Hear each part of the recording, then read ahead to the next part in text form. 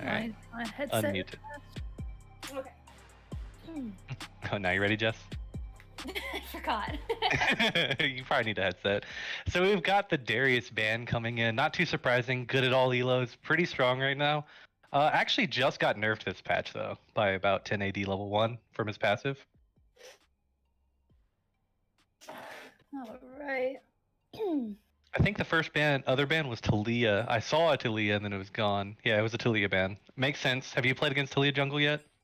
Yeah, I have. It's pretty strong. The amount of damage she does is pretty insane.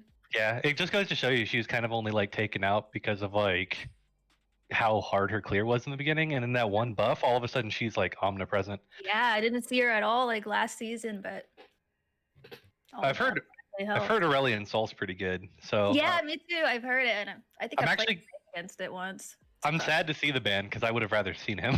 Yeah, that would have been fun. Have you played Diana at all recently? I just went against Diana last game. I was playing a ranked, and I got my ass kicked. So so it's good. It's pretty good. So obviously it is broken and it needs to be nerfed. Exactly. Get that out of my game. Taking my LP. I hate Samira. Really? I hate Samira. She's so fun though. I know she's fun, but like I wish like her little W win wall. I wish it was like it just a quick slash and just took projectiles, and the rest of her kit could be buffed. Like the fact that it stays up for like so long, it just makes me feel invalidated when I'm playing any other AD carry against her, because it's like I can't auto that whole time, and it sucks. Yeah, for sure. It's definitely overtuned still. Elise is really good. Early pressure jungler. Makes sense, probably a targeted ban. Then we got the Hecarim. Really strong. How do you feel as a mid laner about Hecarim? I almost always ban him, but also broken. Get out of your games. Yeah, also broken. Steals your LP. Yeah, but I've seen more and more Hecarims going through, and honestly, it just takes the right player. So it just really depends on who's playing it, and it's still kind of manageable, but also just a very strong pick, and you hate playing against it, right? Especially if you're playing like someone in mobile, it just makes it that much harder. Jhin and Morgana coming in on the other side. That's just a lot of CC. It's really annoying to deal with depending on comps. I'd have to see what the support is for like Natty Daddies to see like how I feel about the lane. But otherwise, like, how do you feel about Jhin and Morgana together? I feel like it's okay. Yeah, it's okay. At least like she can protect him from the Hecarim, who can easily get Jhin, but yeah, especially because she can technically block the fear and everything. We got the Blitzcrank though coming in. I always feel like Blitzcrank's a statement. Like naturally, it's a disrespectful pick, kind of, right? Oh, very much so, especially against the Morgana. I'm not sure about that.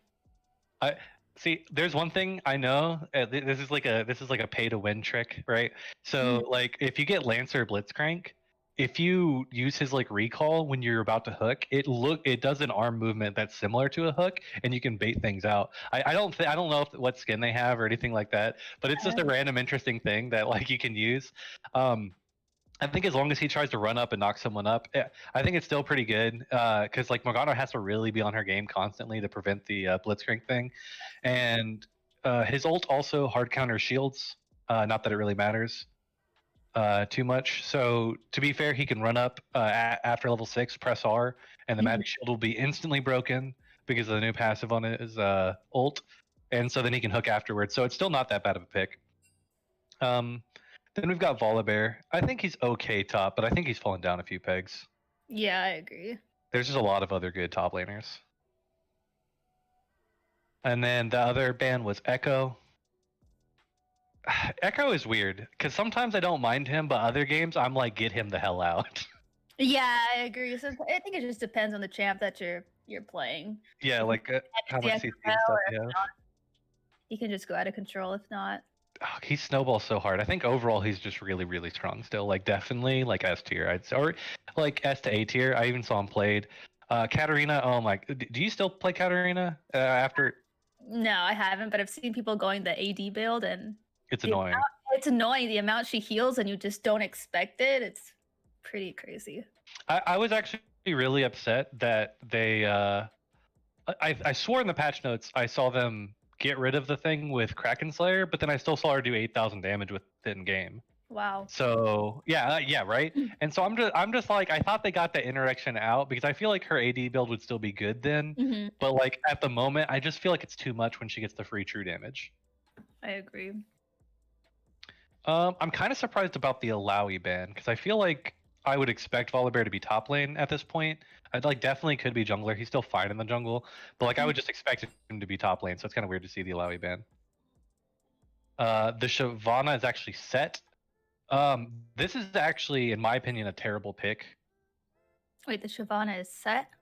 Yes, they misclicked. Oh, I see. Yep. Okay. They said it. Yeah, they said it in game. So I actually think this is a terrible pick because Blitzcrank is the hard counter to set. Like people still haven't really kind of picked out on it, but the fact that again his ult takes away shields is massive against set because that's what makes him like naturally tanky. So Yeah. like just being able to ult and then completely negate his Haymaker's tankiness, like set players aren't used to being able to be bursted while Wing, and it really like hurts their mindset. Then I don't know.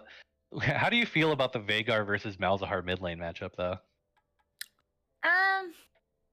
I don't think it's too bad. I think it's a pretty. Snooze fest, farm lane. It's kind of a snooze fest, yeah. Malzahar's probably just gonna push Viger in, and he's just gonna farm the whole time unless he can get a pick on the Mal somehow. But Honestly, a pick on the Viger, but as Veigar, I would like that matchup though, right? Because like I've played it and I don't mind the matchup at all. Just Q him, get the shield off, and yeah, and then you also you can queue the Voidlings too. yeah, just get more stacks, more money. It's not a bad matchup at all for Viger. Put R in chat if you're ready. I think you're ready. So we're good. There you go. I heard you do it too. So which team do you think is gonna win? What draft do you like better? Let's see. I think I like Natty Daddy's draft a little bit better. Although I think the Malzahar is a pretty good pick into stopping maybe Maokai or Hecarim, but because there's two threats, it might be a little harder to accomplish that. I do like, now that you say that, I do actually kind of like the Malzahar pick into Hecarim because I feel like it kind of disrupts what Hecarim wants to do, especially because he like theoretically, right? He shouldn't be like feared because of his shield, so he should just proc his shield, and then right when Hecarim's CC immunity is gone, you just kind of ult him in place, and that really kind of messes up with the team dynamic, or at least what you kind of want to do in the fight. And they don't have a whole lot of pokes, so getting rid of that shield is going to be pretty difficult for them. And then because Veigar's short range. Yeah, it's. But I still think I like Natty Daddy's comp more in general. I agree, especially the Kaiser coming through. Like, he's just gonna probably shred Volibear and set right away. I think a lot of it for like the Mamba Academy, I think it's going to come down to lane phase. I think like they have to do really well in lane phase to like transition the game into like a good enough state for them to actually win team fight wise. Because I really think Natty Daddy's team fight potential. I think their comp is easier to execute, and like there's a lot of like random synergies that they have there because. For example, like the way Hecarim works in general allows for interesting Blitzcrank hook angles. Because when everyone's getting feared or like pushed in a certain direction, he can pull them back further. It's the same way, like even if Malzahar ults Hecarim, Blitzcrank could potentially then hook Malzahar because he should not have his R or his shield on. Same thing with Veigar having his cage. If Blitzcrank, hooks through it. Somebody messed up draft. But so like he could hook someone through Veigar's cage, also really good. And then just having all this different kinds of CC, it gives Kai'Sa a lot of options to ult. Definitely. And it's hard for me to see Mamba Academy actually getting towards any of their backline. I can't see a real way for them to even hit the to get past the Hecarim, the Blitzcrank, the Maokai, and you consider the Maokai ult, the Veigar cage. A lot of CC, a lot of threats. The classic BTL scuffed, man. It happens every time. It happens every time. I literally was calling. I was like, he's about to pick the champion he's supposed to ban, isn't he? I could tell. I was like, he's about to do it. He's about to, because everyone does it. Everyone forgets that in tournament draft, it's 3 bans, and then you select your champion 3 times, and then you do the next 2 bans. Everyone always forgets that. It's all impatience, I promise. Yeah, exactly. And I was like, even though you have the, I mean, so also I full disclosure, I haven't done pro draft myself in a long time. I forgot like how short the time is you have in order to select. So I just kept messing up. So I would be like, okay, or like I forgot that you had to lock it in too. So like I was supposed to ban Talia. I had Talia typed out, I had Talia hovered, but I didn't hit the lock in button. So Talia didn't ban. I had Echo typed out in her, didn't lock in Echo. I messed up on Shyvana. Shyvana was supposed to be set. So So all sorts of mistakes. Right? Future reference for another mistake you may not have noticed. Blitzcrank hard counters the ever-loving hell out of Set. Really? Yep, because his ult breaks shields, and you have 3 shields on your team comp. And Set's Haymaker, when it's, I mean, like, so imagine like a 700 to 800 damage shield immediately being gone because of Blitz's R. It's really hard. Just when does Blitzcrank do that? I feel like I didn't know that. Sometime last season, Renekton's Rage W does it as well. Oh, well, I was just completely unaware of that change. I mean, I wasn't really thinking that far in depth anyway. I was kind of coming up with everything on the fly, just based on. Oh no, it's fine. Yeah. Yeah. I mean, I was like, yo, within this champions, who are you trying to play? They said Set. I selected Set. That's how it's kind of goes. I mean, comfort is always a little bit more important though, usually than like necessarily comp. And I don't think the comp's necessarily bad. I just think the Blitzcrank pick was like secretly probably even more Smurf than Natty Daddy's was prepared for. Yeah, I mean, here's the thing. I told my ADC, by the way, Hacksaw and League. Obviously, I know Hacksaw well. He was my support for Mamba Mentality. And I was like, Hacksaw loves to play Blitzcrank. He will play Blitzcrank. And he's like, nah, we don't got to ban. I was like, really? He has a 64% win on Blitzcrank. He will play Blitzcrank. He's like, nah, it's fine. He said that he's got the jukes. So if my friend Night of Dark, my good old friend from college, if he gets hooked this game and dies on repeat to that Blitzcrank, I just want to say I called it out. I told him so. It's not my fault as the manager or as the drafter, as the captain, as the coach. That's not my fault.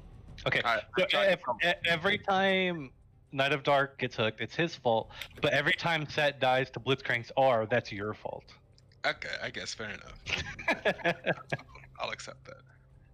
We'll just see who wins at the time. You never know, right? Who executes their game plan? It's just up in the air for now. Right. I mean, to be fair, like both teams just have so much CC that like all it takes is like one person to get picked out like really well, especially because like Kaisas are trigger happy, especially me, because like before I'd say like in season 9 I was a lot more reasonable because like I'm all like, oh, let me just spam like, W's, find a good team fight thing. But with Gale Force, the fact that does so much damage, like it does up to like, because I think it does 250 damage. I think that's what it goes up to, but I remember it gets increased with the execute. I feel like I've seen it in the LCS too. A lot of them are a bit trigger happy right now with the Kaisa. They're probably thinking the same thing. Just so in. To be really careful because like that's a lot of CC on both teams. So like if one person gets popped early, that's all it takes. I still like Natty Daddy more, I think though. Yeah. I feel like their ganks are gonna be a lot harder to deal with. So if they just maybe go and punish the top lane, I think the top lane's the other one who will struggle to get out of any of their CC. So or Malzahar. Morgana Jhin might be a little bit more difficult, but yeah, we'll just see who fumbles. All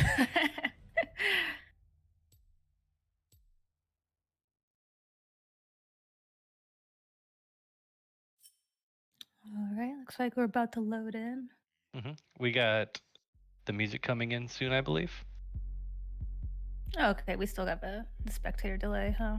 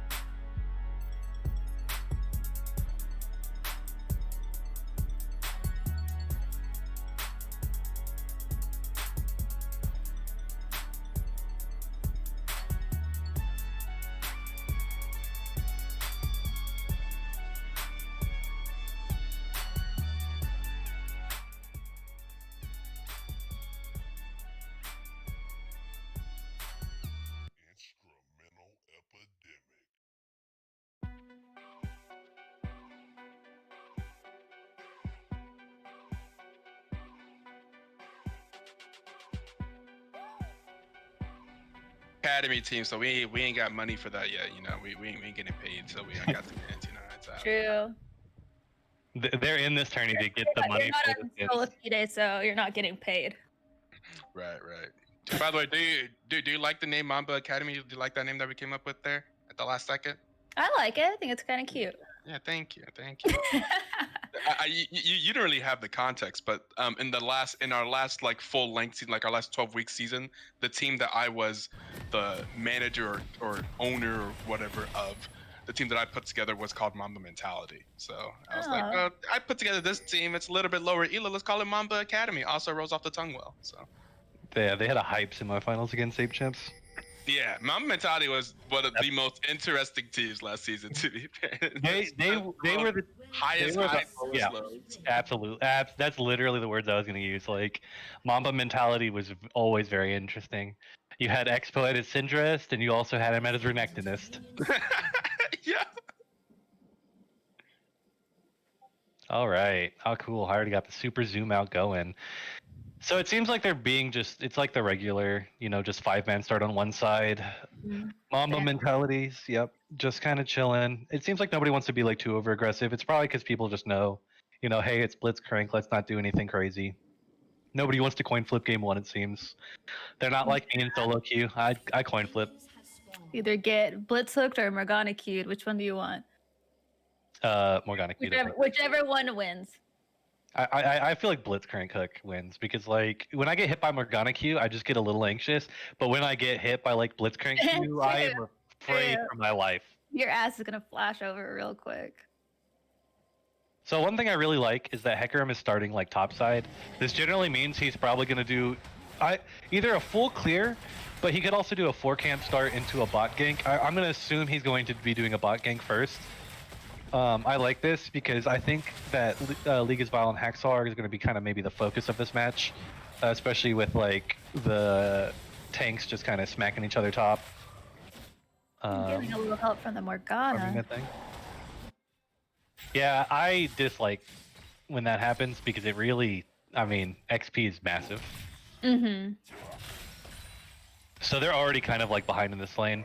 Yeah, I don't think it's that great of an idea either. Just because you're also gonna want to have the push, but looks like they got it anyway.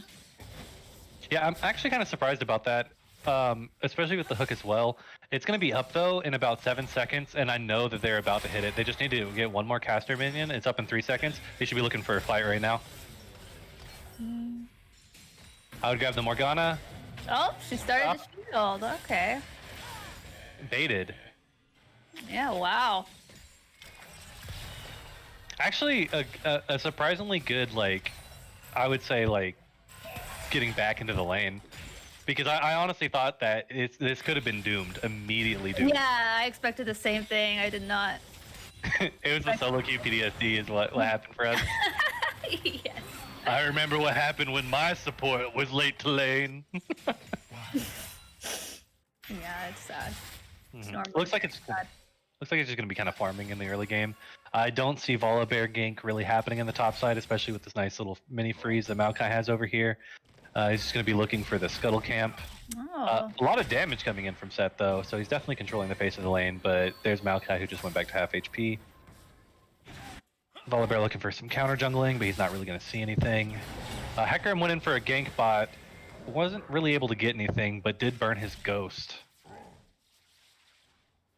Yeah, it looks like flashes are still up for both both bot laners, so maybe just a little waste of time. Yeah, Knight of Dark and Morgana definitely playing like they know their junglers on the top side of the map. We actually do see a gank happening in the top lane, and then a flash on a Maokai. He's gonna have to flash away, and the Haymaker's gonna go and get the first blood. That was actually a good double check of a gank. I do think Maokai should have played a little bit further back because his jungler's on the opposite side of the map. But it's always hard to see that coming, especially when he had it kind of like frozen for a little bit in front of his turret. He probably just didn't expect like Volibear to still be around that area for as long as he was. I expected to be a little safe right there since it wasn't even in the middle of the lane. So. Mm-hmm. But see, that's just like the power of having like that much CC and on demand. Just stuns in general. And then like Haymaker is just so good for finishing people off early game just due to its really high base damage. Doesn't matter if you're a tank with that kind of base damage. But this is kind of what I need to see out of Mamba. I think keeping the Maokai down early is going to be really good because that just takes away the biggest BPS front line. He's obviously still going to be kind of effective. Oh, got the flash. Oh, and a TP coming in from Veigar. He's coming in with the flank right here. There's no shield left, and we've got the stun into the Q. And that's just a dead gen right there. I don't see Morgana getting out of this area either. She is way too deep. Well, 2-1 now, just like that. Wow. That really swung the game really hard. They were playing so safe, and then like just a really big mana, so not gonna could really counter it. Man, I'm not used to a Veigar with Tear and Mana Crystal being the roam god. Yeah, that's for sure.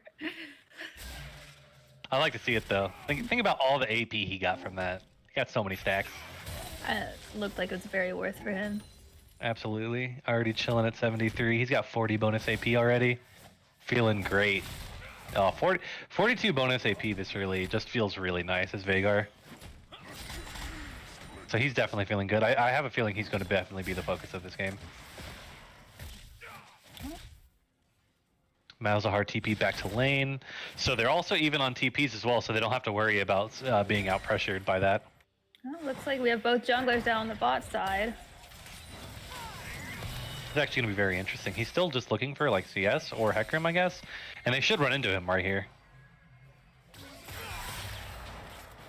Oh, is Hecarim finishing his back? Oh no! Oh well, looks like I'm not gonna get the gank off anyway, but... I don't actually know what just happened. I expected him to stay. At least to be a little bit concerned. Maybe he wasn't looking. Yeah, I guess. But I'm surprised his teammates weren't like seeing it either, I guess. If I was Blitz, I'd be like, we're gonna kill him.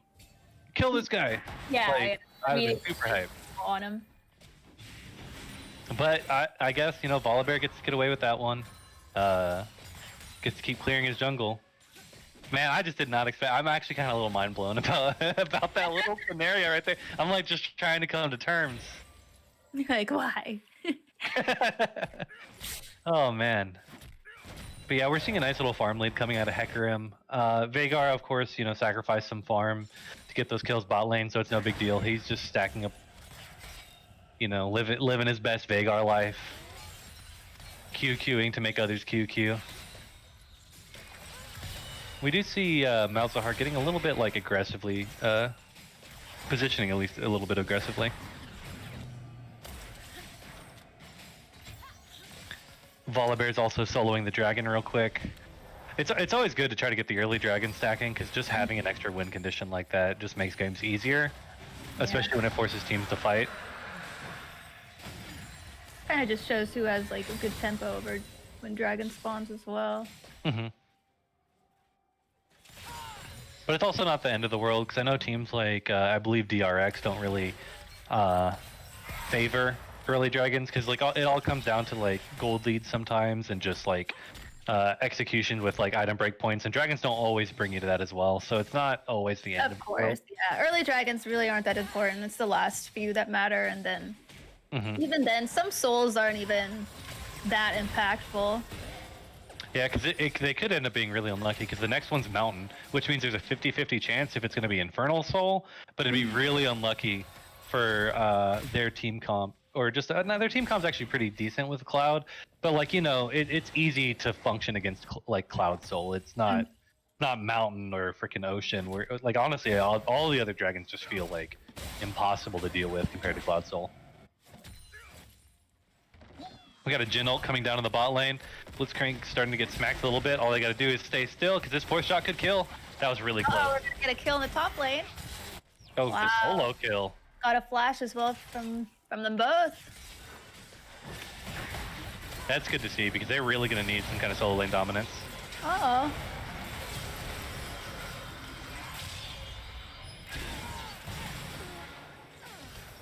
Oh, Jhin could potentially get this kill. I don't think he has the mana.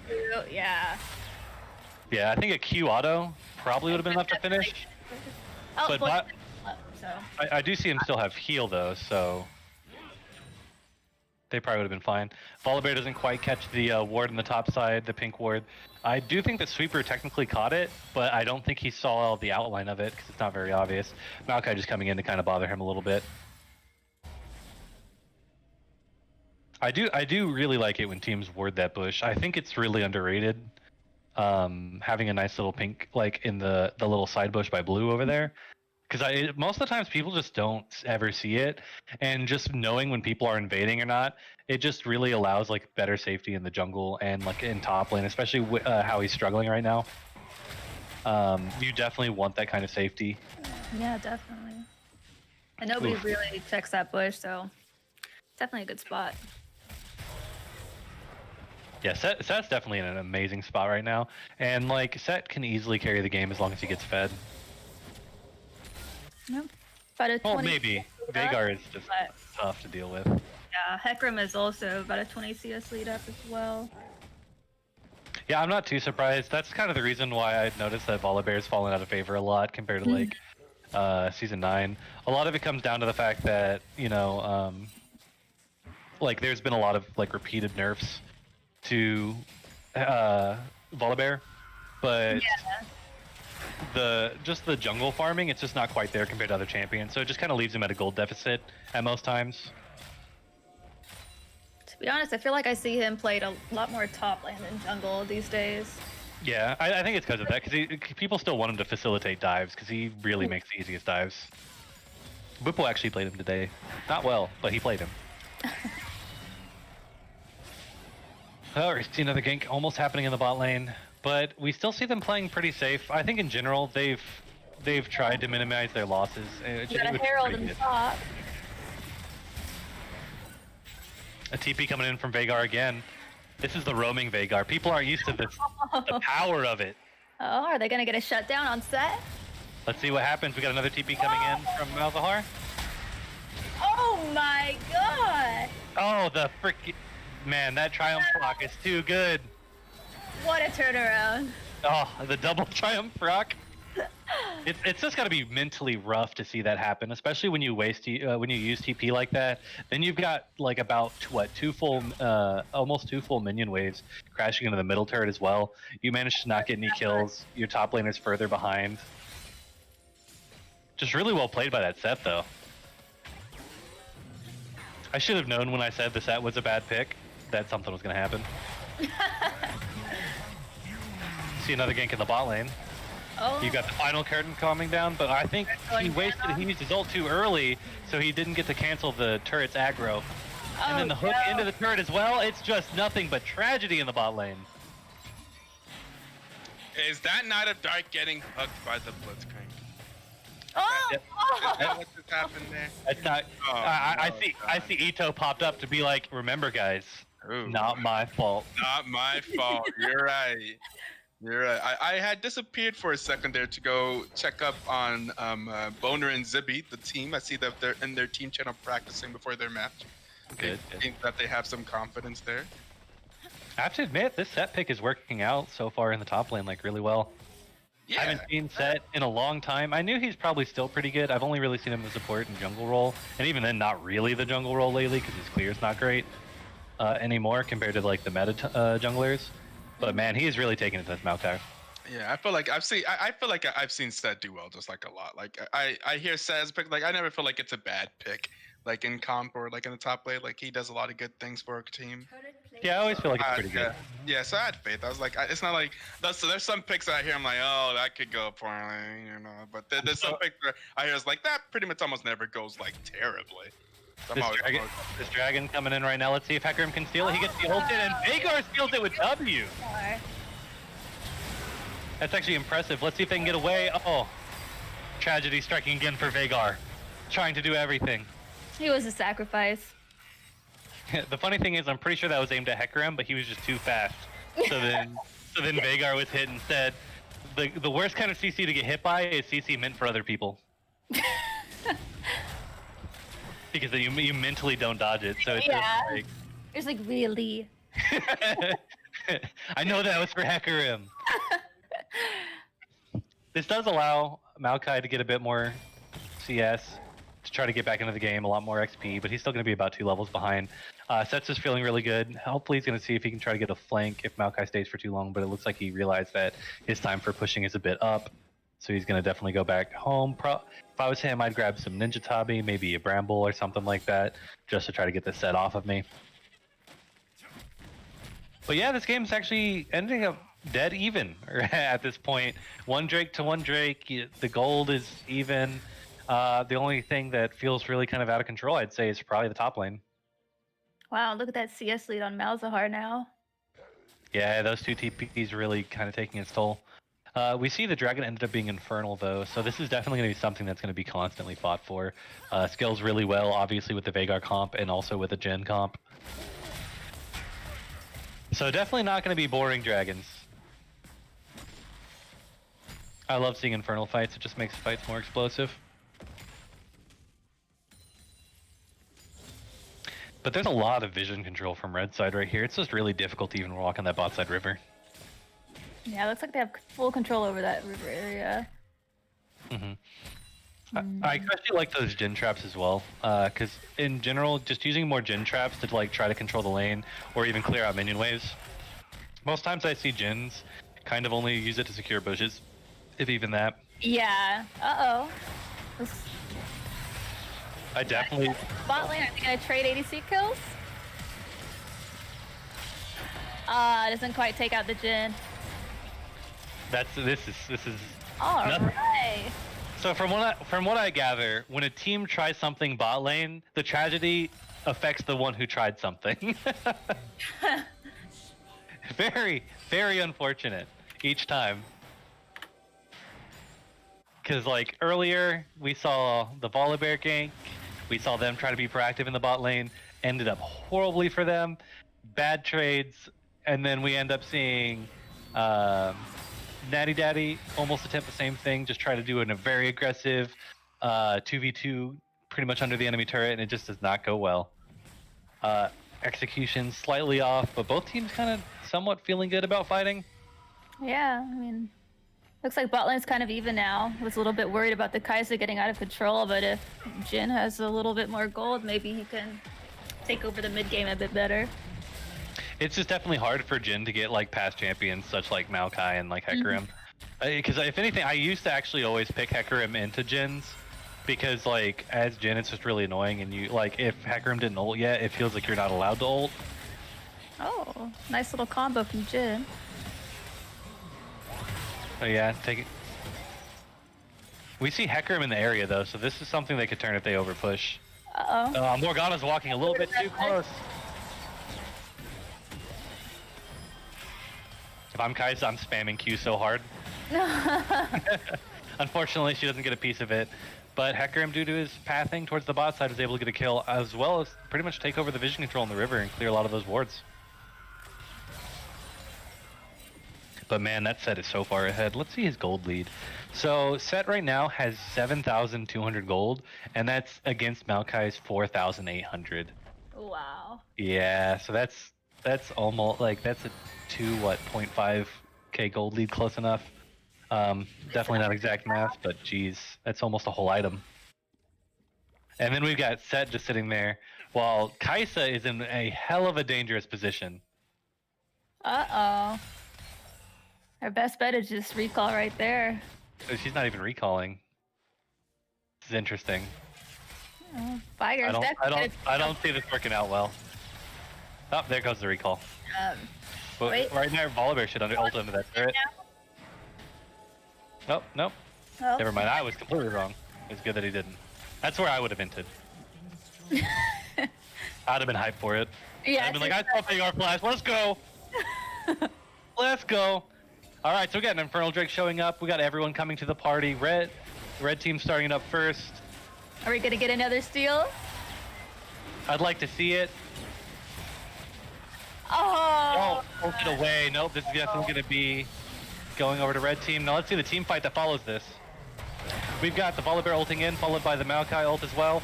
We see Volibear immediately going down. Blue team is really just getting it taken to them all of a sudden. Oh shoot, 3v3? Oh yeah, this is the Kai'Sa cleanup right here. Oh, except followed by the Malzahar ult. He was saving And a that good for flash.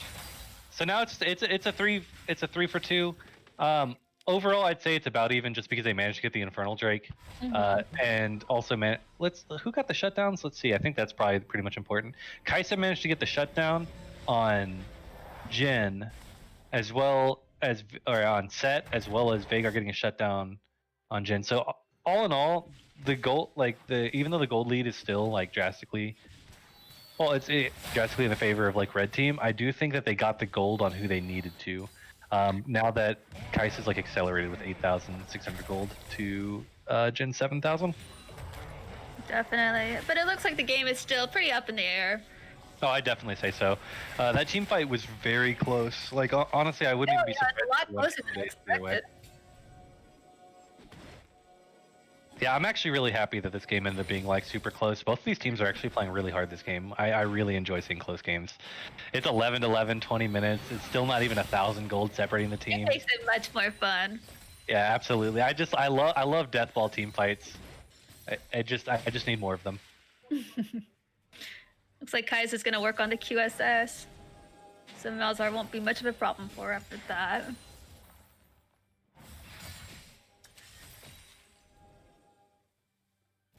Man, I know this is a tangent, but I really hate the MR itemization for like 80 carries lately. Because I feel like none of them really feel as good anymore. Yeah, I mean, I really don't like buying QSS. It just feels like what it builds into it just takes up a slot. Yeah, it's like a little QSS tax. I mean, at least it gives crit, I suppose, now. So like, it's not as bad as it kind of felt before. Oh, the Gale Force dodge from the hook. And then we've got the Hecarim coming in to try to go on the Morgana. She's going to E-shield with Volibear coming in. We got double TPs. Oh. And then Morgana's coming down right now with the Curtain Call, followed by the Set ult into an E that almost hit Kaisa. And I'm really going to be surprised. Yeah. Ugh. That fight ended up just being absolutely tragic. Did not go well for red side. Yeah, I think Volibear not being able to get his ult off in time, I think he was CC'd by something, which made him unable to do that. The fact that Maokai wasn't in that fight at all just kind of really bodes poorly. Oh, and then we got a hook onto Jin in the bot lane as well. And Kaisa's able to finish it with that fat crit and passive proc. No, don't you love critting with like... I told him to ban Blitzcrank. Ito's always just here to say, remember, not my fault.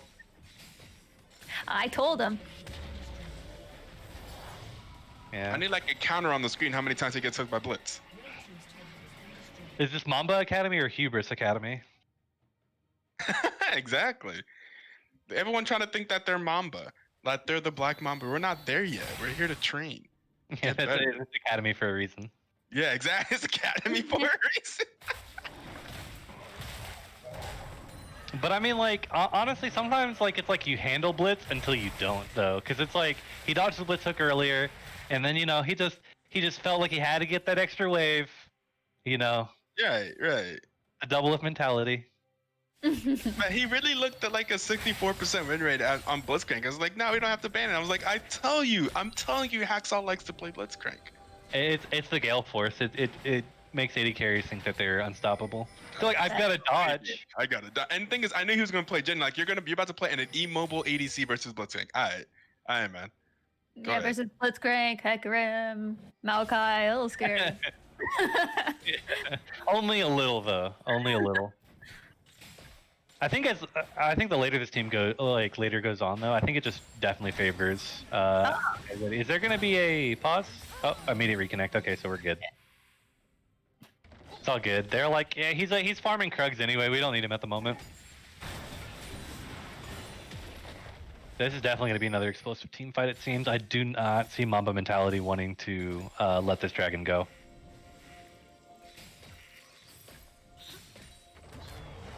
Yeah, at this point, it might be their only in if the team fights keep going too badly.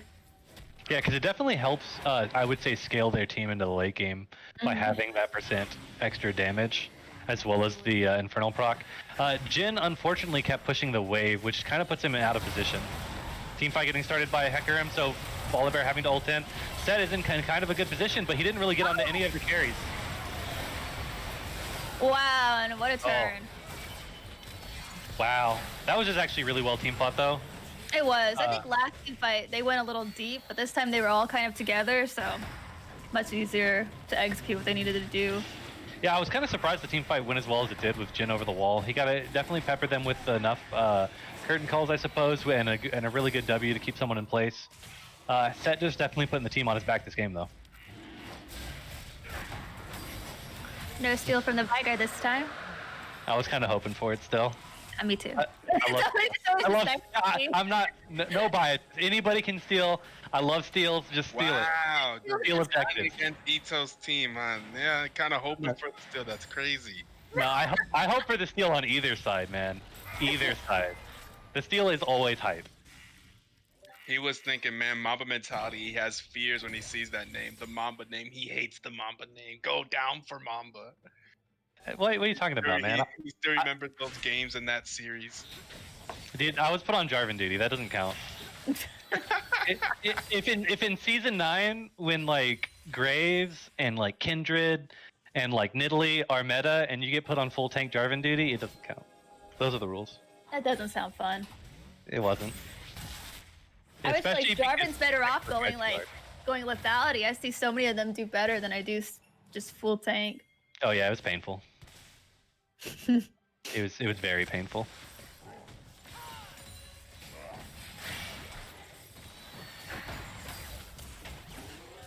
It didn't help that Expo had to use his sweaty Syndra pick into me.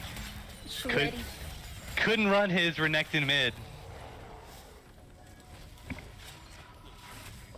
Forever salty about Expo finally taking a game seriously. He slammed us in scrims too, so. I mean, to be fair, it felt like he was also taking those scrim games pretty seriously. I mean, he wasn't doing his bingo. He didn't count the scrim games. I mean, yeah, I was about to say he was doing Jarvan. Why do you have to do his bingo on like the champions he was known for like winning the finals the previous year on though against Comfy? Like that should have been saving for Ape Champs kind of stuff. Like he should have been trying to use it to intimidate. All right, it's time for Syndra. Syndra's up. Just bro. Now, Syndra now versus Comfy? Yeah, let's do it. It's Expo time, baby. Oh man. So let's see. Finally, 1,000 gold separates these teams, basically dictated by the difference in turrets. But we do have Mamba mentality on Soul Point. It's so good to scale them into the game, especially with how absolutely fed Set is, and getting Blade of the Ring King as well to be able to handle the front lines. I do think that Set is actually sufficiently fed enough to put this game on his back. Yeah, I think so too. If they can just hit the Kai'Sa, it'll be no problem. And especially if they get the Infernal or the Soul, it's gonna be easy. But we'll probably get a really big team fight, and then we'll see where it swings. I love these Dragon team fights. They're just absolutely nuts. I wish I was better at play-by-play calling, so it could be a little bit better for the other people watching. But you know, we basically got two color casters. But you know, we're trying our best. We're new here in our different respective roles this time. First time casting, so. First time color casting. I just want to analyze things. I just want to watch and scream. That's what I've basically been doing in team fights. Hey, you guys need help casting? Yeah, are you ready for your play-by-play, Pixel? Nope. Okay. I was waiting for like the booth to next down. Here comes putting the booth to say her like 4 words a game. I said more than 4. Yeah, I expect a very impressive 4 words next game. Counts as one of those words. Boner and Jimby is the no win next game. That's all I gotta say. Oh, yeah, Pixel taking trash talk coming in hot. Pixel is taking the Rift as ADC next game, so we will. Oh shit! Oh, that's easy clap. Yeah. What are you trying to say in Defiance? You're gonna win? Okay.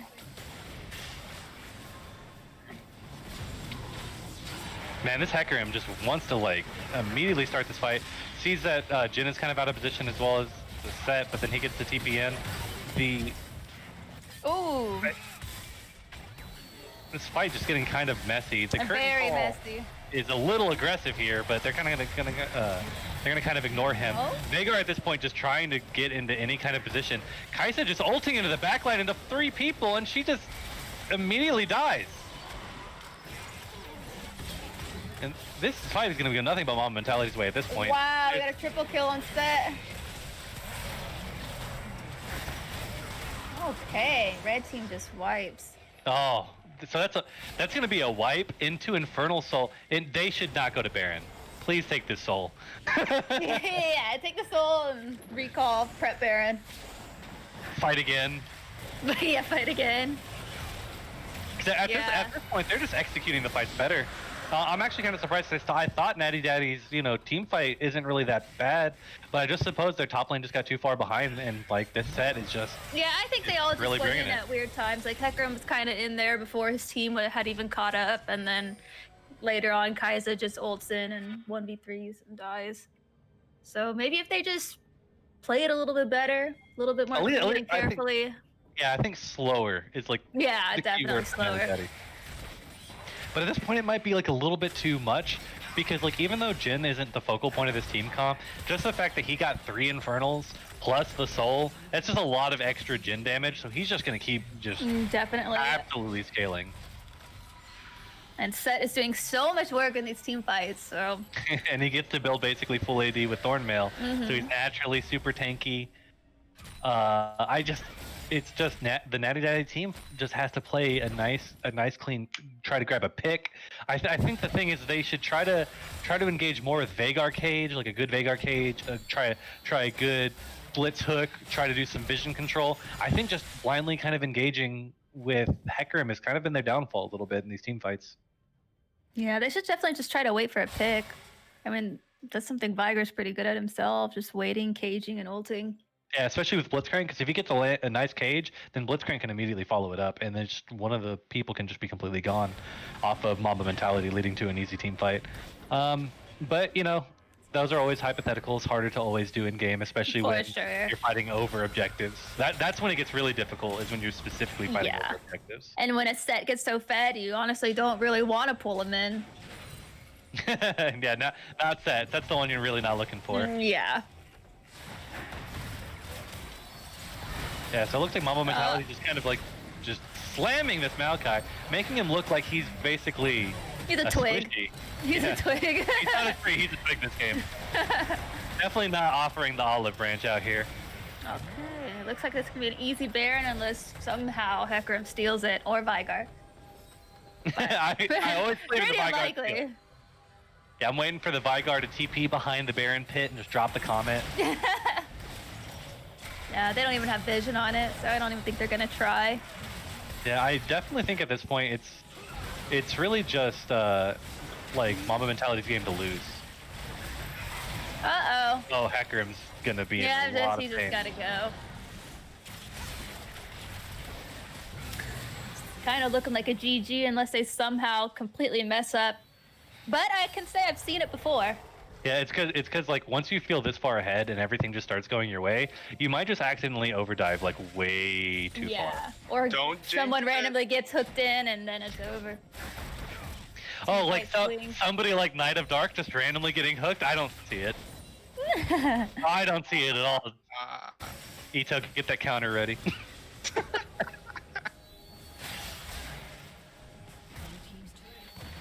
But I definitely think that Mamba Mentality's just looking like they're gonna probably close this game out soon.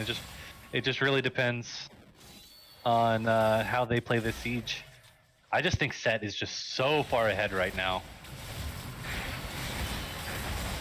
But if he does like that, excited there. But it might not matter. yeah, it just really depends. They're playing a little bit front to back. It's really good. Oh, jeez, Oh. this Jin is just so far ahead. That bounce killing Kai'Sa. Nope, Oh, she healed in time. yeah, had to heal. Jin is just looking for his KDA right now. Okay, nice little save there. Blitz is the hero right there.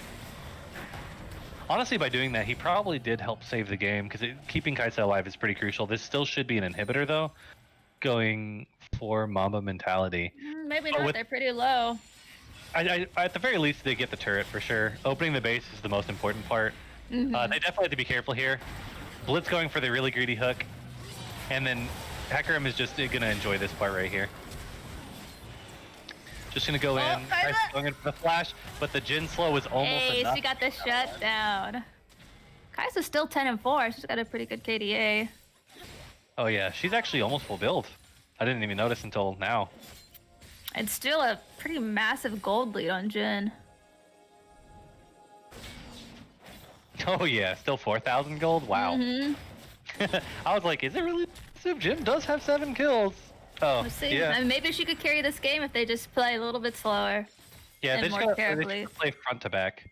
Mm-hmm. It looks like, though, that she might be caught out of position, especially with how much damage that Jin does. This ult coming in, she's actually positioning really well in this fight, being able to clap out that ball. Yeah, shredding the volley now. It's too easy for her. Ito is just sitting there cursing me under his muted breath. Oh no, we the caster curse for real. The dynamic cursing duo Oh, here's Set. coming in to make up for the last team fight, just sitting there wailing on people. Oh Kaisa's my trying to put gosh. the team on her, but it doesn't matter because Set with this Infernal Drake does so much damage. Hecarim is just gonna have to get out of there, or this could just be game. Oh. And the BM ult coming in hot. I think the respawn timers for Veigar and Blitz and Maokai might be able to do it. I don't think they can close it out though. Especially since Malzahar is going bot. Just gonna grab the inhib. But if they do grab this Elder Drake though, I do think it's really hard for them to throw that. But we saw it happen once already this game. Ito's like, stop cursing them! Stop cursing them! No, I will continue to curse everyone. Any team that is ahead will be cursed. Them's the breaks. But yeah, it's gonna be a really free Elder Drake just going over to them. Nobody really able to contest.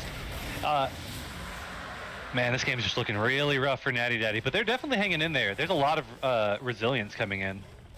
Yeah, for sure. There's still potential. I always feel like there's a lot of potential to come back in a game when you can like press tab and then you see your AD carries like 12 and 5. I don't know if that's from like season 3, you know, back from like season 2, 3, and 4, where like AD carries are like really good. So you're just like, I think AD carries are definitely the strongest roller right now. You think they're not the strongest? I'd say late game maybe. They do carry games late game. Yeah, for sure. I think maybe like I'd say jungle's probably pretty strong early. But I don't know. I think every role has their merits. Is the way I think about it. yeah. The game's definitely balanced out a lot more since previous seasons, but I don't know. I've heard a lot of this season better AD carry wins, or better bot lane wins. But that's every season, is it not? Everyone says that. Yeah. Sometimes I'll go like 0-9 in the jungle, and I say jungle diff though. So still win. You know, all me. You know, you got the right person ahead, right? So Well, obviously, and think about it. They were ahead in the jungle and lost the game. I was behind with the superior mental fortitude. exactly, mental fortitude wins games. Okay, you don't have to actually. You know, you can go 0-10 and win. The enemy team will always throw. That is a fact. That's It why just you hold depends on on. if you catch the throw. If you don't catch the throw, it don't matter. True. Find that one opening, especially late in the game. You could just run it down mid and just take everything. Death timers go a little bit too long, and towers are pretty squishy, so It's just Won't this set matter. is so massive. As long as he doesn't get a little bit overzealous like he did in that last fight, I think this should just be a nice clean win from Mamba. Maybe not clean. not as clean as it could be. Still a 40-minute game, but A win is a win is a win.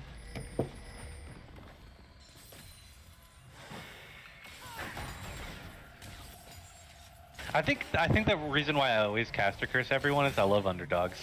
So it's like, maybe I'm not rooting for Natty Daddy, but I'm rooting for Kaisa. yeah, I'm rooting for Kaisa. But for me, it's just like Or just because I thought they were gonna win the better game. team wins, right? Yeah, better team wins. And to be fair, this set deserves it because he put that team on his back. His team's been playing well though. Volibear definitely slowed down the game. Is playing around his team really well during the fights. Malzahar, you know, did his Malzahar thing. A lot Yeah, of just doing Malzahar things. Well, I feel like Malzahar's ults have actually been very critical in them not losing a lot of those fights. Like a lot of those fights Yeah. that seemed like that they were ended up being closer than they looked. I think a lot of it came down to Malzahar literally ulting Kai'Sa all of those fights. Yeah, pretty smart. And then Jin also, with how like a bit of the early game went, the fact that he's still like 8-5-11, still definitely in this game. Grabbed the nice GA. Yeah, he's like Jin is just being a team player. Oh, right he's here. just chilling now. Yeah. He's just being a team player. He's got his nice, rapid fire cannon to just help stun people and damage people from far away. Got the GA, so he just won't die. Does Malzahar normally go Ludens? I thought I haven't Malzahar was seen him more of a Leandries Oh, yeah, player. You're right, especially into like Maokai and stuff. Yeah, I would expect a Leandries, but well, looks like it's kind of hook on Jin. Didn't I say that earlier? Ito, get that counter going. But it looks like the gold lead in the Infernal Drake is just too much damage coming in through. Kai'Sa really can't just pull out enough damage to really kill anybody, especially with the sheer amount of threat coming. Looks like Malzahar this is GG. just waiting to press R. Yep. GG coming in. Hey, nice job, Mamba Academy. Yeah, Mamba Academy pulling it out. Ito is happy I didn't curse his team. But man, what a set performance though. Yep, definitely MVP. Yeah, by far. It was so fun to watch the set just absolutely steamroll fights. Yeah, I never really see, sets don't normally build like that, so nice to see one get a really big lead and then just take that advantage through. Oh yeah, dude. It's like close to the most damage in the game. Kai'Sa actually still did the most. Oh wow. Yeah, I'm not too surprised because she was definitely shredding people, especially that Volibear in a lot of team fights. She was. And definitely trying to pull out the W. But the early game just went so far in favor of Mamba mentality in the top lane. And then Jen definitely stabilized the lane, which honestly was looking pretty bad for them in the bot lane. And like the mid laner of Mamba mentality just showed how powerful Malzahar always is as a pick. Yeah, and then having those really good teleports where he needed to be. Mm-hmm. I thought the Viger CPs were good, but then eventually once Malzahar caught up, he just went in at the perfect time. Malzahar can always do stuff like that too. Like he's such a good neutralizer for enemy teams that like, I mean, literally just pick the right threat and. Yeah, I was about to say Samsung won Worlds off of that. They managed to beat Baker by just running Malzahar. I hated that. I hated that. Watching you're that, like, and you're like, you triggered me. Yeah, stupid Malzahar pick. Come on. Let's get a faker fangirl over here. It's okay, I'm a faker. Come on, it's Malzahar though. Like he's not even fun to play. At least give Faker a chance. At least play Victor, your crown, damn it. Well, you know what? Crown came to NA and then he shot the bed. So. Oh yeah, he did though. Jesus Christ. I was so ready for him to like do anything. Well, he didn't play Malzahar, so. True. I think he was just mentally out of that game after Worlds. After that Worlds. Yeah, he said he's like, I already won. I don't have anything left to prove. I beat Faker by playing Malzahar. Meanwhile, Ruler's so good.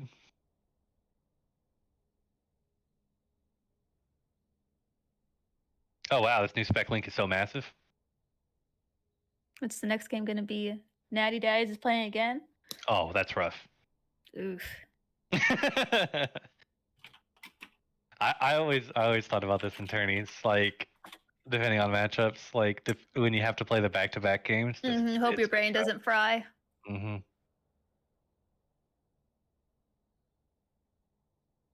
I mean, overall, I didn't think they even picked poorly, but I could see the Boner and Zibby team just kind of camping top.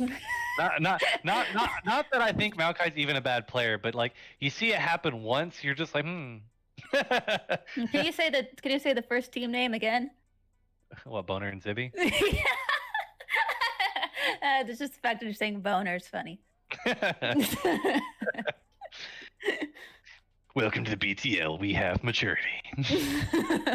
No, I feel it. It's funny names. I still laugh at Natty Daddy. It's always something to enjoy. I mean, we don't have to grow up that fast, right? Right? Stay forever young. Mm-hmm.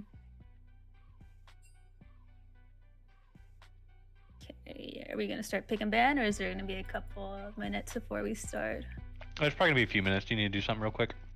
Yeah, I'm gonna go make some coffee. I'll be back. Okay.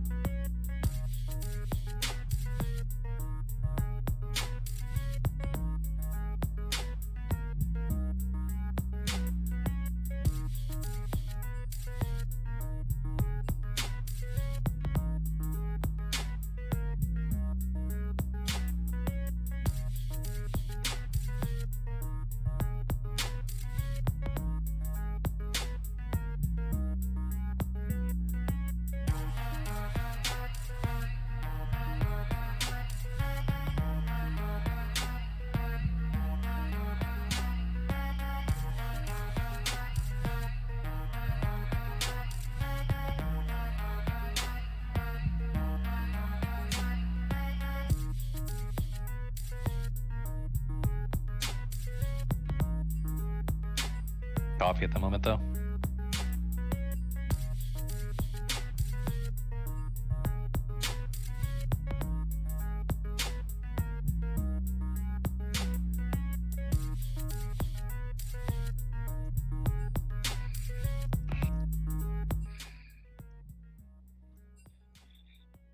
Oh, they're starting the draft. The draft is starting. Do you have the link? Yeah, I'm watching it. Okay. It does help that she's streaming it, though. I mean, Yeah. I noticed they started it. Yeah. Okay, so we're good. Can people stop banning Aurelian Sol? I want to see it. I want to see Aurelian Sol. I want to see the A-News. So I also would say, man, so we have some serious one tricks in here. So we have the Talia one trick. Also, the mid laner for Natty Daddies, PT, also known as Lol Tibbers on Twitch. You could probably guess what's your one tricks. Yeah. Yeah, like a crazy, like a huge Annie one trick. So we're gonna get Annie out of there. We're not gonna let these ones. I was about to say, I'm a big fan of Annie because I'm sure you remember my mid laner last season. They like Oh nobody. yeah, that's true. Annie. That's true. We also banned the Annie from him, right? It's true. Because I think he got Annie like a few games and then never got it again. But somebody also picked Ari into Annie, which I think is a bad choice. I'm sure that person remembers that. So you got the Kai'Sa coming in first pick. Kai'Sa's just such a good champion right now. Yeah, I'm glad that a Knight of Dark was able to fall in for me for ADC because that's a champion that I can't. That's like an ADC that's not really within my repertoire. Is it because you're gonna press R in it? Huh? Is it because you're gonna press R in it? Well, no, it's because I'm just old. So like any new champions beyond Jhin, I like never really played. Any new ADCs, I just haven't really got. I've really been into League that much the past like few years since Kai'Sa's been out. So I've just like never played Kai'Sa. Like the old ADCs like Caitlyn, Lucian, and Misfortune, and Vayne and Ezreal. Like I could play all those, but already Natty Daddy got a really tanky front line. Oh yeah. I mean, when now Death Ball comp. Room in this lobby for Jetta to join. By the way, you should force Pixel to like jump down real quick, but it's gonna be a second before Jess is here yet. She's still making coffee. Oh, okay.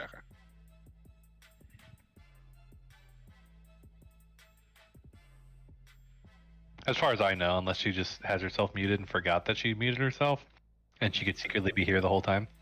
Yeah, true.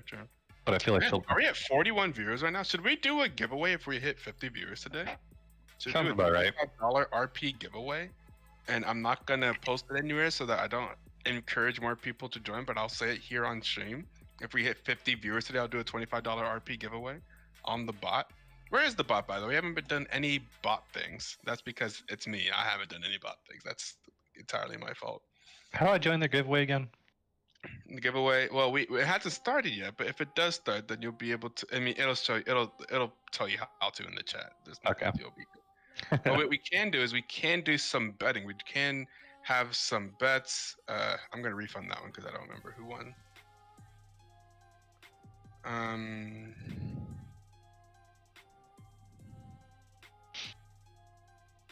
That's probably a Lucian bot lane, right? Because I do know people play Lucian mid lane, but I just don't really know like who all plays what champions. Because like that was the benefit of the longer BTL season, is you get used to like champions, like people's champion pools and stuff like that. Yeah, that's true. So it's like in a way, like especially since I watch so many competitive games, I'm like, oh yeah, look at that. You know, Lucian mid. No. Yeah, you're right. I don't expect the Lucian to be bot either. I don't even think it's that great of a pick in the bot lane. See, the thing is though, is that anytime I played Lucian bot, I freaking slammed like every laner I went against. I just stopped playing it randomly. I don't remember why. I love me some Lucian.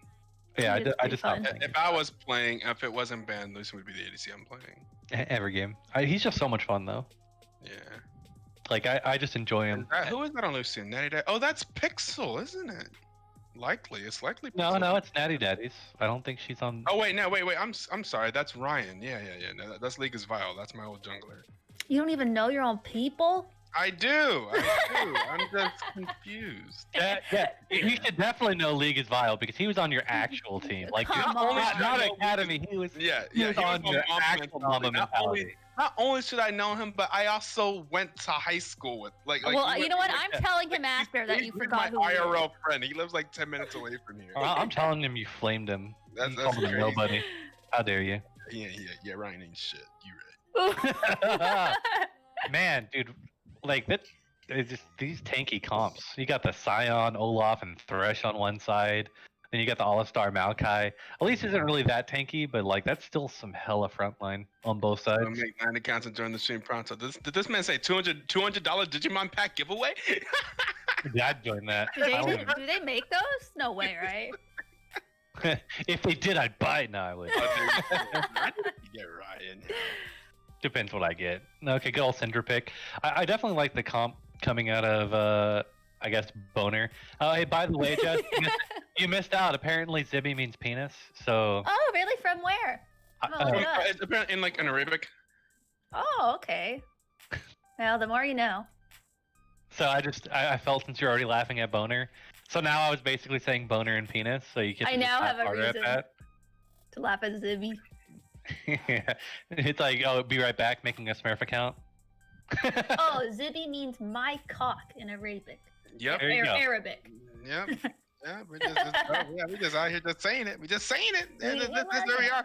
I think we have a for mature audiences thing on this stream. Pretty sure. Well, cock can mean chicken. I'm pretty sure. Yeah. Oh, I'm pretty sure we have. We My chicken. Yeah, my owner and my chicken. and boner just means a mistake. Hell yeah. Oh.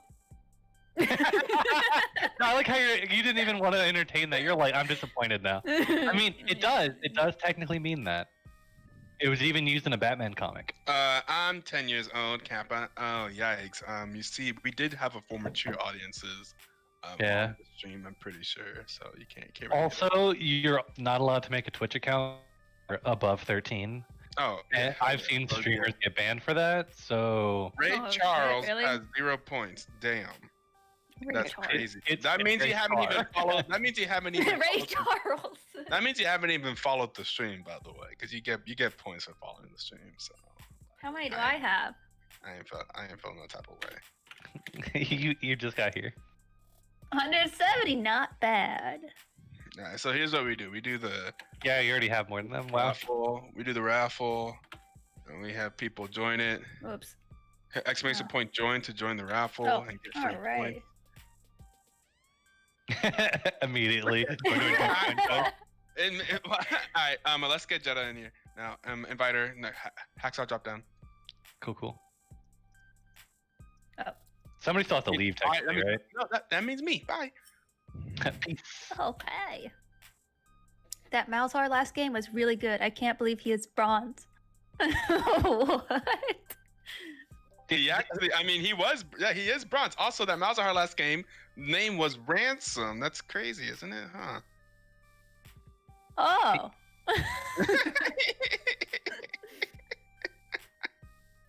He played really well.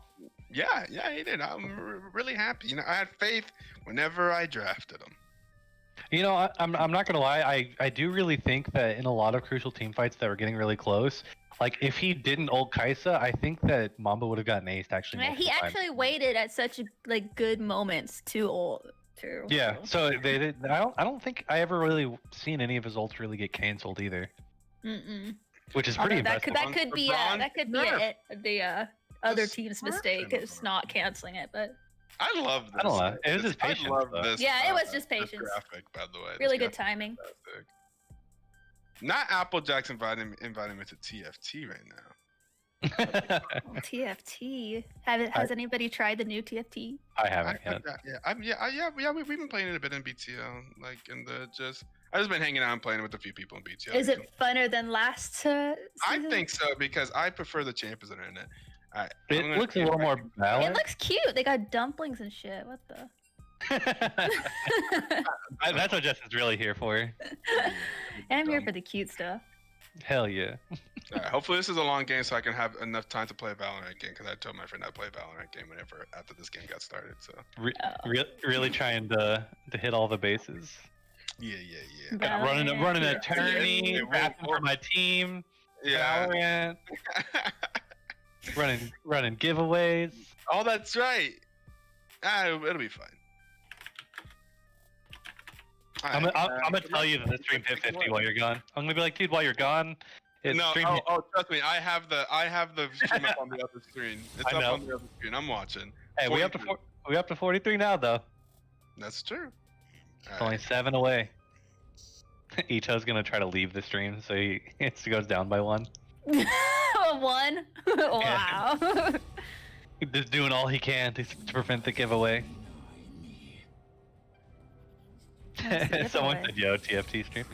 I think he said he's giving away $25 of RP. Can I Yes, join? yeah, you can join. You're like, I've got some dumplings to get on TFT. Exactly. Man. man. I haven't even bought a skin in forever. I feel like the last skin I bought get to 50. was maybe the Ari skin. The Spirit Blossom. Yeah. God, that skin is that skin is so good. I bought it. Yeah, exactly. I'm like, I have every Ari skin, but this skin, I mean, I'll make the exception, right? I don't even play mid though, but I do play Ari. Oh, a support? No, I play Ari mid when I do play mid. Oh, okay. Actually, I played other her. mid lanes, but- I played her today for the first time this season, and honestly, she felt pretty good. I agree. I played her earlier into because I was playing on my 80 carry Smurf account because I have too many accounts, Mhm. and so now that I have this many accounts, I was like, oh, I'm gonna see if I can get the diamond on every account, which is it's probably gonna be more like plat on every account. Yeah, that's what happens to me too. It's because plat 1 is so bad that it like Plat 1, Plat demoralizes 2 you. is just the worst. Oh, it's awful. They're all so close to diamond that they all get sweaty and they all think they're good. And then you got the D4 people who like cannot really drop out. So they just They're just there. They've been there for a while. They don't care anymore. the true gatekeepers. I was one of them at one time. Fun. I think I'm gonna try to hit diamond again this season. But last season, I didn't really play, so the high hopes.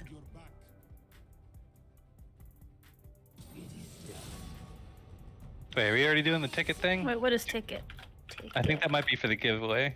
Jess is like, just in case. No, hurry. I think I can get 10. Can I? How much are tickets? I don't even know. Ticket 10. Oh, there's no giveaway. Correct. We got trolled. I'm leaving. No. Peace out. You lost the casters. But yeah, I played Ari earlier on my Smurf account because I was put in mid lane and I forgot. I think I just grabbed her to have somebody mid, besides like having to play Morgana or something. Now I have more mid laners slightly, but I'm trying to build up all data carries. And like, oh my god, I had such a good game in a Katarina. I went 8-0-11, fully stacked Machais. Damn. Yeah, honestly, like I used to climb with her through Plat every time, and maybe I'll do that again because she doesn't seem bad. I like the change on her W because the movement speed boost actually helped me get away so many times.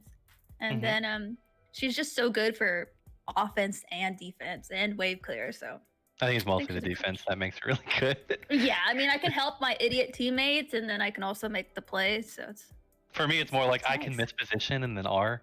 oh, I mean, yeah, that too. Like, oh, I'm getting ganked. Well, I'm just gonna get them out. Yeah, I she's just a good also stable pick. I just like Ari. Yeah, she's fun. An OG champ.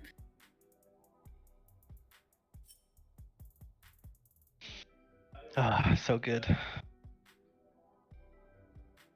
But yeah, right now I'm doing my 80 carry account. It's going pretty well actually. What did you like start at I iron or just something? started. No, I'm already gold somehow.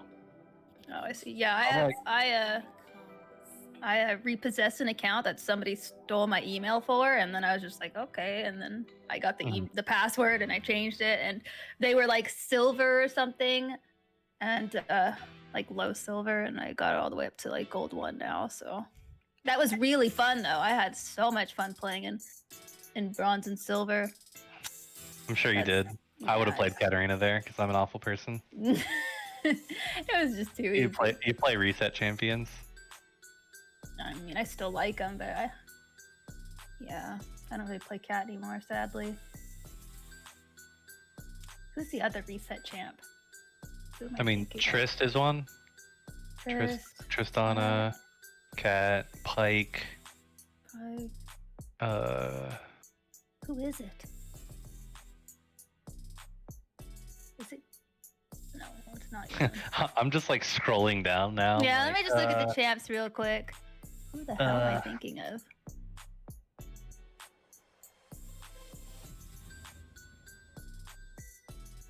Diana? Not Diego. I don't even know if Diego does. Because Diana gets her E back, doesn't she? Yeah, but I don't play her. Wow, my brain just Turn to mush. I don't know. Is there even another reset champ? Because I'm trying to think. I can't really name one. I don't think. I know there's probably more, but Yeah, I mean, do you play Ka mid? Kha'Zix?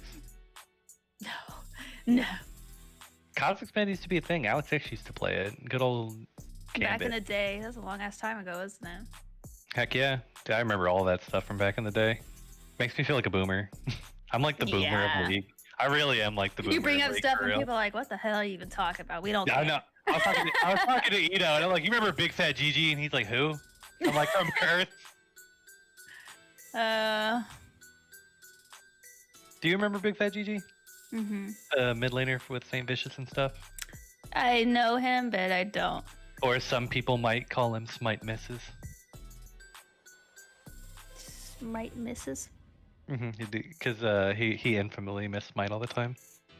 It was pretty good. But Big Fat Gigi also kind of meant penis, and Riot didn't notice. Oh. So they made him change his name to like Big Fat LP or something. Everybody sneaking it in. Oh, it's Samira! It's Samira! Yeah, that's it. I was like, Oh yeah, her a lot of E resets. Okay, Someone yeah, I super forgot about fun. that. Yeah, I love Samira, and I love the resets on her. She's just I- 80 carry cat. I just try to forget she exists. Oh yeah, you don't like her. She's just stupid fun though. I bet. It's just like her W's so annoying. Yeah, she's still like has too much in her kit, definitely, but don't care. Just play it. I play OP champions too, so it's all good. Yeah, at one point I just was bitching for a long time. I think that was maybe last season or the season before. So I just kind of stopped playing, but just get It's probably used because to it. played so much League, really, like throughout so Yeah. many years at this point. Yeah. That I feel like even last season, until I went into like the tourney, I wasn't even playing much League. Yeah. But I also think they tuned. COVID is definitely what made me play a lot more League. True.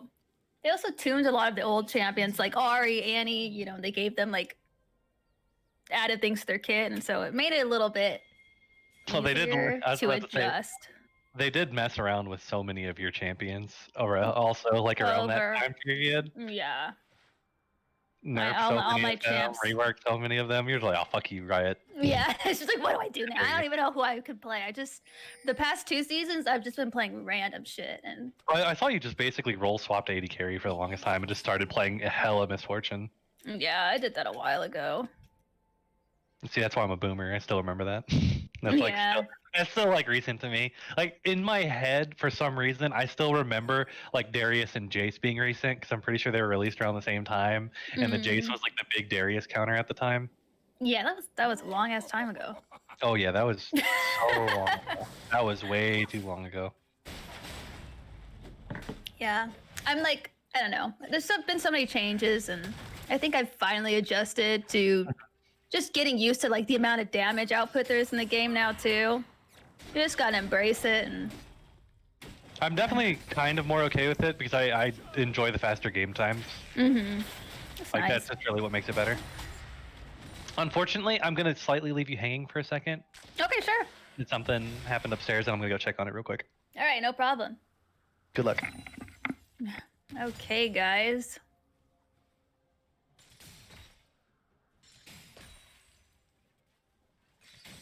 It's gonna be a spicy game in the mid lane, I think. Katarina versus Syndra. I feel like Kat should win that early.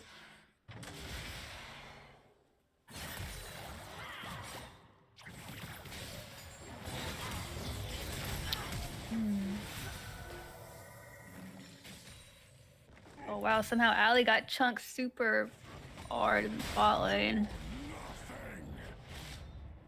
Oh, that range, I'm sure.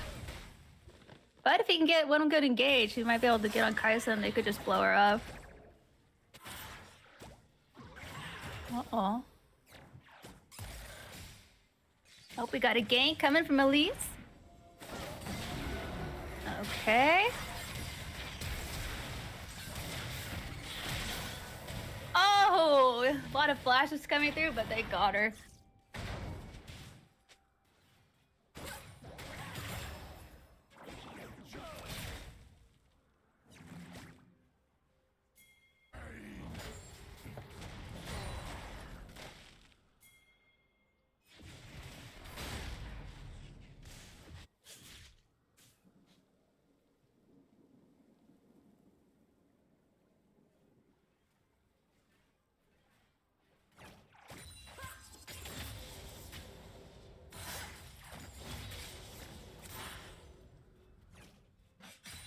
right, so who do you guys think is gonna win based off team comp alone? Anybody? I feel like... actually, really hard to say.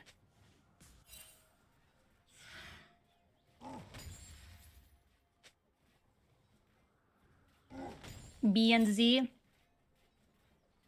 I could see that. I think Cat's gonna really struggle later in the game to actually do anything.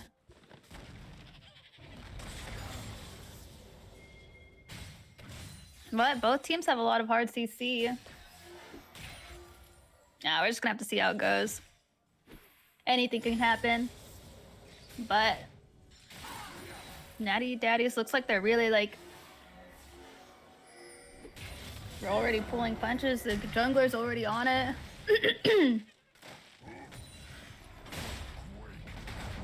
I'm sure they're definitely warmed up after last game.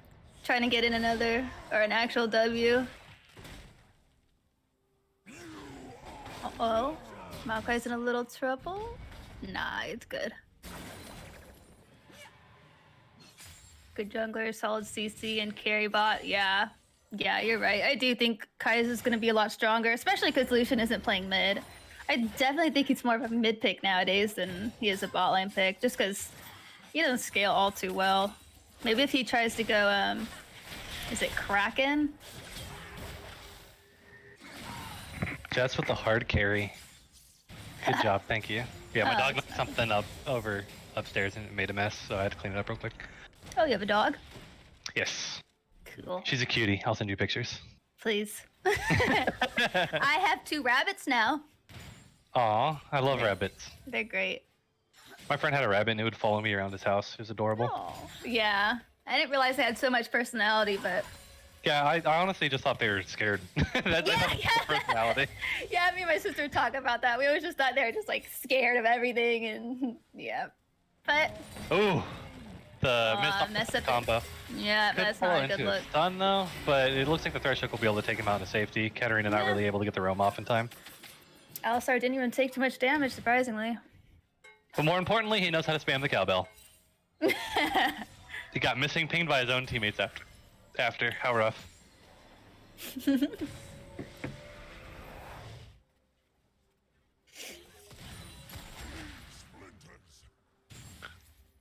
But I mean, that's the most important thing about the Alistar, is to constantly spam the cowbell as much as possible. It honestly helps lane phase so much. Tilt the team. Yeah, when I see that, I just hurry up and I just mute. I'm like, I'm not gonna deal with that shit. Drive me crazy. All game long. We're gonna see a gank from Elise here in the top lane. It should be really easy considering how far Sion is pushed up, and it's just bam, already dead. I don't think he's gonna be able to get a kill out of this. So if I was him, I would be trying to get. Oh, never mind. There was not minions really for him to get. So yeah, he's just doing the best he can. On the bright side, his wave was pushed up, so. Yeah, it's not that big of a deal. I mean, is it the boss who kind of ints on Sion over and over again and just hard pushes top? Yeah, that's kind of a Sion strat actually. Yeah, and you get so big and massive anyway, and you're just so hard to deal with, and with your passive and everything, if you keep the wave pushed up, you just become so farmed. It's not that big of a deal, especially because champions like Elise kind of fall off late, but she can definitely snowball that lead, so you still have to be careful about your positioning. Yeah, definitely Elise can take over a game quickly. I had such a nasty Elise, I really should play her more. Oh my god, you did. You actually did. I feel like it's one of your best champs. Did. I think... I don't know, I just... I just said that. You're blaming me, Jess. Well, I mean, I forgot that she used to play jungle a lot. I play jungle all the time. It's still my main role, pretty much. Oh, okay. It's always been my main. I think you told me last season you kind of just been playing Soraka or something. So that was quite a few seasons ago. See, no, now you're the boomer. Well, You're talking about it's all just a blur. support account. Since I moved, it's all been a blur. I feel that. You're talking about when I was playing on my support account all the time, and I just played I played Bard Soraka every that's game. right. That's right. The combo coming in hot right now, leading into the Elise coming in. She's going to drop the cocoon soon, not even have to need it. Oh, this Elise is doing work. Yeah, she is. Well, Olaf's at least getting something on the top side, so... Definitely looking a lot more comfortable on this Elise pick compared to the Hecarim pick.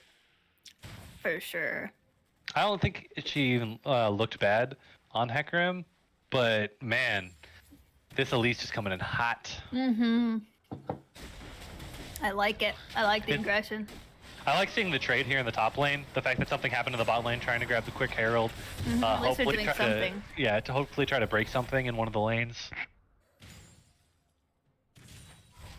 But yeah, I'm also really happy to see Natty Daddy's team mentally come back from such a long and arduous game. Like it's really hard to do that. And the fact that they're just coming in, already have a 2,000 gold lead. Wow, yeah. You know, it's pretty impressive. It's mental fortitude is not something that should be overlooked. Oh no, Cat might be in trouble here. Yep, There's I think she nothing also can used jump her on. stuff. Oh, okay, nice flash. Good flash. I would have flashed straight back and got hooked. Oops.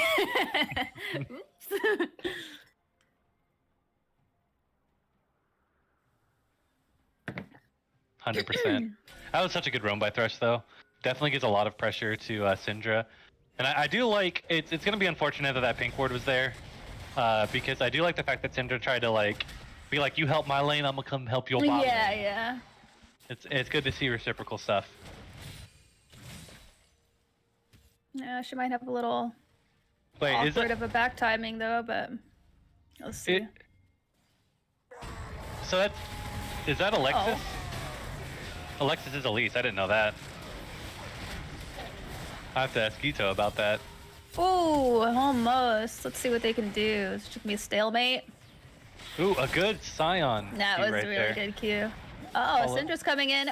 Just changed her IGN to Saints Queen. That is in fact Alexis there. That's why you're seeing the Talia bans every draft. Oh no, please no. I want to see her get it. It's not gonna happen, but I mean, Oh my God, Katarina been- came in. she was telling me how she's been working on expanding her champion pool because she was known as just pretty much being a Talia and Talia only, and she's really been doing really well expanding on her champion pool.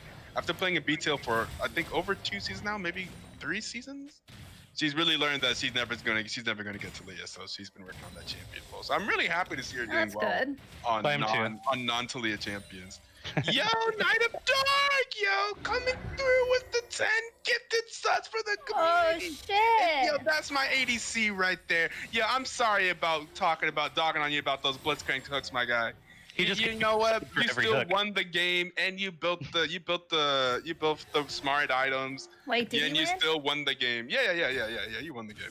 did you hear me though? Yeah, He gave you a sub for every hook he ate. He gave me a sub for every hook he ate. Yeah, boy. for every time I got hooked. Oh, he was on he was Yeah, in he's a Morgana? Jhin. Yeah. He's on my he's bug the Jhin. academy. Yeah. He was Oh, the Jhin. okay. He was Oh, the Jhin. Yeah. Nice. That's pretty cool though. Appreciate it, man. Did someone just link their SoundCloud? Apparently, that's the SoundCloud of the jungler there, the Olaf. Oh, that's great. He's got a SoundCloud. There's so much personality in these games.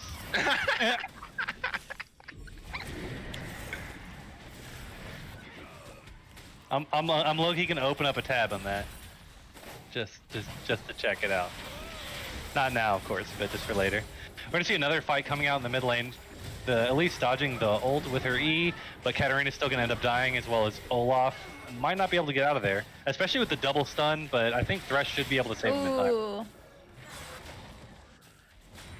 Man, these games are feisty today. They really are. They really are. There is just something different in these games.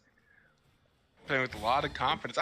I'm glad that I really wanted to do like a lower elo game. It's the new we don't what need it to. is. Yeah, it's the new cast.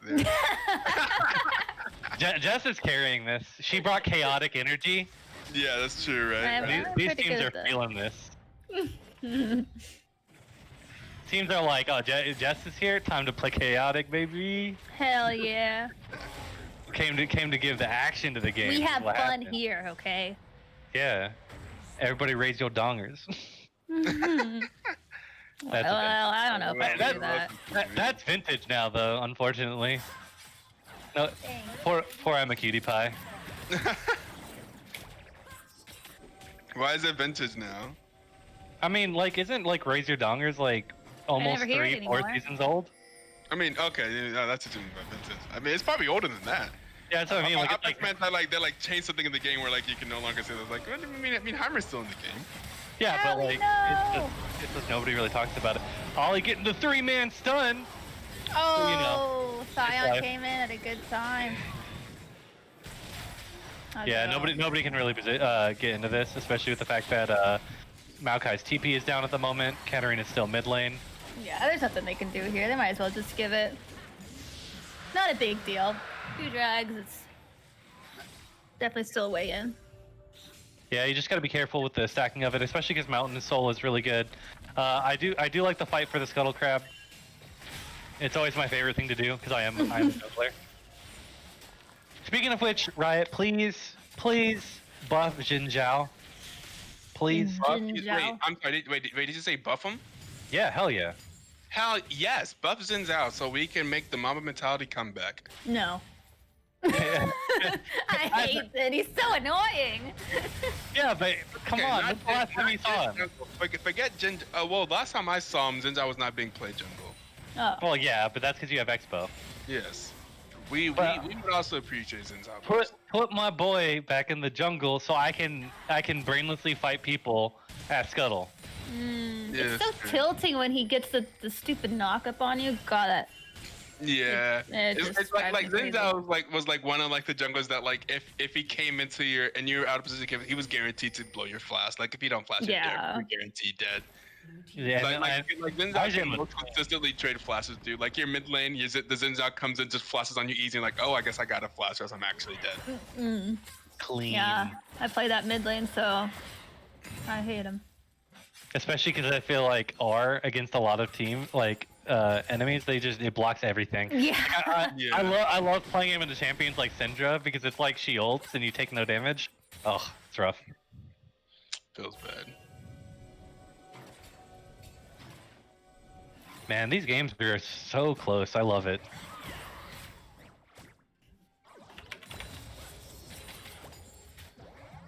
I just wish I knew that was Alexis. I was actually looking forward to see her jungle in this tourney. So Yeah, I guess I forgot to tell you that I had Alexis sign up like last second. I know because I talked to you about it. And you're all like, "Yeah, it's not happening." And I was like, "Okay." I didn't know that she had changed her name on Discord, so I was like looking for her, and I like found somewhere in the log that she had changed her name to Saint Queen, and then I was able to like message her, and she happened to be free this weekend. So, and I needed one more person, and she signed up, so that was really clutch actually. You like gave me the idea to hit her up. Dude, it's so fun to me because like in a lot of games, I played I would say a pretty good jungle into a lot of the BTL junglers. Right. Even tilted a team straight out of the BTL in the jungle. Right. But she totally clapped me. Game 1, she totally clapped me. I mean, we ended up winning. It really shows you what happens whenever you give like true one chicks, you give them their one chick, and they have to show up and kind of show you why they play this champion so much. Like Heck this yeah. is why the champion is banned. And it's always like a thing you gotta prove. It's like you're almost getting called out when people don't ban your champion, so you kind of have to play them and prove it. Uh-oh, Lucian. Yeah, Lucian just sitting there with a bad recall. Gonna be that Yeah. free kill for no. Syndra and a shutdown. Oh, That's no. rough. Oh, very Ryan, rough. yo, League is bio, what you doing? You asleep? Yeah, I stand Alexis though, just because she solo killed me in my very first BTL game at level 2 at my own blue buff. In was such rough. like, in such a stylish way too. Like that was so stylish the way she did it.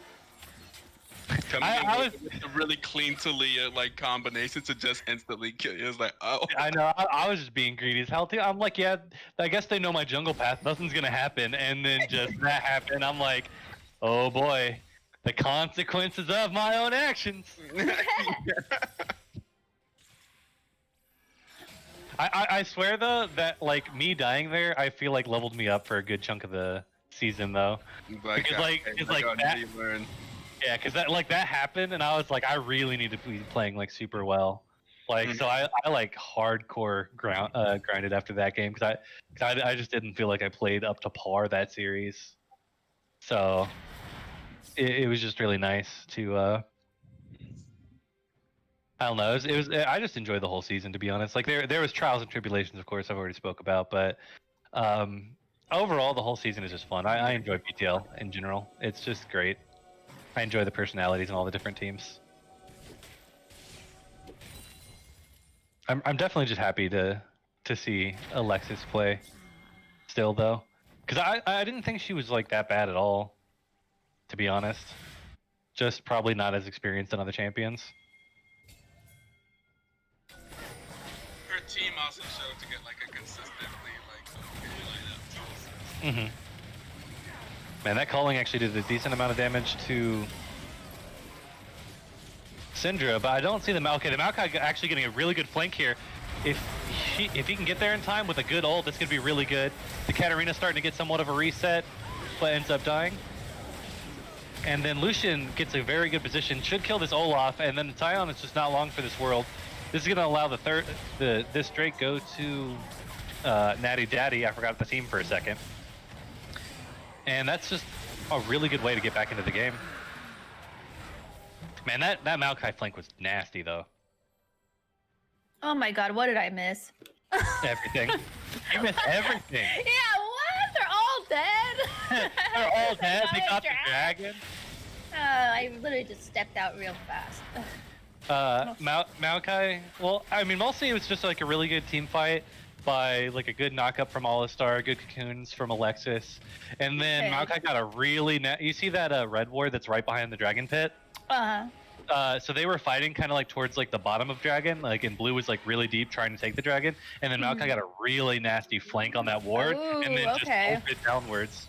So they had to basically choose about going into Natty Daddy or going into the Maokai ult.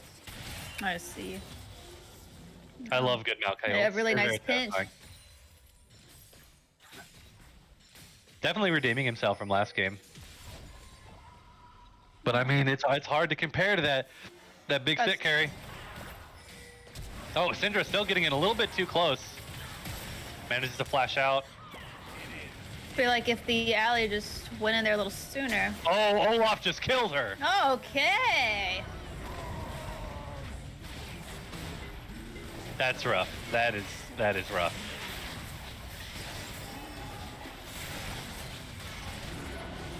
You know, I'm not gonna lie. I think this is now Natty Daddy's game. In fact, as long as I don't care. Swung really hard. Whew, man, Natty Daddy just kind of really going to show that they want Mamba again. Give him Mamba again.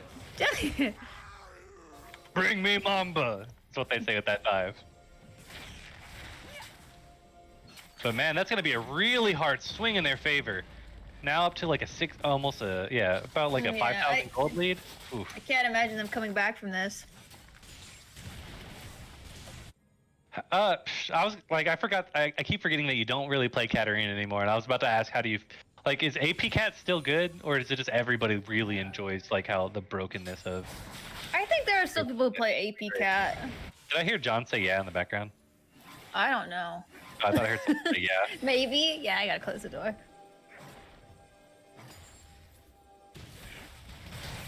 I thought he was answering for you. Yeah, he's talking to his team. They're getting ready to play in the Risen tournament. Oh yeah, I definitely gotta watch that when it starts too. Yeah. I'm cheating on this stream right now. I have it open. What I missed? Oh, that's what you're doing, Jess. No. Watching other streams. Sorry. My other game hasn't started yet, so. Yeah, so I don't care. I'll wait. But man, they're definitely coming back really hard this game. Made kind of like minimal mistakes, besides I'd say probably like one really hardcore like whip dolly combo. Mm-hmm. And I feel like he hasn't used his cowbell enough. Yeah, that's probably what's more doing cowbell. Yeah, it'd be like 14-0 if he used more cowbell. it. Oh, Tinder's in an awful position right now if Alistar was able Oh to get no. But Alistar's a little bit too close. Thresh there for the save. And honestly, a rare miss from Alexis. I feel like she hit, I think, almost every other cocoon I've seen this game. All right, stop simping. Oh, I'm not able to say that. Yeah, we're on Twitch? I was kidding. I was kidding, but. The thing is, I'm a big jungle stan, so I always get whoever's a big jungle person. Yeah. I'm all about it. That's true.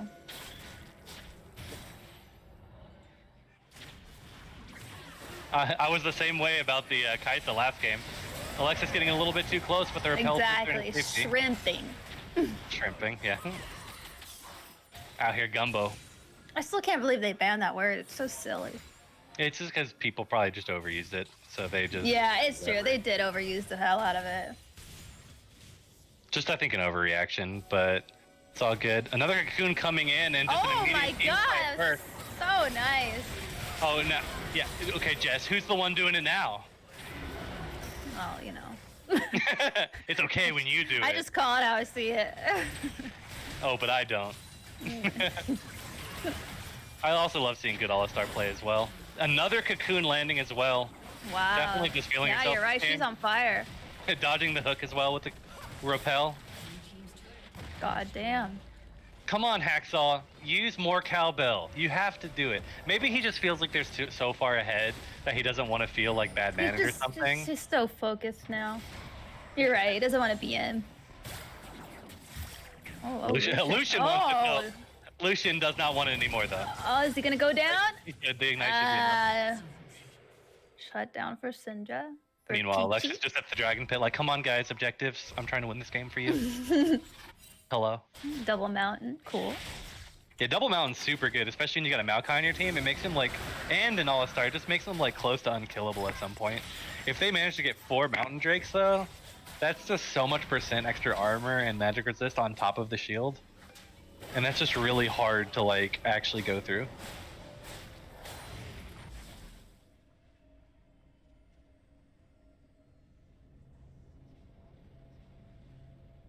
All right, so I believe you definitely feel like Natty Daddy's probably going to win this game, right, Jess? I feel like it, that's unless they your make pick. some giant misplay. That's the only way I can see the other team coming back and. I could see that kind of happening just because, like, so far all of their dives have worked very well, so why would you stop diving? Yeah, exactly. And that's when you get over ambitious and. Oh, we both know about that. Oh, yeah. One of my favorite things to do. Heck yeah, because when it works out, you feel like a god. Exactly. That's all that matters. It's all about how you feel in the moment. Both teams just kind of like positioning around. I do like the fact that Natty Daddy definitely likes to establish vision control.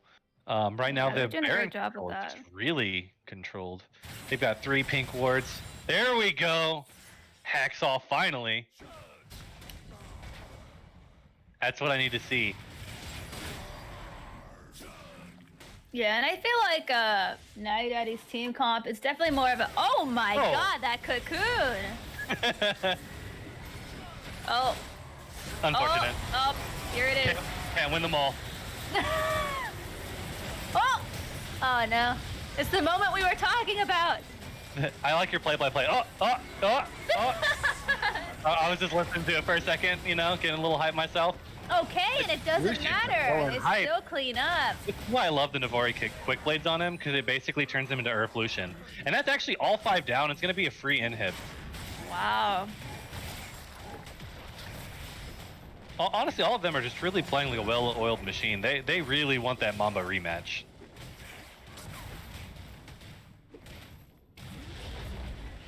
I do really like their comp. I think their comp is actually super meta. I guess like the only one that is kind of questionable meta-wise is Lucian, but obviously it can work out, especially with the build of Navari Quick Blades. And I'm pretty sure they just buffed Essence Reaver recently as well, right? Like it gives a lot more mana, I think, on this patch. Because I think it's based off of your 12 Oh rages. yeah, they did. Oh, yeah. It made me want to Yeah, play he with went Kraken, so definitely a chance to just, kill the Scion. do so To much. actually do damage. Later in the Okay. game, at least. Let's see. So, wait. So after using the ability, it gives 67 mana at the moment. That's really good. That's actually really, really good. Especially because his E costs such... At max rank, does Lucian's E still cost 0 mana? Yeah, Is that the thing? Yeah. Yeah, it's still 0 mana, okay. And then W is Really? 70. Yeah, so he pretty much almost doesn't have mana cost at this point. Because at this point, since it gives 67, actually he just grabbed more AD, so let me check it again. Now it gives 71 mana. So his Q basically costs 19 mana. Oh, His the Valley W combo. actually gives him 1 mana, and then his E will give him 70 mana. So yeah, actually that Essence Reaver buff is pretty massive. Definitely will always keep him topped off. Like look, if you look right there, you can tell that his mana bar isn't even going down. It's almost like he's got Wow, the way it recharged. Well, he also has Yeah. blue, but. Oh, he does actually have blue. I was like, it's almost like he's got blue buff. He does. But like I said, like effectively, like his Q only costs 30. His W only costs 1 mana. His E gives him free mana. The only thing that really costs mana is his ult. Was eating there because of the Navari cook plates? Oh yeah, I love that item. And then you add on the 20 ability haste from the Essence Reaver as well. And then he's building the Last Whisper. It's just really well building and like mechanics from League is Vile this game. Is he normally an AD carry or was he actually a jungle main last season? Jungle man. Jungle main? Like an AD carry main this season, or does he just happen to like playing AD carry? Because he's surprisingly good at AD carry. I mean, like oh my. He's playing late for a long time, so he can play different roles. But yeah, I mean, he's still a jungle main. I'm pretty sure. Okay, because I mean I've even been playing AD carry this season.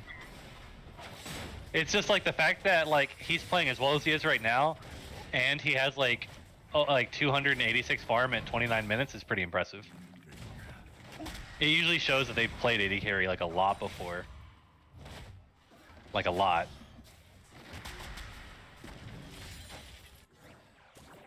I apologize, I'm coming in so quiet. I am macking on some food in the background, so like my head's It's okay, you know. You macking on some food is nothing new. I swear you plan. I did used to do that a lot during last season. You plan your streams around your dinner time. I swear. Yeah, it just so happens to fall like that. Yeah. Each time. Or you're just like, dang man, League makes me hungry. I actually kind of feel that because I feel like I do the same thing when I watch LCS.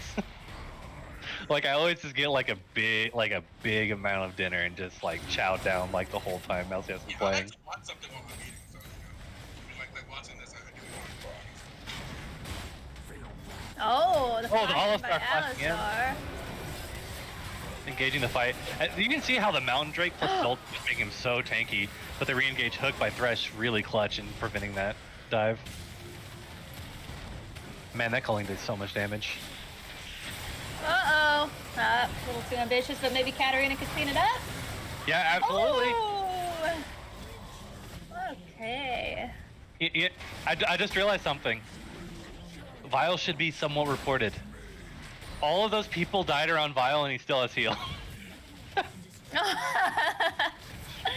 I question marked him for that. He Sion just better get back. Sion's coming. Oh! That's a dead Lucian. Massive ult. He can Oh, actually there's so many technically get out of this. Yep, he's gonna turn. He's gonna kill Sion. He better run though. Oh, he almost forgot about the passive, Oh, and he did. 800 shut down.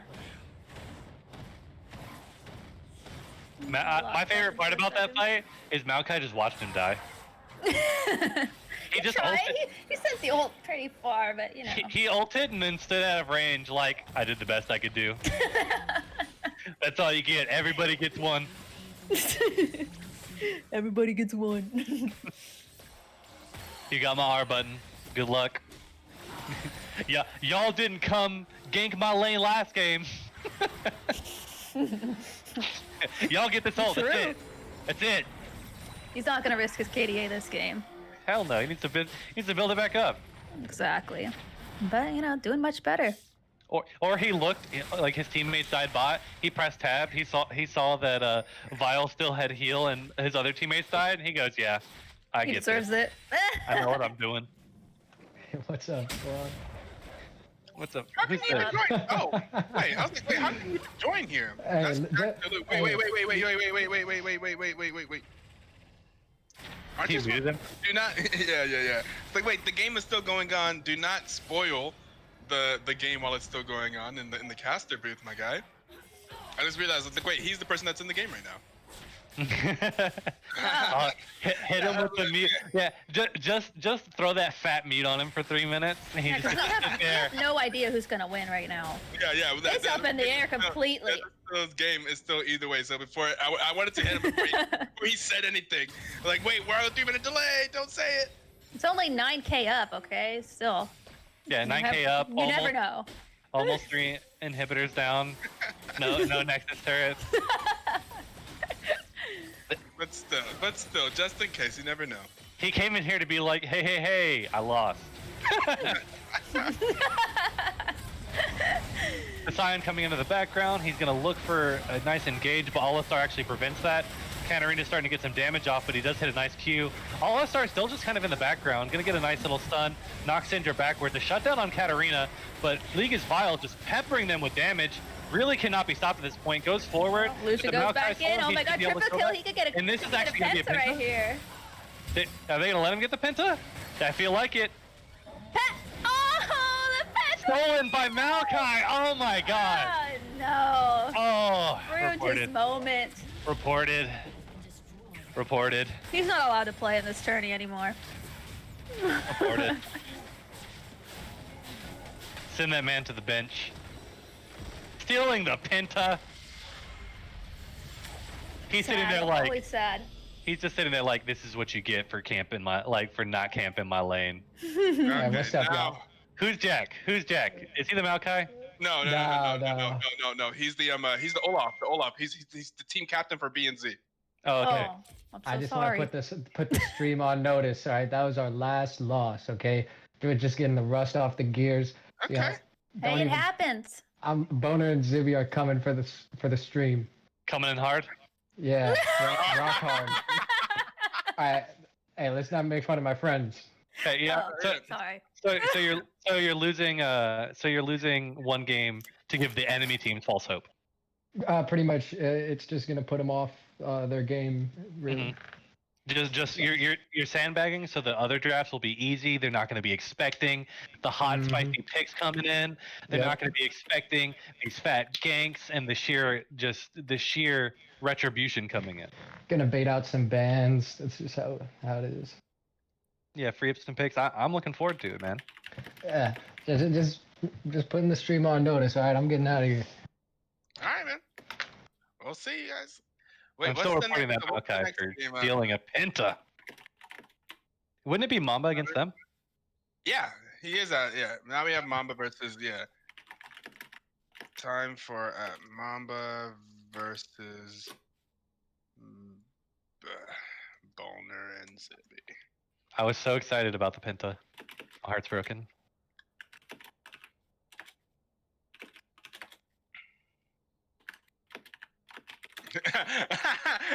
Lucas Val just messaged me saying he really had to steal the penta. Sag. Oh, real sad.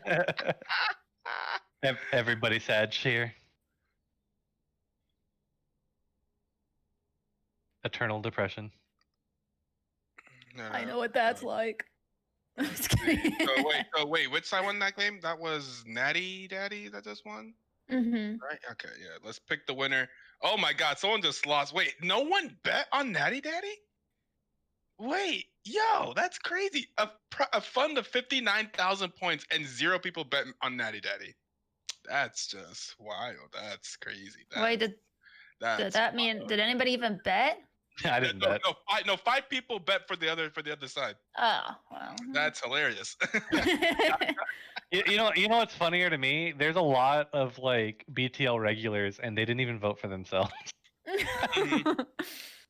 They're like, I didn't think about it. They were too locked in, is what it was. Okay, let me go, and now it's time for my team. So we're gonna go set up the next thing. I'll get the lobby set up and all that stuff. All right. Humphrey, what are you doing, mister? Whatever the hell he wants. Just wants food. He's staring at me. Where's the pizza? Where's that Rupert? Rupert? Rupert! One sec, I gotta go find Rupert. Make sure he's not chewing something. Mhm.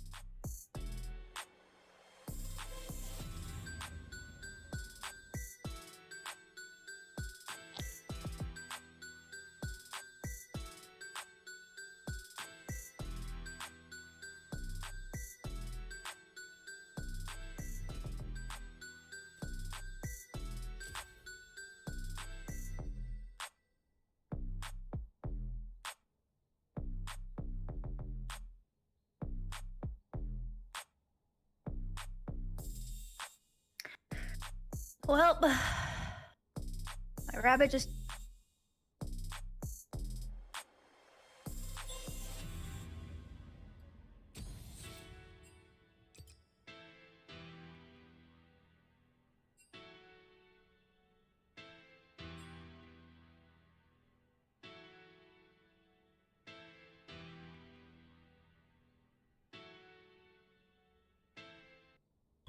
Instrumental icons.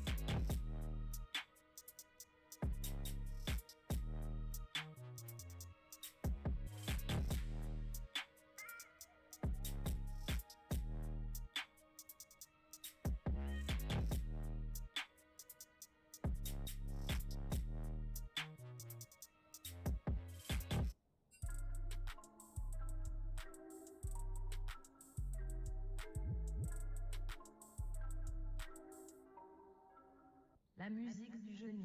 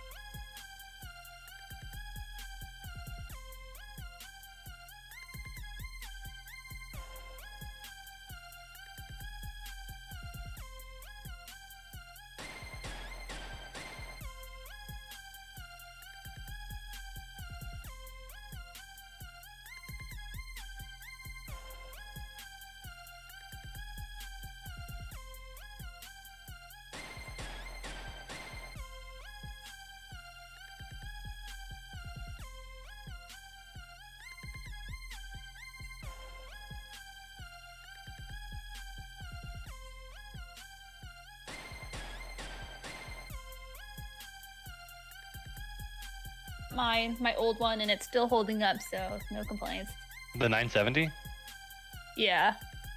Thank you. What the hell's that? Oh. All right. So we got the draft coming in. Okay. It's on the stream. I don't know if did we get the link? Yeah, I think I have the link open Yeah, somewhere I else, got don't it. I?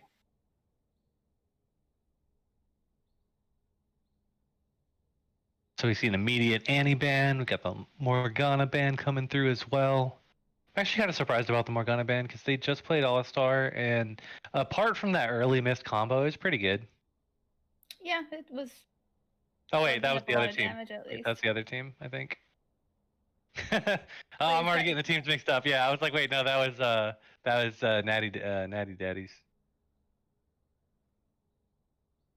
Okay, I could see banning the Morgana, especially considering whatever champs they might want to play, because like Morgana can Yeah. just counter specific champions. I am happy to see the set ban, because that should happen. Yeah, exactly. Just get rid of that. You don't want another one of those. Another pop Like, off for like sure. that. I'm sure he's feeling himself too, so. Graves is always a good ban too. He's very consistent, especially if you might go an AD heavy type of comp. It's just good to get Graves out of the way. He's just too like consistent and kind of like easy to Yeah. play. Honestly, Very consistent, still very strong. very Really annoying. tanky. Really annoying smokescreen. Yeah. Oh, He's still too tanky. I swear to God, sometimes I feel like I would rather be Morgana bound than like be hit with a smoke screen. Yes, same. I hate smokescreens so much. I think it literally turns my brain off. I think I lose brain cells when it happens. Yes. It just makes you so tilted and you're like, what the hell? Like, Yeah, I I'm know. immediately tilted. It's like I died 3 times in lane, but it is really I just got smoke screen just the once. fact that you can't see anything, it just makes me so angry for some reason. I feel that for sure. So I definitely like seeing these really aggressive picks so far. Darius, probably king aggressive. I don't know if you can really get more aggressive than that pick. Same with Pantheon. The fact that it might be a Pantheon Darius top means one of these people are dying over and over and Oh, over wow, yeah. again. Could be a support pick, but I've mostly seen it top lately, so I will assume it's top, but it can be like pretty much 4-way flexed, I'd say, between every lane except for pretty much AD carry, because he'll just be sure. picked support. Hecarim, always aggressive. Jin as well, high damage. At this point, people are blowing up, especially after seeing some of the tanks we had in the other games. Mm-hmm. It's gonna be. This could be like one of the shortest games yet, with just the type of champions that were chosen this game. It's gonna be a fun one. I know, Oh, a Lux pick. Is that as a support or mid?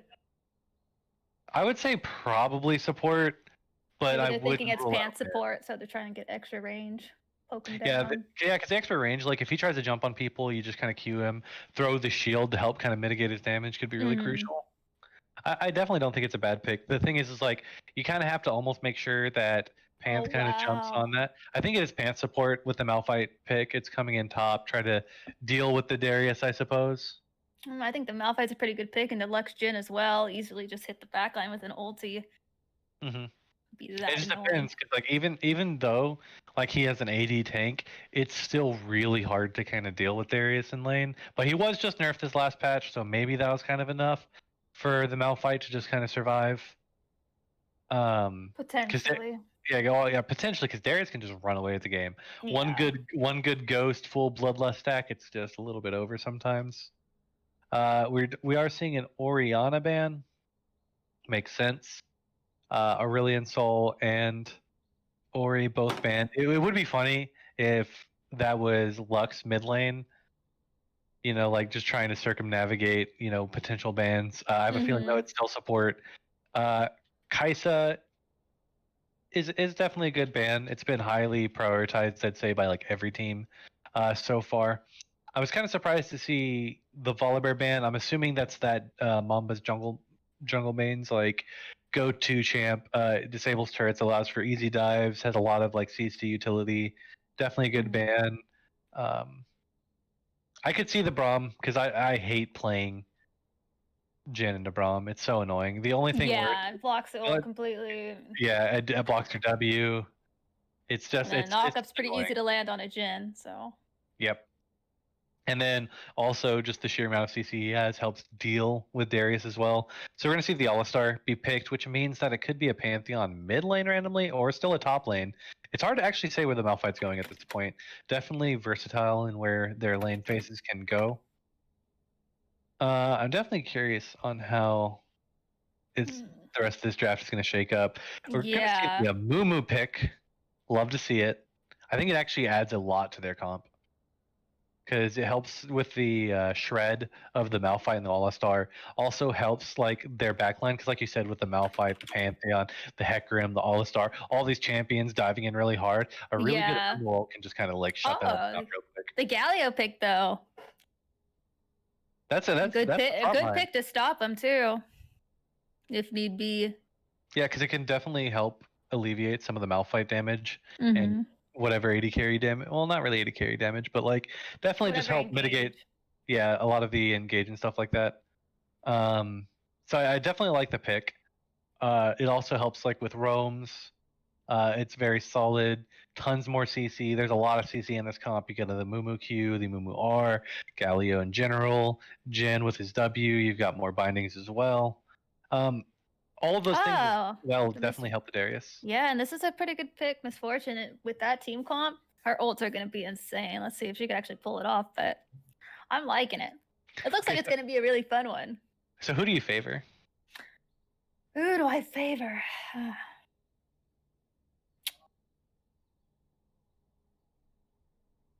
I don't know. Honestly, for me, it's like how well are Darius and Galio going to do here against the with the Jin Lux, because Pantheon and Misfortune can basically just pop those two in the back as well. Well, Pantheon is going to be in a different lane. It looks like it's the All-Star pick. So they at least don't have to worry about his threat until like around level 6. Yeah, that's my concern is in team fights. But on the bright side, I would say that Mamba Academy has the winning bot lane for now. For now. I'm not sure how the Amumu is going to pan out, though. I don't really know like how well his clear is compared to Hecarim. Definitely a lot worse than Hecarim's for sure, just because Hecarim's clear is super good. Definitely more of a meta pick as well. Yeah, because like a lot of there's just so many Amumu nerfs as well. Makes me wonder like which jungler is going to have higher impact. It's hard to say because Amumu can still gank efficiently. Yeah, he can still do work, especially if he goes bot with his ult. Mm-hmm. Pretty easy free kills. Well, Hecarim could maybe gank a little bit early, but I foresee a lot more farming probably happening from the jungles early on. I could see 1 or 2 ganks from the Hecarim and Amumu each. I do think both teams have pretty decent team fight, though. I do think that in a way, Boner's like she's gonna giggle every time, right? It's just... All right. B and Z. B and Z, I think their team comp is in a way like easier to execute because like it's go in. While like Mamba has to kind of be like, all right, Darius has to kind of like pepper people, make sure to stack his passive. Jin and Lux have to make sure to use their CC from afar while not getting too close to like the Malphite or like a Hecarim ult or even an All-Star engage. Amumu has to make sure to not just try to engage and also has to peel. Same with getting Galio and stuff like that. So like they have a lot more to have to look for. Yeah, well, I really think that B and Z just going in. Like you just go. Yeah, it's just a clear win con, right? Smack them. So, like in a way, I think one's easier to execute, but you really never know what's going to happen in game until the game obviously starts. Mm-hmm. And we saw a lot of confidence coming out of the jungler from Boner. So, someone already messed up draft. Nice. Did anyone even ban anyone? What happened? I have no idea. Oh, they did normal draft instead of tournament.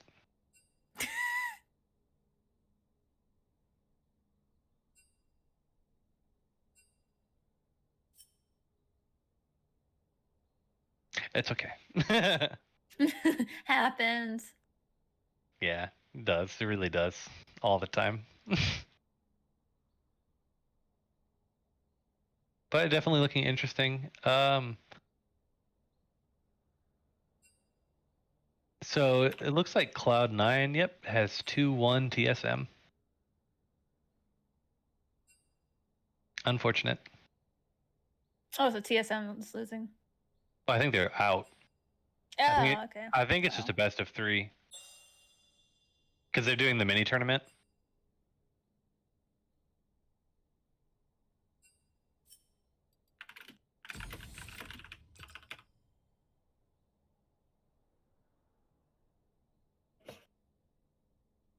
I wonder what happened. I need to see the series. Yeah, I'm now watching Jean's game, so it looks like they're gonna. I mean, I already know they're gonna take it, so. Yeah, I looked at it earlier, and like the first thing I thought, I was like, man, for like this team looks a little bit sacked. Oh, just a little. Yeah, like a little bit. I mean, it's crazy that Zazel's on their team with Apollo. Yeah, I mean, it's crazy that none of them found teams. But I could kind of see that. Yeah, but like even the fact that I don't know, I feel like all of them should be in academy though. at least academy. Like for sure. Yeah, but they're like trying a bunch of new players because of Latin America that came in. OPL. OPL. Yep. Yeah, so there's that. And I just invited you and to the new game, I think. okay. But they all have like an easier way to get picked up at least.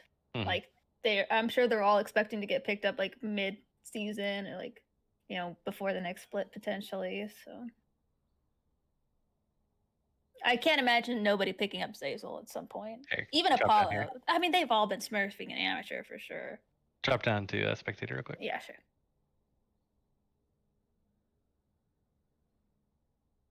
But I mean, stuff like this will probably help their stock anyway. The one thing I don't understand, kind of like, I think like bottom tier academy teams should probably be the ones swapping out their members more than other teams, though. Like, at least like have subs and like switch them out in the season based off performance, I guess. But then again, that doesn't help build synergy. I don't know. I don't have good ideas for that. What I've definitely learned is that they don't know what they're doing for academy. Most teams. There's only a few teams that actually do it right. Because isn't this kind of like the first season where they're actually trying to do anything most of the time? I think so, yeah. But like in a way, it screws over all the other players who were like in academy and weren't that bad because the previous teams were just made with a hodgepodge of just people. Exactly. That's exactly what it was. In defiance. Okay. I thought I dropped already. Thank you. Yeah, See, just a hodgepodge. I thought I was already down. That actually surprised me randomly. I was so confused. I even asked you to go down. I assumed you were too. I thought I saw my name down there. I guess I wasn't. No, it was just a glitch. Yeah, it's a glitch. Not my fault. Never my fault. I never did it. Never did a thing. I always do the right thing. I mean, for as much as it's been messed up, that's just negligent.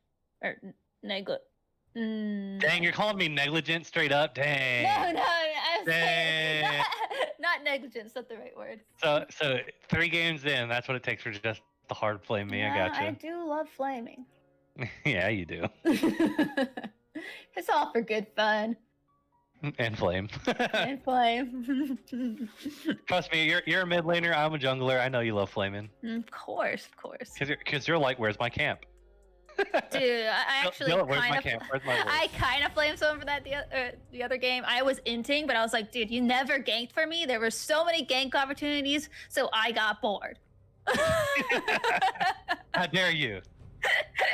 They're like, are you blaming me? I'm like, no, but I'm just saying you could have. I'm not blaming you. I'm just saying we might have won if I just didn't get camped and mentally boomed. Exactly. If you camped for me, my mental would have been good. Yes. Big brain. Hey, never you can't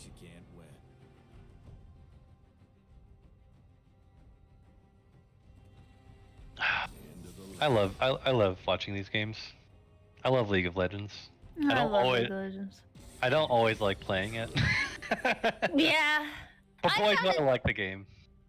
I found a different way to like enjoy League now since I don't play it like all day, every day. I only play like a couple games a day. It's become more chill, and I enjoy it. I just also always compare it to like other games, I think, and like I just hate that I always come back. Other Nothing quite games, compares, right? nothing just scratches the same itch as Yeah. some good old League of Legends, as some good I old mean- competitive League of Legends. I love League. I mean, it's been such a huge part of my life for the past too many years. Yeah. But yeah. I mean, yeah, I mean, my boyfriend plays League. I play League. Got tons of friends who play. Made friends because of it. Heck yeah. Well, I mean, you're definitely more intuited inside of the League community than most people too. Yeah. But like, just yeah, in general, League has been a big part. I enjoy the game so much. Same. I just can't even think of a game that even has gotten close. There's two other games I'd say who I would have gotten close to my like love or like my addiction, maybe is probably the better term. No, yeah, same for me. I have a couple games. I'd say like OG Halo for me was a big part of it, especially Halo 3. I really enjoy the custom games. Mm-hmm. And then Warcraft 3, again, the custom game scene Oh, Warcraft was is super big. fun. I know I loved playing that like silly stuff like Life of a Peasant, like Footmen, all those random different game types. I loved it. What about you? What were your other addictions? The Sims for sure. The whole Sims franchise. One, God, I 2, 3, love the 4. Sims. Is there 4? Yeah, there is. It just came out, but I swear 2 was where it's at though. Oh yeah, 2 was. I played that one so much, but I loved them all. And I would also include Ark, Survival Evolved. Played the I shit out of figured you were that gonna game. say Ark. I wanted to say course. it ahead of time, but I was curious. I just can't. I love that game. And I guess I would put Maple Story up there because I played it for a long time when I was like a I middle played a good bit of high Maple school. Story. Same with Yeah. like RuneScape. Maple Story was really fun though. Yeah, completely over Maple Story now, but it was some good times. I would still play The Sims when the new one comes out, and Ark 2 is coming out, so I'm definitely looking forward to that. Yeah, I hope it's pretty good. I hope it's more optimized. Is probably Yes, please. what I hope more than anything else. I just really hope it's more optimized. Yeah, I mean they promised Ark 1 to be more optimized, and like they Didn't Vin Diesel or something crazy? Like, yes, mentioned Vin it? Diesel. I was just like, what the fuck? See, it's not that surprising though, because I think like it was something like it's something silly like Riddick, I think from the Chronicles of Riddick, or like another one of Vin Diesel's characters, like is inspired by him playing D&D. Oh, So shit. so Vin Diesel's like a hardcore nerd. Oh, I didn't know that. That's pretty cool. Yeah, he's a super hardcore. So he's like nerd. happy to be like a part of Absolutely. it. That's cool. And the funny thing is that he had a PC game back in the day that was actually known for being super ahead of its time, like with shadows and volumetric, like different technologies and stuff like that. It was his Chronicles of Riddick game, yeah. And Oh, like, I he was, remember like, that game. super into it. Yeah. So like, it's just people don't realize that he's actually like just kind of a pretty big nerd. It's pretty great. Yeah, that's pretty awesome. I always like a good nerd. Absolutely. Well, obviously, I'm sure Obviously. boyfriend. I'm pretty sure boyfriend's a pretty good nerd by definition. Yeah, he's great. Who else is it? Also, I think it's the guy who played Superman. Oh, the guy Man, who plays Henry Cavill. In yeah, The I Witcher? think he plays in The Witcher. The Witcher. He's a nerd too. See, I got you. Yeah, That's cool. I watched him build his PC. Oh, that's so awesome. Yeah, he was a PC gamer beforehand, but he was always too scared to build his own PC. And then when people found out he was a nerd, then Oh, he they're like, help! We'll help you. well, yeah, kind of. He like got enough confidence to like be like, well, screw it, I'm gonna build it, and he like streamed it and everything. That was really cool. Did you know that he actually had to have his agent take the call for Superman because he almost missed out on it because he was busy in a WoW raid? I love that. That is a true nerd story right yes, there. it is. Where it's like you're literally missing out on what could be the potential best casting of your life or whatever, just because you're like, well, hold on, like this is a weekly raid. I'm already committed. Yeah, I was like, I already have an obligation. Don't understand. We got to do an Nixia. I always love stuff like that. It's so fun. That's pretty funny. The little mini fun facts. Yeah. It's great. I really like both their team comps this game. Oh, I think I'll always have a soft spot for Amumu though. Sad boy. Moo. He's just sad. Yeah, I like him too. I like when he's played. I really like his ult. Yes. And he's one of my few junglers. I'm surprised you don't play more junglers. Yeah, I don't like jungle. I really like Lilia, but I don't like jungling. But jungle's so chill as long as you No. mute chat. Yeah. I just don't really like it. I swear if I actually turned off my chat, I would literally raise like at least 3 ranks. I always forget to. And then Yeah, I mean, it is actually important. Just play your own game, and then you don't get tilted at all. And you don't the main follow part is stupid playing your own calls. game. Like, Yeah. Because people will be like, I'm 0-6, gank my lane. I'm like, okay. Yeah, let me help him out. I believe I can outplay them. No. Nope. Nope, I'm inting too. Let's go. Yeah. And it's so hard to like outplay anymore, I think. With all the damage. Their head is not a good idea to go there. You just want to go somewhere else. Hope they get ahead. I still try to outplay every time. Of course we do. It's just too fun. And I think that's what really like holds us back is like we always go for the fun play, right? Like I think it's the fact that if we just did a little bit less, we'd be better off. I don't think it's the fact that doing it is bad. It's the fact that I think like we don't judge whether it's risky or not. We just do it. We just do Or it. what? I think I can do it, and we're just in. Instead of like, well, he could still have flash, and my river's not warded. No, we're like, well, I should be better than him. Going in. Yep.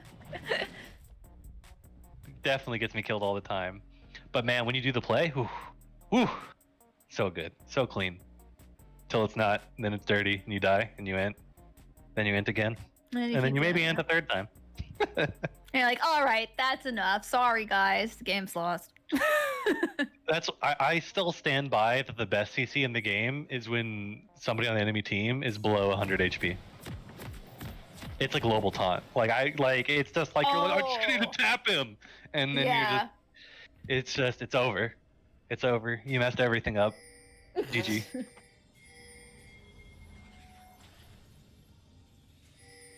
Ooh, are we seeing a 5-point or are we seeing an invade? Oh, I'm excited. Please invade. I'm seeing 5 people together. I'm seeing a stack. What I'm up against? It's a stack. Oh, I'm sorry. Get him. I didn't Okay, realize never this mind. was a charity game. It's a protective stack. It's a defensive stack. All right. I was hoping for the invade. They didn't even get an invade with the blitz. Now I don't get invade with the 5 stack. But we could see Darius just face check the hell out of this Pantheon. Oh shit. Oh no, he's face checking the worst way to face Oh check. shit. Oh no. Oh no. Well, you're wondering how I got here. Why would you go?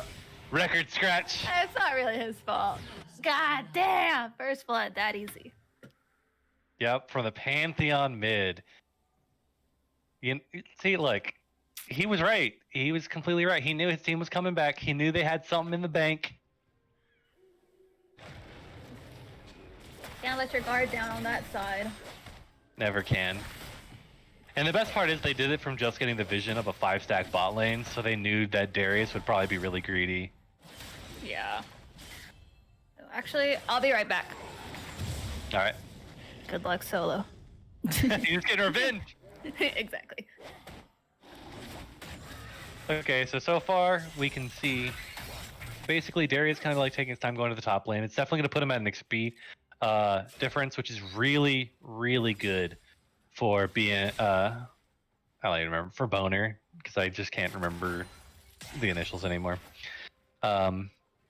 It's really going to be unfortunate because like one of their big win cons, I would still say, is Darius trying to get like ahead of the Malphite early, and the fact that Malphite kind of gets a early XP lead is definitely going to be beneficial to him. Already hitting the level 2, just going to start the rock clapping. Another thing too is Pantheon getting an early lead.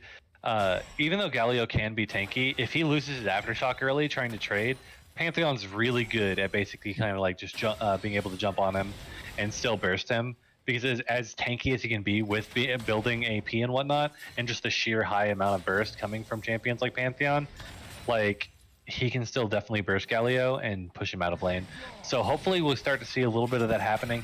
He needs to start using, I think, his Q a little bit more, and definitely like dictate the force of this lane, like the face of this lane. Other than that, we just kind of got about an even lane so far in the bot lane. Definitely surprising to see the Misfortune Alistar have the push, but it's definitely what's going to be needed considering what happened in the previous game. It's nice to see Boner definitely out here trying to really take back what they feel is theirs. And all of a sudden we're going to see an engage, a level 3 going in. We're going to see a flash having to come through. It was so close to actually being a kill there, but now that Galio's got a good flank, going to have the flash taunt, and it's going to land on Pixel. I don't know if Pixel's going to be able to get out in time. She almost got to use the heal, but no, instead the TP's going to come in, but I think that blue team is just too far gone.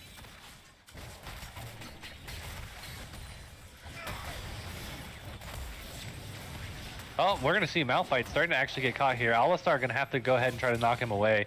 It makes Galio want to stay a little bit longer, which is going to be some kind of benefit to Pantheon.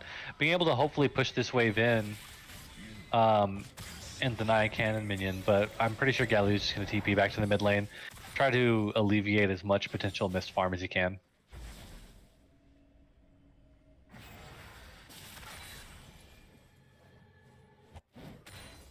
Meanwhile, Amumu making sure to counter jungle and watch out for his own jungler, trying to hit the early level 6 as soon as possible. I believe we're going to see him just recall soon. He should just recall in that bush. It's a great place for him to recall. Same with Darius pushing that wave in as well. Definitely making sure to get... he actually now has a massive lead, even though there's still a huge minion wave crashing into the turret in front of Malphite. The fact that he was able to get that was really good. Amumu able to immediately reconnect, so no big deal. Not going to actually cause a stoppage. Hecarim also able to start getting this scuttle as well. But man, Mamba Mentality definitely answered back early as best as they could. That was a great roam. Definitely used up a lot of resources from Boner, so hopefully they're able to still like make plays and still able to kind of like push the envelope. We see Hecarim doing an amazing gank, canceling the E from Galio, and like I said earlier, Pantheon definitely just got an early ignite, got the good triple proc of the W, and bursted Galio and pushed him out of lane. It was really good to see. I think a lot of this game is going to definitely depend on the snowball of Pantheon and the snowball of Darius. I think both of those are going to be what dictates the early game. Hecarim immediately ganking top as well. Definitely putting his laners into a place to succeed. He's going to start rushing bot, and they're going to attempt to try to do this. Amumu should be at least traded if they manage to get this kill here. If I was them, I would turn on the Amumu immediately. Definitely try to kill him. Don't give him the chance to smite it. And bam. Okay, Jin manages to get it with the 4th shot. Steals it. And now we're going to see them going a little bit low. The shutdown is going both to Jin. And it's absolute tragedy just coming in for Boner. Everyone is watching.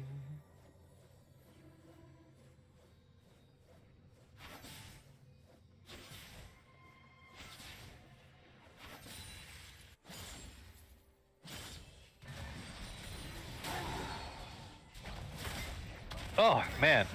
This Hecarim definitely sitting there playing his best game, making sure to back him up. And I honestly think that if he continued that fight, especially if he used Ghost, it should have been a free kill on Galio. He did not have Flash, but he's definitely showing he means business, and I guarantee you we're going to see a lot more ganks probably from Hecarim in the future, especially after he does a full clear and makes sure he hits his level 6.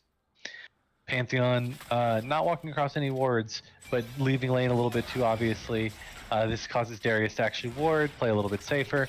Pantheon's definitely going to need to make use of his ult to snowball the lanes, for sure.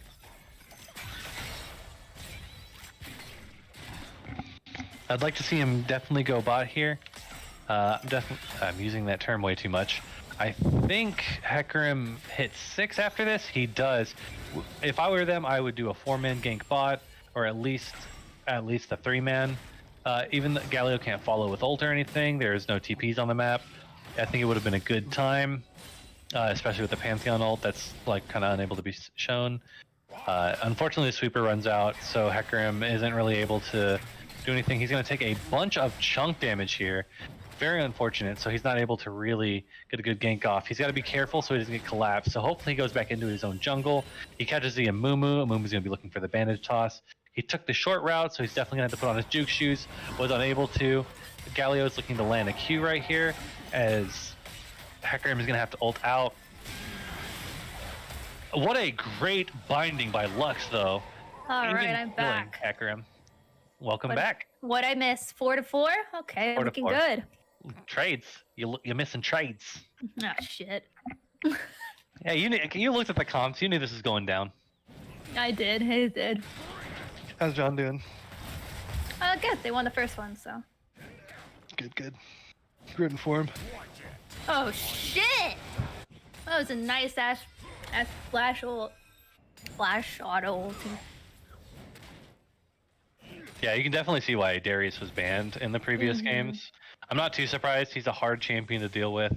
Very much so. Especially laning. Yeah. It's super annoying. That I ult is so I don't good. mind him too much when it comes to like team fighting. It just depends, because like in a way, most of the time, if he pops off, you almost kind of feel like you deserved it. Like he let him get stacks. Mm-hmm. So Yeah, it's true. that's pretty big. It's definitely going to be hard for Boner at this point. Because I knew you were gonna laugh anyway. So might as well make you laugh harder. True. Sorry, Humphrey. Boner. A Boner. You say it too well. It's just like with the Darius starting to kind of like dictate the lane a bit. It's gonna make it very difficult, as well as the fact that Jin got 3 kills in a haphazard dragon Oh my fight. god, he's 3-0. Oh yeah. See, look, Darius already starting to get his stacks. Just laying down the damage on the Malphite, and you can see how like the damage just gets so much. But honestly, he pushed out a little bit too far. Hecarim should be able to get a free gank off of this. Okay, we got the Gallia up. Doesn't matter. Maybe he can get a trade kill. He might be able to get a trade. Yep, he gets Oh a my trade kill. god. And wow, that damage.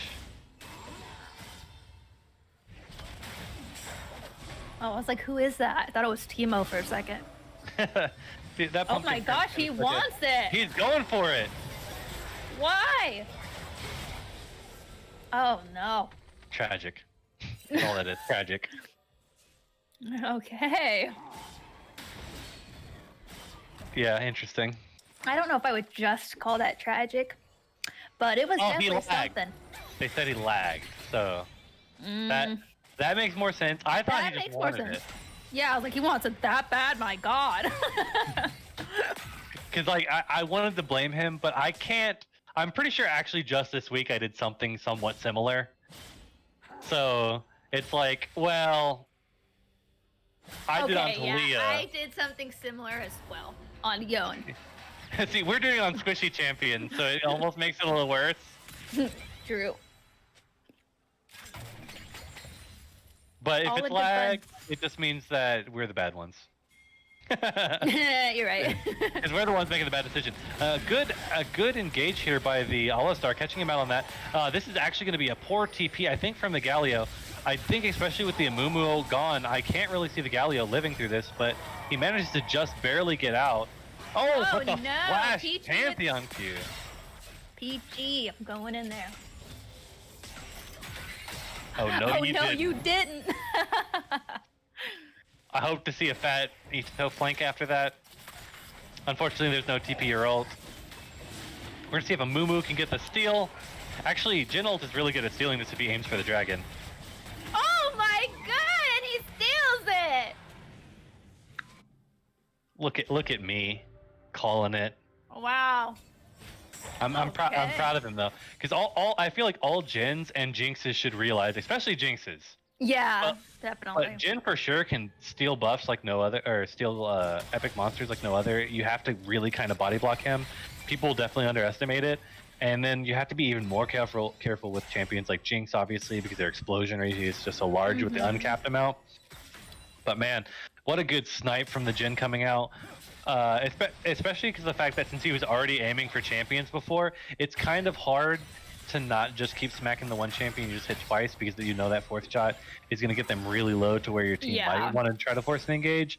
But the fact that he turned and was able to get that dragon is definitely putting his team like still in the game. Like, it's obviously just a close game, can still go either way, but having that stacking towards the Mountain Soul is just really helps. For sure. He's definitely keeping them in the game, which is good. Yeah, I was gonna say, oh, I don't know about keeping the game, but then I look again, and I was like, well, I mean, he's the one doing well, so yeah, Yeah. he's definitely keeping them in the game, for sure. And it's not going to be an easy one for him either. All right, we're gonna see a 4-man collapse on Scuttle. This is what I dream of in solo queue. You know how many more games for Scuttle? Hell yeah! You know how many more games I would win if people would help me take Scuttle? Instead, I go to Scuttle and I just get like 2v1. I'm like, hello? Hello? Oh. Definitely a lot of action trying to be shown here. I'm pretty sure both junglers saw each other, but they don't even care. They're just going in here. Whoever gets there first. Everyone just pressing their R buttons and see what happens. God. A massive Darius double Q. If he gets another W off, unfortunate. Now Mumu's just gonna have to try to get out, but I don't think it's enough. Well, it's a pretty close fight. Too fast. Maybe if Yeah, that was Darius got off actually his super ult. close. Yeah, I think if he got one more auto off, he would have had the blood passive to feel comfortable ulting the bloodlust. Yeah. But other than that, like the fat Q, double Q to heal him and everything, it was such a well attempted fight by both sides. Mm-hmm. Unfortunately, I think the big thing that helped the most is just the sheer the gold advantage and level advantage that's coming out of the Hecarim. He's now level 10 to a Mumu's level 7. He's got the Oh wow, yeah, he's got it's the not fat looking good axe for him. machine. You know, and remember, Hecarim is the guy who came in here and said that was the last game they're going to lose today. Oh, he wasn't wrong. Well, potentially. Potentially. Oh shit. Pantheon ult coming in. And see, this is what I want to see about Pantheon. Like, I would just be ulting on cooldown all the time. You need to make sure that you're constantly exerting pressure. You're 4-1. If you manage to ever land on Lux or on Jhin, like, They're they should dead. basically be dead. He did actually get the flash out of Jhin though, so it's not that bad. Lux has got to be careful. She's playing with fire. Especially if All-Star managed to hit a WQ into a Pantheon W, would have been very dangerous. Galio's coming in, see if he could do something. But we got Amumu top. If anything, I feel like Amumu should be focusing bot lane, but He's just really trying to get this Darius ahead. yeah, just really wants to get the Darius. But I think I do agree. Like, once you kind of have like a 3-0, like Jhin, you kind of want to help him out just like a little bit more. Yeah, because they're making it so that he can't get too much of an advantage by the keep coming bot lane. So Yeah, because every time he pushes, you end up getting like a Pantheon just skyfalling in, and like, you Yeah. have to burn your flash, you have to burn your heal, you have to stay under your turret. It's definitely hard to push your advantage, and at this point, I believe MF actually has close to the same amount of gold. Yeah, only about 230 gold separate the two, which isn't Wow. really anything, to be honest. And that's just good for the MF, because I mean, like, when you've got a 5-1-5 Hecarim with 100 CS, 40 CS lead, so that equals, he's got 6,800 gold to Amumu's 4,400. That's a 2,400 gold lead in the jungle alone. This That's man pretty definitely put massive. the team on the back. Even though Pantheon's doing well as well, I believe it's about a similar gold oh lead. no, Oh, another tragic event. It's not looking good. especially with Pantheon coming in here. I don't even know if Galio's going to be able to get out. Yep. So they managed to actually steal the Herald, get 2 kills. And if I was this Hecarim, I know Dragon's about to pop up. Actually, no, I think going for Dragon's the better play here. Normally, I'd say I think what he could have done is right when they got the Herald, he could have maybe dropped the Herald immediately top. I think it does enough damage that they could have potentially had just gotten the top turret as well as gotten the mid turret and then Dragon. But I think mostly a lot of that's just kind of greed and conjecture. I think attempting to get this Dragon is the most important thing. You do not want them to be on soul point.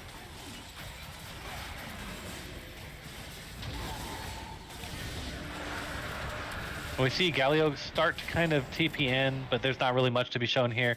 I think I think Jin should have probably attempted ult earlier, but I do think that Boner like paid a lot more attention to body blocking that time, and that's probably the reason he didn't.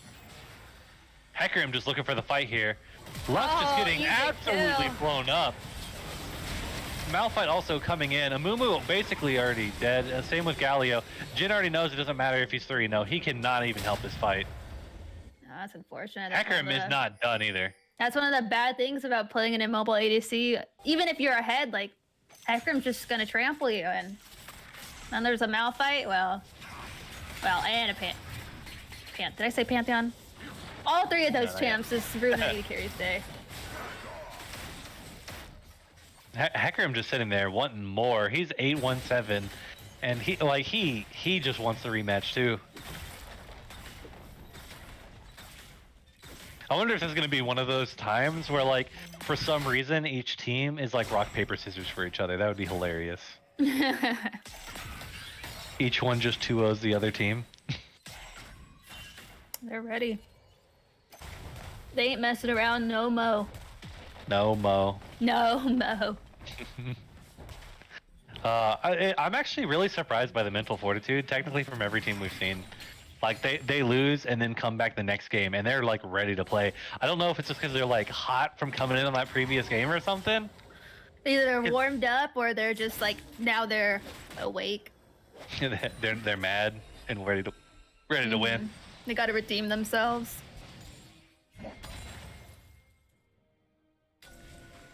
But yeah, this game's looking really rough for Mamba. Already, what, like a 7,000 gold lead? Hecarim coming in, getting what he always wanted. Yeah, there goes the squishies in the back. The flashes, though. The Galio ulti. It actually isn't bad for them, especially with this Jin ult coming in. Yeah, that wasn't too bad at all. They actually executed like what their team comps kind of meant to do, but Malphite has a happy feet. Yeah, it actually goes to show you their team fighting isn't really that bad, just because, like, the fact that they were able to kind of get out of there when the fight looked really bad to begin with does kind of bode somewhat well, as long as they're able to somewhat stem the bleeding. They definitely have to find a way to get some gold back, though, because, like, at this point, the deficit at 5.6k is a bit of, like, it's sometimes a bit much to overcome. Yeah, but on the bright side, Darius was able to get a little bit top lane, so. I mean, there are hella bounties on the map, though, so that 5,000 gold should come fast. That'll get you back in the game for sure. Absolutely, that's 1,400 gold in bounties alone, not including the other 900 gold that would come from killing them as well. I think, if that's how math works. I don't remember anymore. I don't know. I can't do math. I just get gold when people die. That's it. Yes. So we see them, like, just kind of almost poking out a little bit, getting the turret as well to try to solidify their gold lead. They, at the moment, the only one who has a flash is Pixel. So I do agree with them not playing a little bit aggressive, because you have to be careful with, like, how much CC Mamba has in general. Because, like, when you have no flashes and then they just got, like, the Amumu, the Galio, the Jin, the Lux, it's like you can really just all of a sudden be there forever. Let's see. Is Amumu gonna go tanky? I see he's got a amp tone. See, I'm okay with him going tanky, but there's one thing I think he needs a little bit more than any kind of stat. That's boots. This man needs some boots. My gosh, yeah. If anything, get Merc Treads. I mean, all that CC, you're gonna need it. I mean, even Sork shoes, even Mobies, even anything, Swifties. Yeah. You Just need to boots. be there. Yeah, because I feel like Amumu's natural movement speed is really, really low. I'm pretty sure like 335. And so, like, you're comparing that to stuff like Galio at 380, even Lux at 375. So he's got like a whole like 35 movement speed under pretty much like every other champion in the game, including just champions who are naturally faster. So he's got, it really hurts to be a part of the fight, like to actually being in the fight and actually ganking at certain times. Yeah, and you really have to play around the ult with the Mumu. It's never really a good idea to go in unless it's something absolutely guaranteed. I wouldn't do it personally. Well, I mean, with the Galio ult, though, it does kind of help. But, man, Wamba has to be really careful. They are not walking well at all. I do like the fact that he flashed out of that. I think that was really important. We could see a good ult here. as well, but I think it's a little bit too late. I think the gold lead Oh, we got a shutdown. But yeah, it was a little too late. MF didn't get that great of an ult, but she was definitely able to shred the front line pretty well. And Mumu just disappeared. At least he got his ult off, but oh, Darius is still hanging in there. he still is. Jesus. Okay, a little delay for them, but not gonna get anything out of it. The thing is that like I think if the game was a little bit later, there actually would have been a good point in like that almost being delayed, because since the back timers are staggered, if like Darius was a few levels higher, like if it was just like 4 or so minutes more in the game, that could have been a potentially free Baron just from them staggering the death timer like that, whether it be incident or not. That is a good point. Yeah, staggered death timers are no joke. Like for example, if you ever kill somebody that Yumi likes being on, and like Yumi's just gonna die and she's like slowly just trying to get away. Yeah. Like it's good to actually keep, like it's good to troll in that one case scenario, because like the longer you keep her alive, like since she usually carries no boots and she tries to try to be on like the same champion like mid to late game, like staggering that back can really hurt, and just Lux gets absolutely eviscerated trying to get any vision near the Baron pit. That was just flash W queued. feeling so bad for this Lux right now. It's just rough, like, especially with how fed Pantheon and Hecarim are. Yeah, wow, 11-1, 7-1, big bounties as Yeah, well. I was about to say, I think you said this earlier too, where you said like it really kind of just depends on like the Jhin and Lux and like how they're able to function against all these divers, and it just doesn't help the divers are also like Omega fed. Yeah, Jhin now that they're fed, it's looking pretty doomed. Yeah. Especially too, since they're starting to stack nothing but mountain drakes. So all these members that are fed are also going to become more and more tanky. And if they manage to get the shield on top of the increased armor and magic resist, it's just going to be pretty much impossible to kill them. Yeah, and they don't have the damage. Definitely, they're getting way too tanky. They're not going to be able to really take them down. I think that they've been playing team fights pretty well, but yeah, there's just no damage. Just a stat difference, really, at some point in the game. Other than that, you just kind of have to get a pick. Yeah, and even then, a pick, you can maybe only get a pick on Misfortune or Pantheon. I can't really see them I getting a do pick like elsewhere. how much they're concentrating on vision though, because even though like the vision score of Mamba isn't bad, and they're definitely trying to claw their way into vision, I do like the fact that Boner tries to answer each of those vision pushes with like their own like deep wards. See like their own deep wards again, clearing this. Alistar and Pantheon, the fact that they keep roaming together as well, it's such a deadly combo, because like even just finding a Pantheon on your own, it pretty much means death.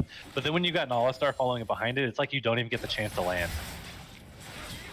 Yeah, they're doing a great job with that. Slowly closing in, making sure that they can't even farm, basically. Can't even go in their own jungle at all. It comes down to like how we said, like the comps are to execute. Like all Boner has to do is keep just going in. Just going in. As dirty as that sounds, and I just realized that. Jesus Christ. Yeah, that's all they gotta do, folks. All they gotta do. They just gotta keep going in with all their knockups. It's the perfect team comp for them. Yeah, they have so many knockups, I feel pregnant. But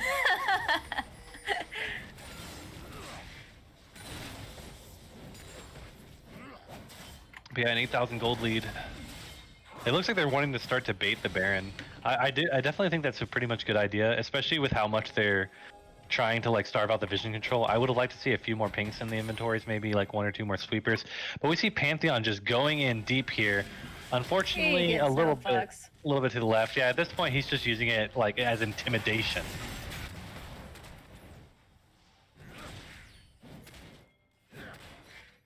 And since Malphite's TP is up and Darius does not have one, looks like they're just going to start up the Baron here.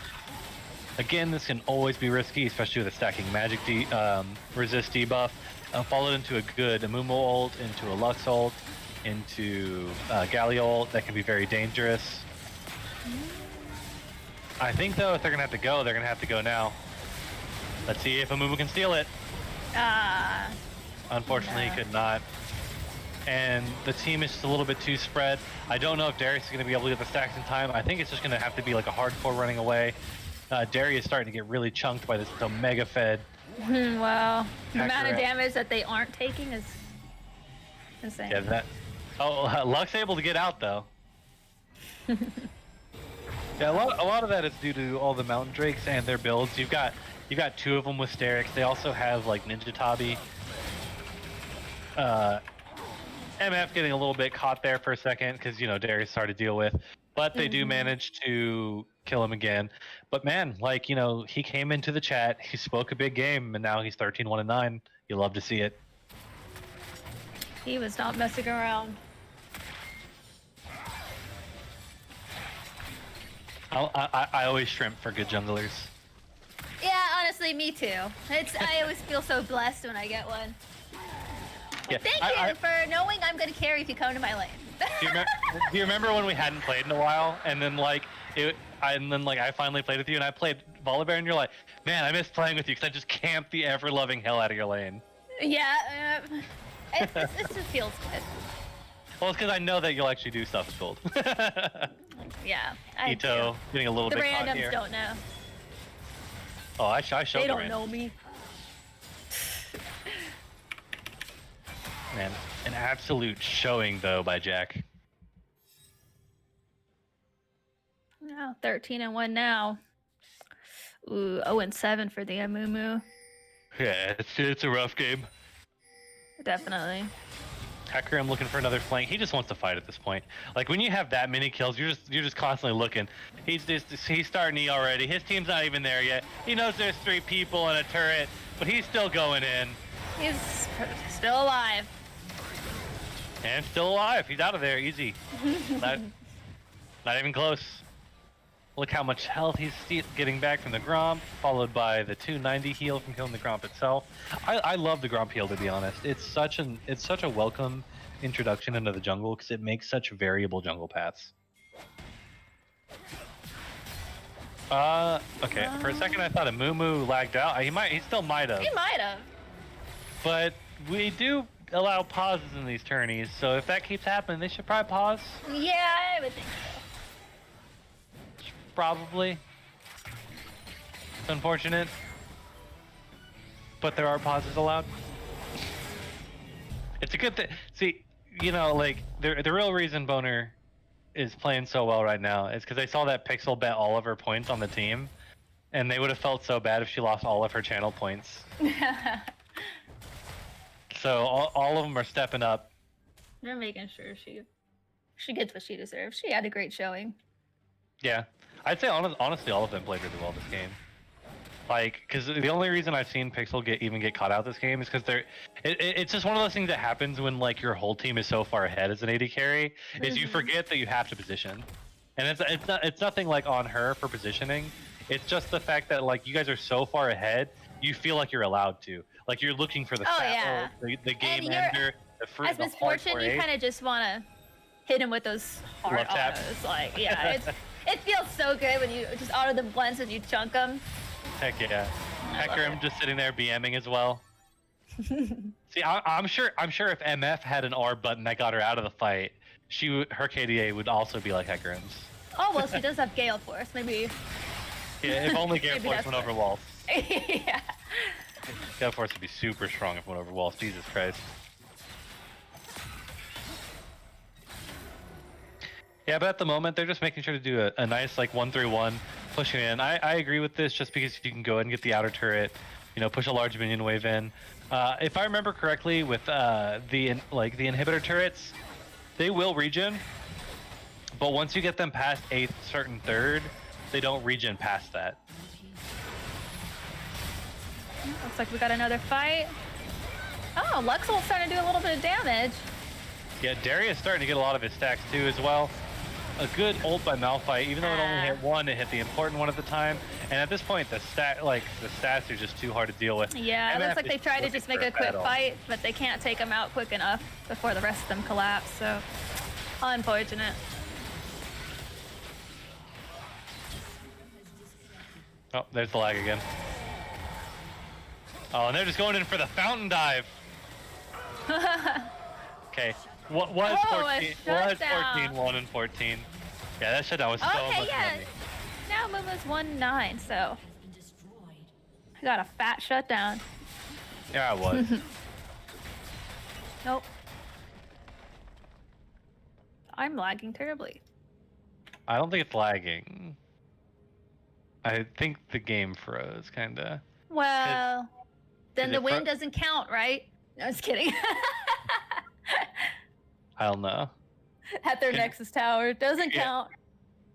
Because my spectator stopped, and so did the stream. The death timers are long enough. I feel like they could have won, though. Sure, for sure. I mean, it was only Galio up in 8 seconds. They'd probably take it down in 8 seconds.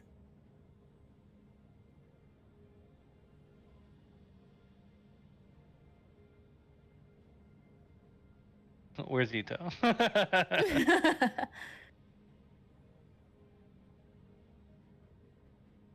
I'm gonna see if they finish the game.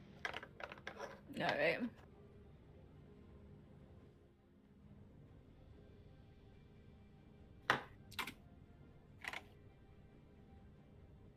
Yeah, it's just posting for everyone.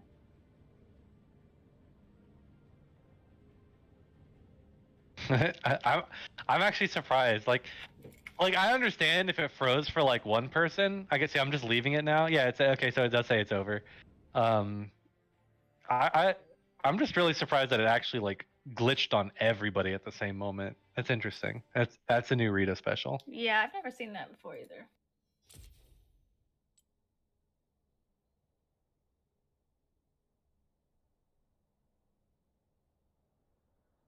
But yeah, Hecarim did like the highest amount by far. Pantheon did kind of follow him close, like a little bit under 25,000 damage. But Hecarim did so much work that game. So much work. Yeah, definitely.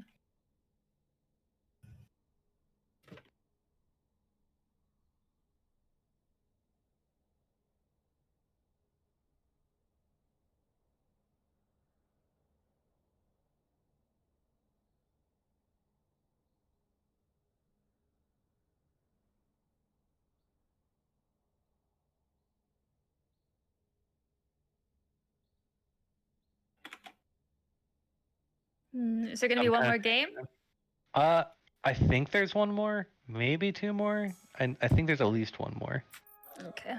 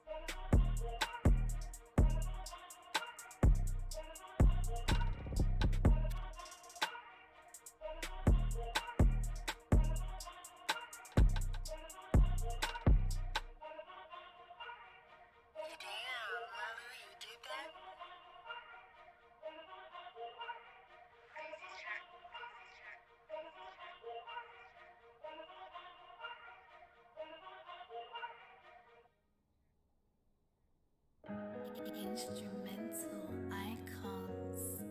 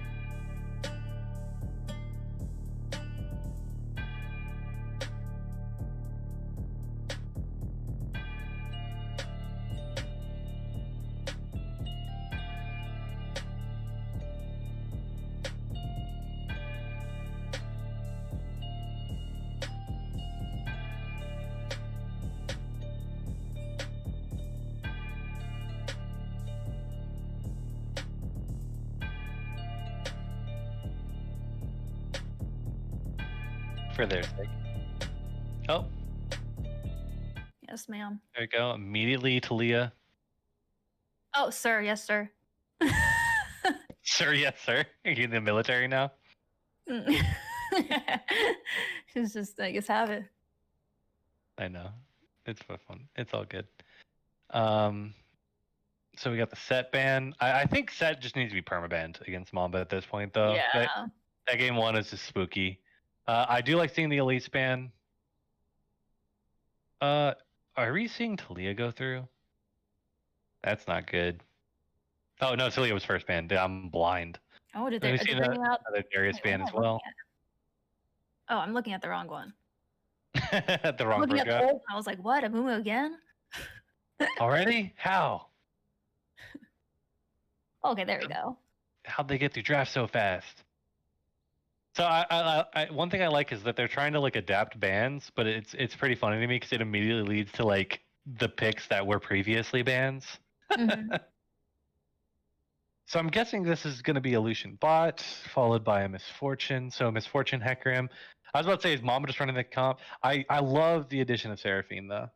I think Oh, yeah, it's Seraphine definitely is fun. probably just a better Lux at this point because Yeah. at the very least it does the same thing kind of as Lux, but it has like more CC and stuff like that. More CC, more healing, more shields, everything. Yep. She's really fun to play too. She even does probably just as much damage.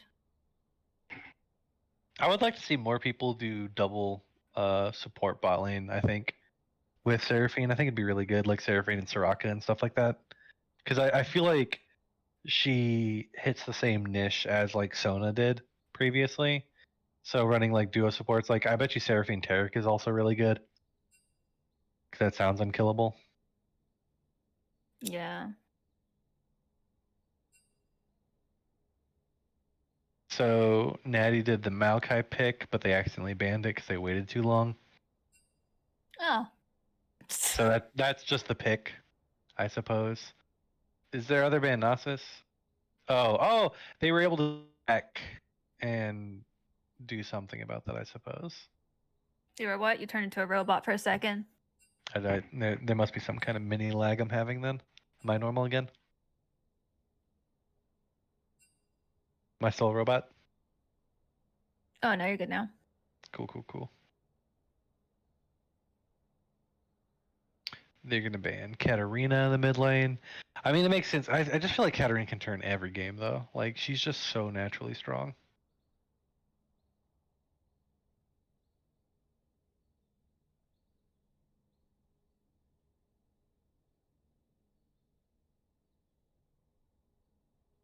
Then we're gonna see what Mamba Mentality is going to do for their final ban.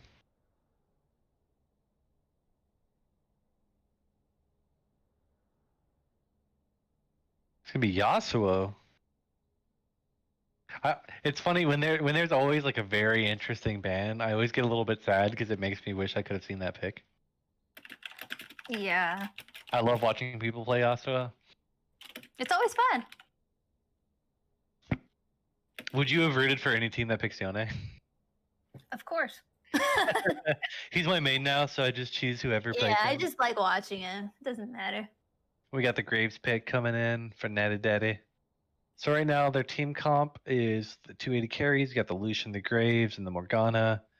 Anivia coming in. At this point, Mamba's definitely drafting a really well-rounded comp, though. Yeah, it's looking like it. This looking like the rock paper scissors prophecy. Oh yeah, theirs looks so good. Yeah. And they can play the Anivia with the Seraphine ult just to make sure Anivia doesn't get like knocked up or anything while she's having God. the ult. I'm just imagining being charmed into Anivia ult, into Anivia Q, and I'm just like already like tilted. And then a wall so that you can't. Yeah, I'm preemptively tilted. I don't even want to play against it. I don't even know who the 5th champion is. It's just tilted. I want to see who they pick topside, because so he plays Darius, he plays Set, and I mean I guess I shouldn't be surprised. Like this is like basically almost an LCS level comp Yeah. with her neck. And I'm surprised I haven't seen Anivia played more. I guess there's just really strong mid laners that like when you have like really strong other like mid players playing around, like I guess Anivia can be harder to play. She's got such a high win rate. I'm just surprised that like. Yeah, that she's not played more. Mm-hmm. This is the last pick. Take kind of a specific. This should be mid or 80 carry. I'm assuming mid, and it's gonna be Syndra, another safe, good pick. It's all right to Anivia. What do you think about the Syndra Anivia matchup?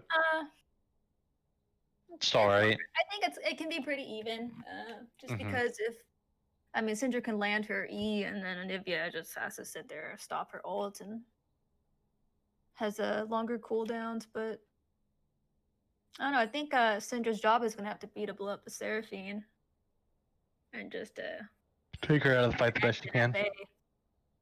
Renekton and Hecarim. Wait, who's their mid lane, or who's there? Is it Maokai?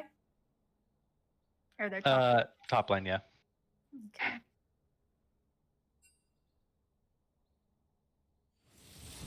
I definitely think that both teams aren't bad, but I'm gonna go say that Mama Mentality this time again has the ease of execution. Yeah.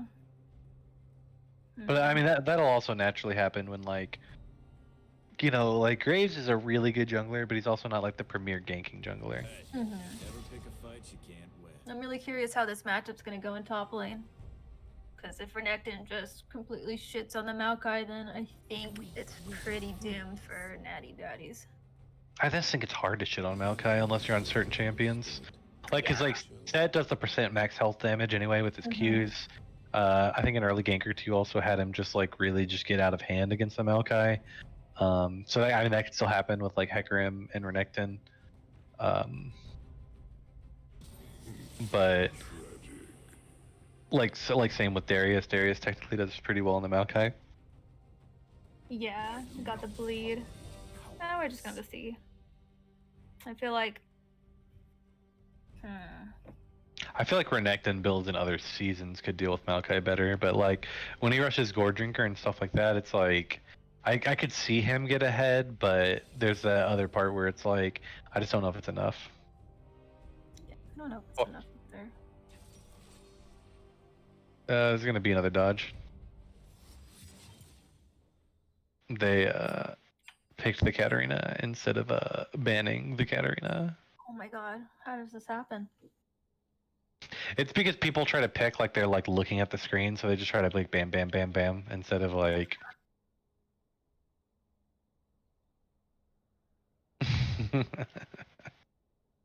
it's funny.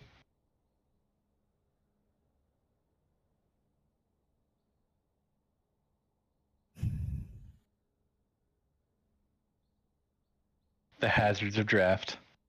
My sister should be here soonish. I haven't seen her in a minute. Yeah, she's been super busy too.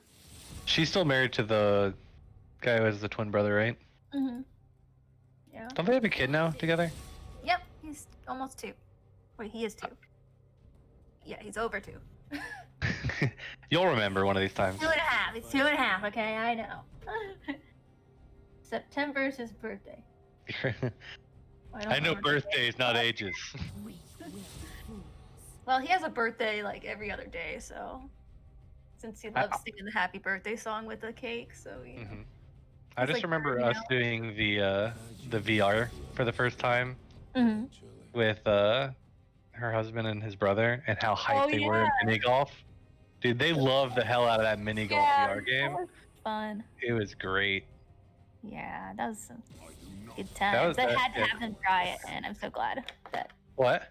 I said I had to have them try it, and I'm so glad that you were there to let them.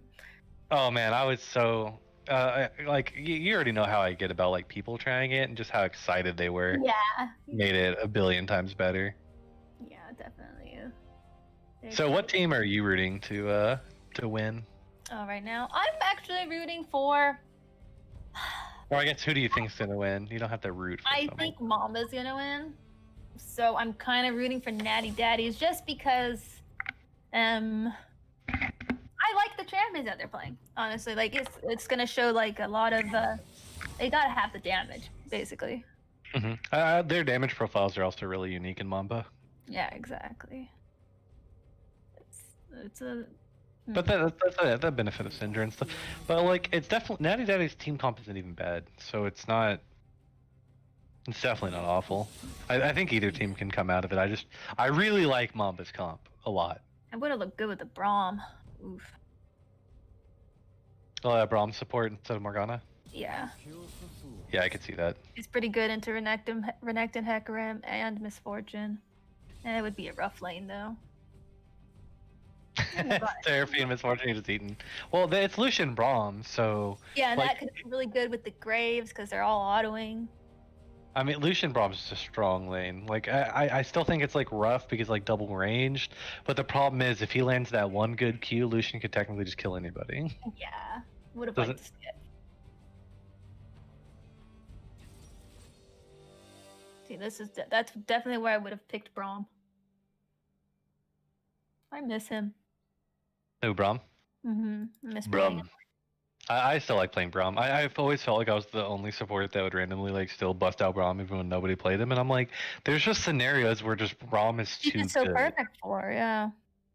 Like if there's an Ornn, Braum. If there's a Master Yi, Braum. Like if there's Yeah. anybody that's like hard to kind of lock down, but you can land autos on him, Braum. Yep, exactly. Katarina, Makes me sad that no one Braum. plays him too. I'm just like, Braum would be so good. I wish I still played support. I'd play him, but nah. Sadly, I now suck at support because I haven't played it in forever. And it kind of changes every season. So A lot of it does change. falling behind the curve quite a bit, and fort. All right, game's about to start. Oh.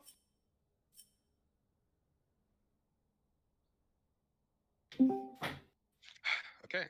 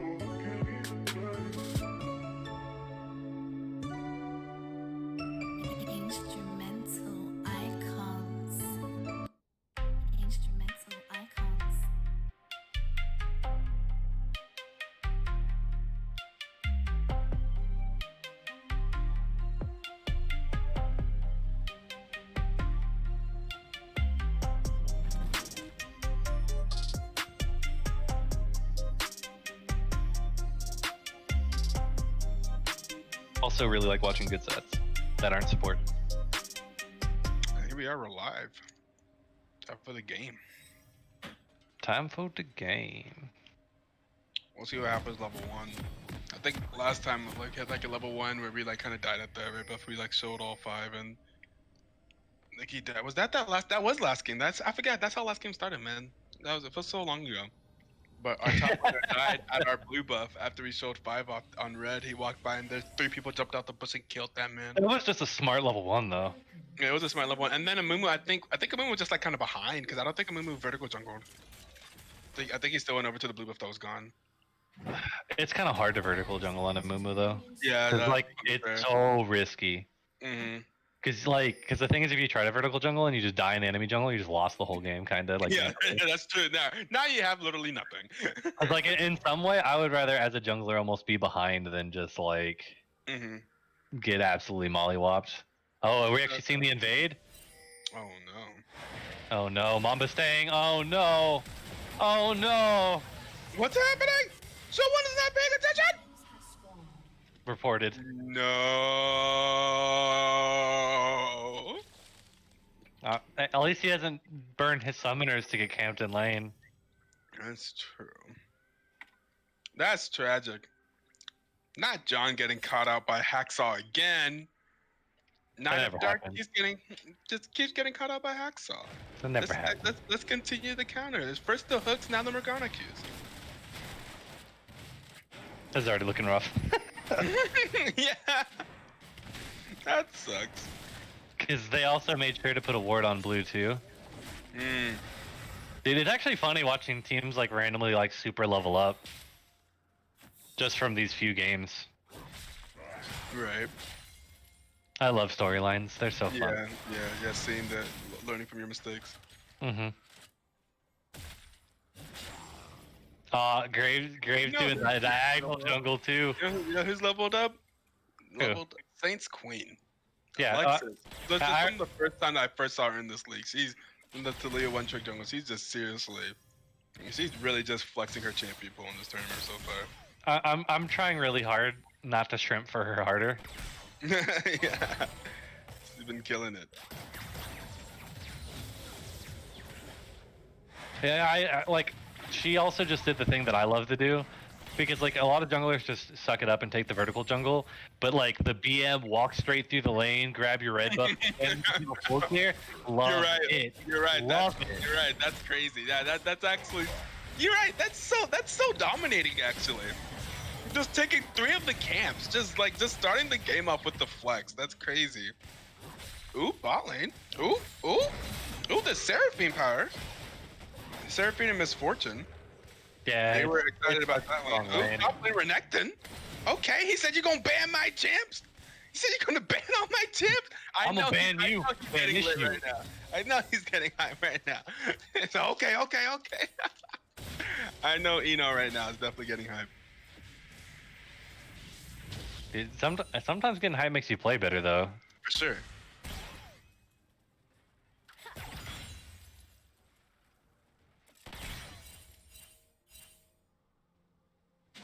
The funny thing is, this guy played so good last game too. Eno is in this man's head. It just shows how some people just counter other people. Oh, we've got the Graves gank coming in bot lane too. Let's see what happens if the Morgana lands the Q on the Seraphine, followed into the Q from Graves. The auto, it doesn't even matter. Loveless should get this with the next auto. I'm still calling her Loveless. Saint's Queen. Oh, she went. No. Oh, my girl. She went Ignite Smite too. Oh my God! Wait, what?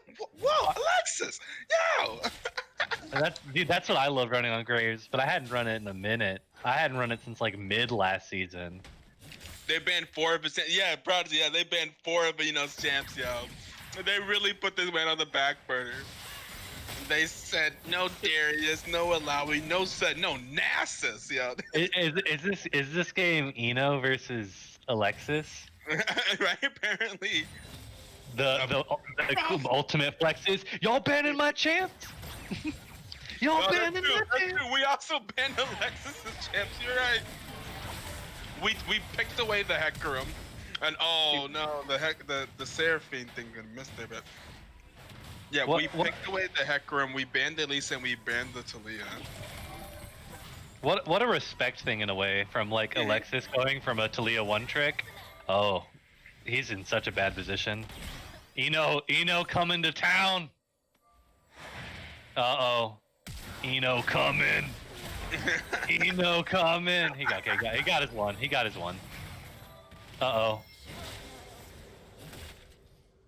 Seraphine, Lucian got his one too. No.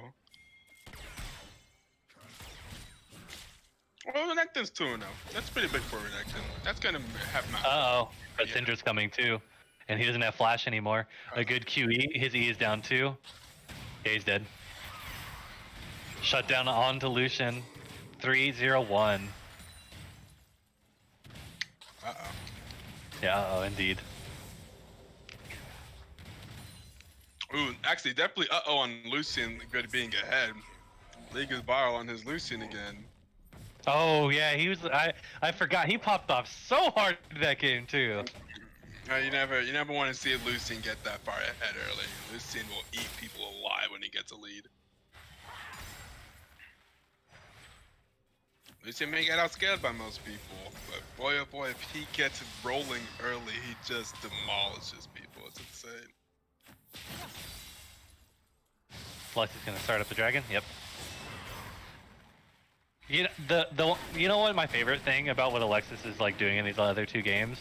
I swear she's playing exactly like I would have wanted to path in a lot of ways. And it's just good to see. It's good to see. I like watching growth. It's so nice. True.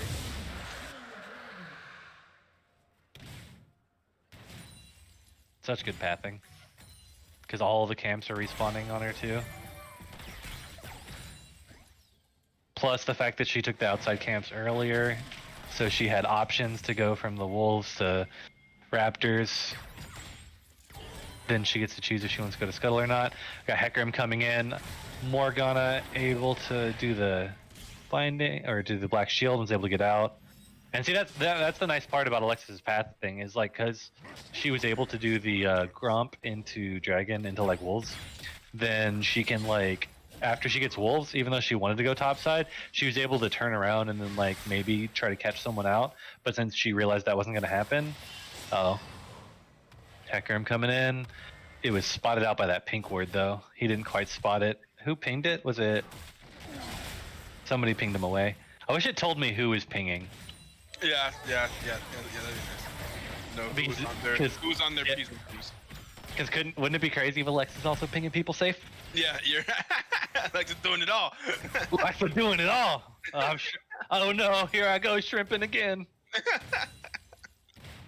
Uh-oh, you over the wall. She used quick draws recently, so she should be sufficiently tanky, can just quick draw back. Maokai was ready to go in, but he had no mana, so yeah, that was a good disengage. Oh, shutdown. Oh. Just I got base damage of I got baited top, yeah. Knight also having such good uptime on his autos. I went back and watched the replay of that. He said this is one of his favorite champs. I mean, like I said, we started off the draft with, well, I want to play Misfortune. Okay, that's a good start. To be fair, when these teams first faced off in game one, it was like even the whole game, till it wasn't. I mean, all the games have gotten off to really good starts. Even like the game where we just got smashed, we got off to a pretty good start. Well, yeah, because you guys were kind of ahead / it was very even. Right, yeah. It was just all of a sudden it broke loose, but even then it was still like a 30-something minute game. Yep. Mamba pulling out the objectives, able to get the Herald, you love to see it. Also able to get the Scuttle Crab as well. Definitely helps keep Hecarim at the pace he wants to be at. Syndra unfortunately walked over a pink ward. I'm surprised she's roaming down. They're not here. And she's also spotted by the pink ward. So I'm curious. They could catch Knight out hard right here. Yep. Oh, that was so well played. That was so well played. That was such a good roam. Oh, you know he has to be tilted. Oh no, that feels so bad. Because like even though like the other thing was warded, by then you could think that Syndra just backed or something. You wouldn't think that they would catch you in between the turrets. Like I mean, obviously on hindsight. Cleanse? Is that cleanse there? That was well cleansed. Like was it probably in danger if he actually walked into tower shot there.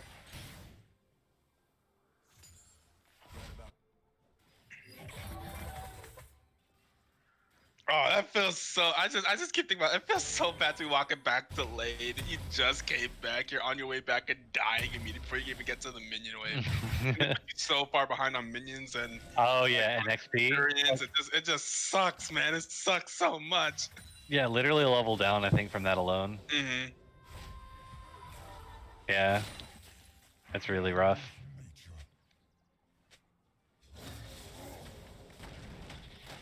Because I think he would have only been like half a level down. But now it's a full level. Not a little bit more. That was just a good roam and a good game plan though by Morgana. Good, clearing this ward. Alexis coming in for the tilt. Syndra getting a good roam too. Oh. Syndra busted.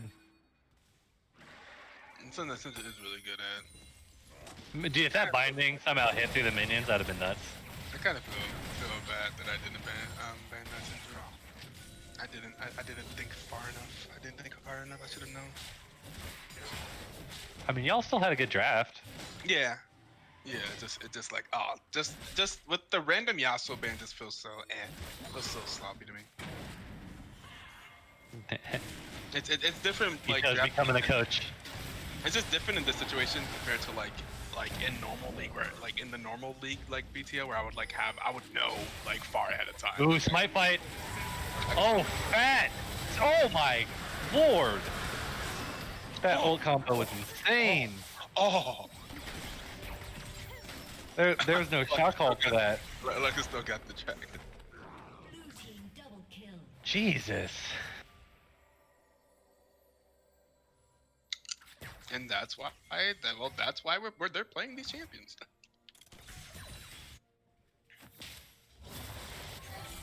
That Seraphine ult was amazing. Yeah, whenever I was playing some games with her earlier, she seems really good at Seraphine. From the few times I played with her. Because at first I was gonna be playing ADC today because our ADC Volte was not able to be here. God, that was crazy. Mm. That combo swung the whole game, I feel like, to be honest. That was huge. Yeah, because it was just straight into an MF ult too. Jesus. I think it would have been swung it if there was also a dragon off of that, but they didn't get the dragon. So they're still down 2 dragons. It's because Alexis went in during all that chaos and still managed to steal it. Yep. Here we go, shrimping again. God, that Seraphine ult though, absolutely bonkers. Your team definitely came in with a game plan though. They look very comfortable in this game. Ooh, look at that Nivea damage. That's why I'm still surprised I haven't seen like Anivia played in pro yet. I feel like she's really, really good. Where's Frogger? Yeah, no, in our darkest hour.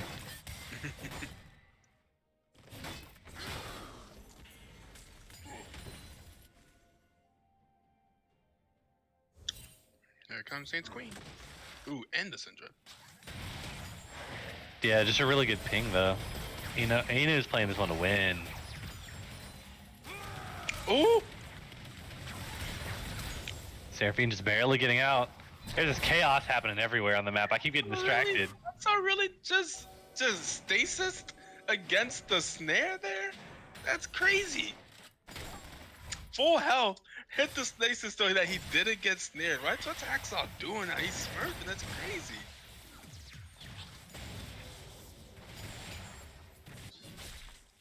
He said he got micro mechanics.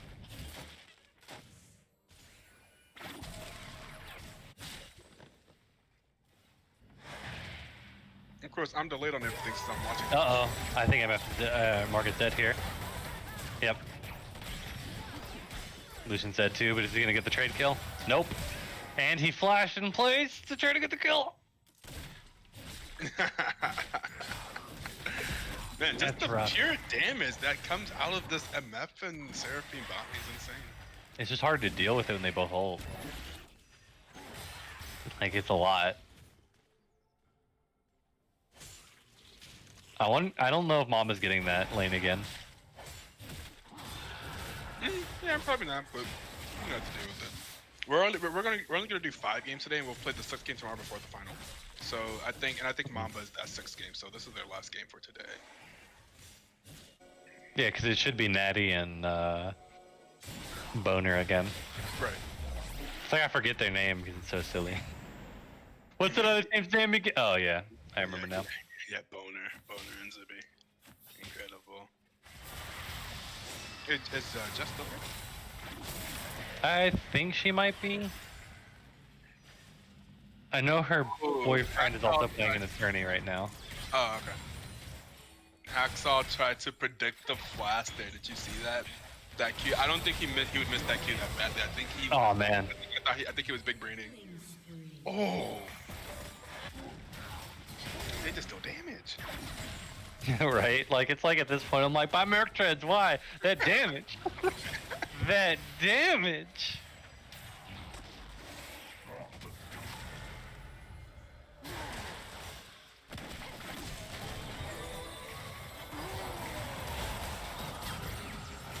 Oh no. God, that team fight really just turned the whole game so hard. That was such a snowball from that dragon fight alone. Like, I know it's also just your bot lane just like kind of smashing at this point, but like, I mean, the reason they're so far ahead is because that team fight just went amazingly for them too, though. Right. And then now you're gonna prevent soul point as well.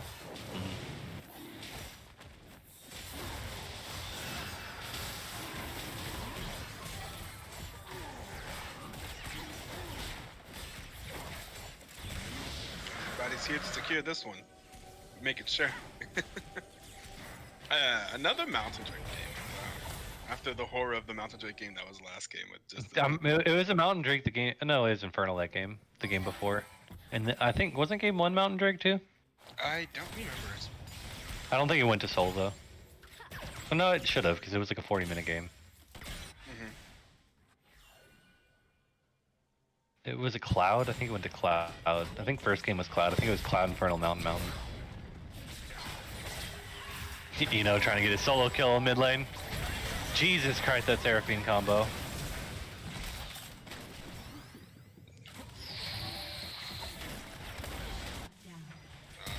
Oh, Jesus, TP. Oh, that's rough. Oh, hey, you know, did get the solo kill in mid lane. Yep, he did.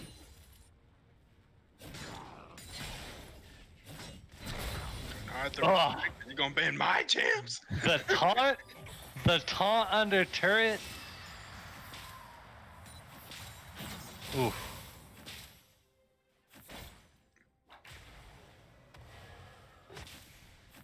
Dude, I'm telling you, this draft was just kind of smurf. There's a reason I told you I like that draft. Yeah, it's really strong.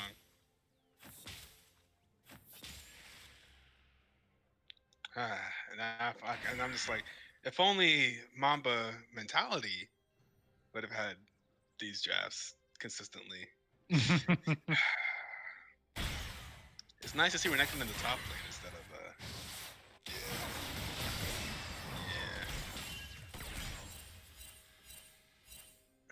We could have smurfed on games too. I'm sure Expo. I know for a fact Expo can play Nivea. I feel like I'm sure Mark can pull out Renekton. I'm sure Mark can pretty much also play anything. I think the only champion I saw Mark didn't look good on was Fiora. Yeah. I mean, he also played a Lily top game at some point. Jesus. I can't hit him for like the Lulu top game, or he had like a Lulu top game, the Soraka top game that he did incredibly well in. Yeah. Both of those games. I was like, yeah, but there were more normal picks we could pick. I'm like, why is it Maokai is the only meta pick? And after that, it's like, well, let's just have some fun with it.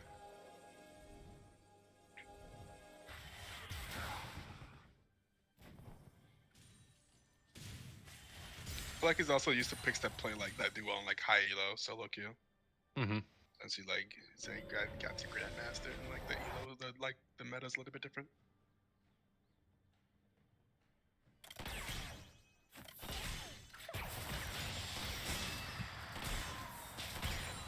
Jess, did I hear you come back?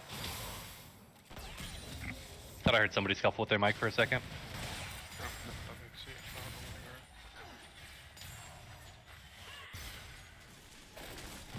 She might be trying to take a quick break real quick.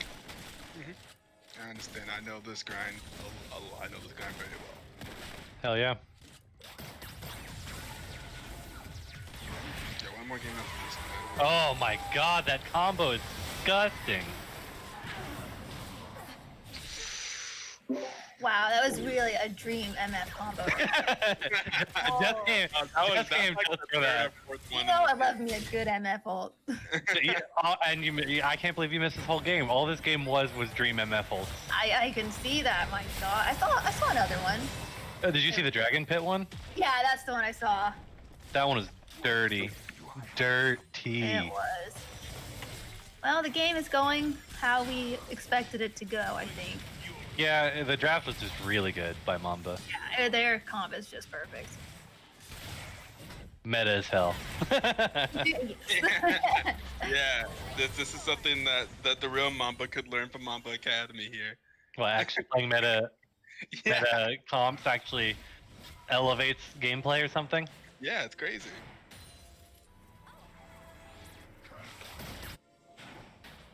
QX Navy, is that QX Navy I see in the chat? EIU? I know John said we had some fellow EIU peeps that will be checking out the stream. How you doing, Q? Good to see This game just blew wide open after that dragon fight.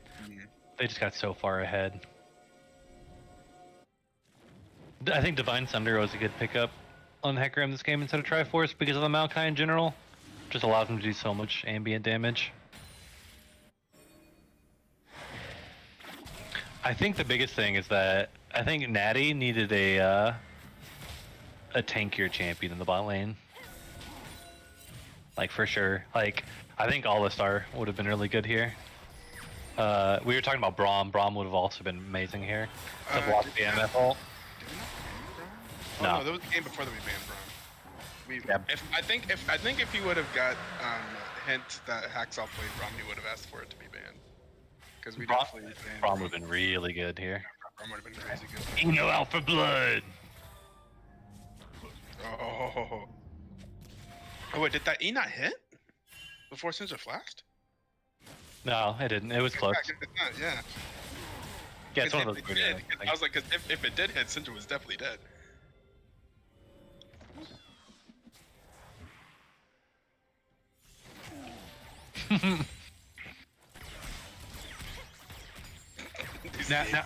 now it's the reverse, right? Where your team is getting the mountain drakes while super far ahead, and now it's just becoming harder and harder and harder to kill them. Right.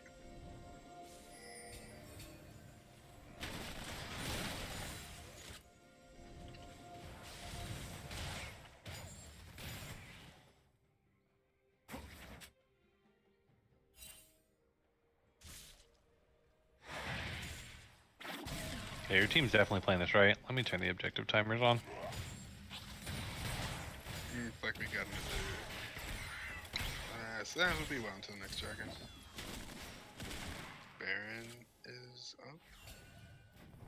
Going through getting the pushing that vision control forward. Try to set a vision for the Baron. And, okay, not gonna get behind. I stopped trying to play by play because of course I'm behind. I'm just gonna make small commentary. Yeah, I was gonna try to do more play-by-play, but it's a bit hard. Jesus, that Seraphine damage is insane. Nemesis didn't even think he had to do anything because of it. Yeah, jeez. Jeez. Oh, it's 25 stack Majai. Okay, yeah. Mhm. That damage is about right. Oh, I didn't realize she was feeling it like that. Okay. Oh no, she is feeling it. She really is. Oh, look at that. Oh, that dodge too? The preemptive flash to get away from the Maokai? Ooh. Uh-oh.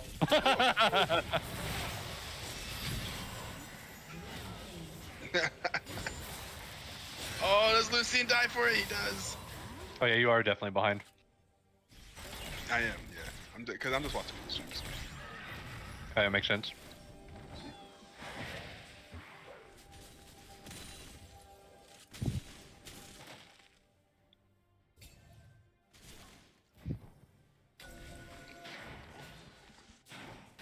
For the reason too, I'm not doing my play-by-plays. I'm trying to get my late dinner in too. Oh, I understand that. I am becoming the caster Ito. It is time to cast and eat.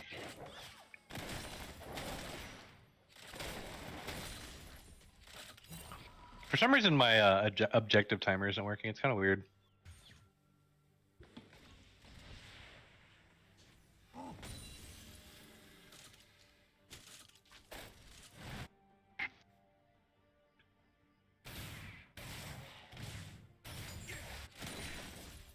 Yeah, it's gonna be so hard for the net in this game. It's just I don't know if they really have an answer for Mamba Mentality's comp. That's part of the reason why the draft's even smurfier than even just the picks. I think Paris opened her stream. Yep. The Prince, he came through.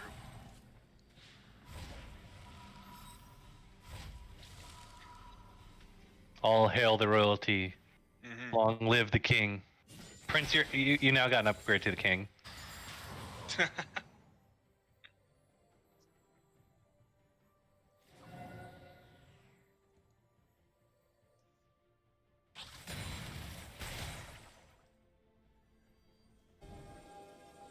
Now there's Prodigy to Prince in there.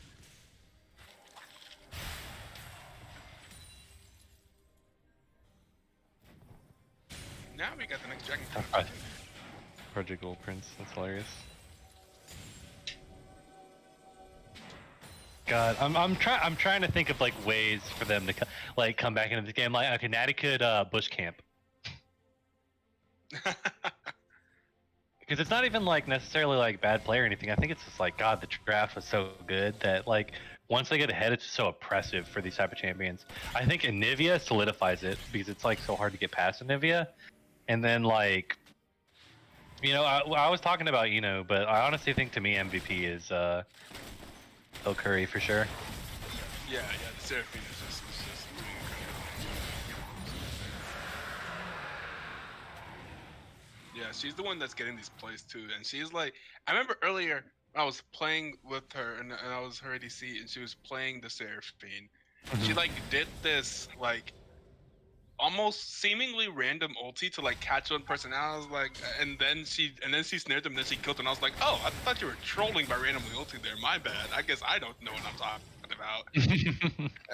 So like, she knows that this champion pumps out damage.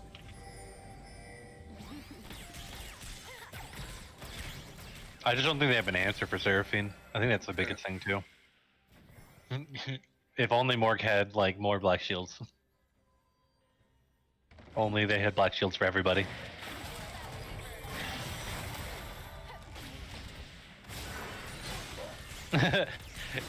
Seraphine popping off so hard, Hecarim getting hyphy. Yeah, she really knows this champion. Yeah, she does. I just did not know. I mean, I just don't know the. Oh, yeah, there you go, Morg. Bye. I just didn't know that they do that kind of damage, and also the hitbox for it. I keep thinking that these ultis are going to miss, and then they don't. Ooh, we don't have the rest of the team there. The Renekton's going in, but we do not have the misfortune there. A little bit of probably should not have pulled the trigger that hard without the Anivia and the misfortune. There was kind of a 3v5. Yeah, a A little bit. bit of a high feed there. I mean, it was like we were probably good on the catch up, but probably didn't need to go that deep on it. Like just catch a person out there and get that kill and kind of reset. Wait for the rest of the team to walk up.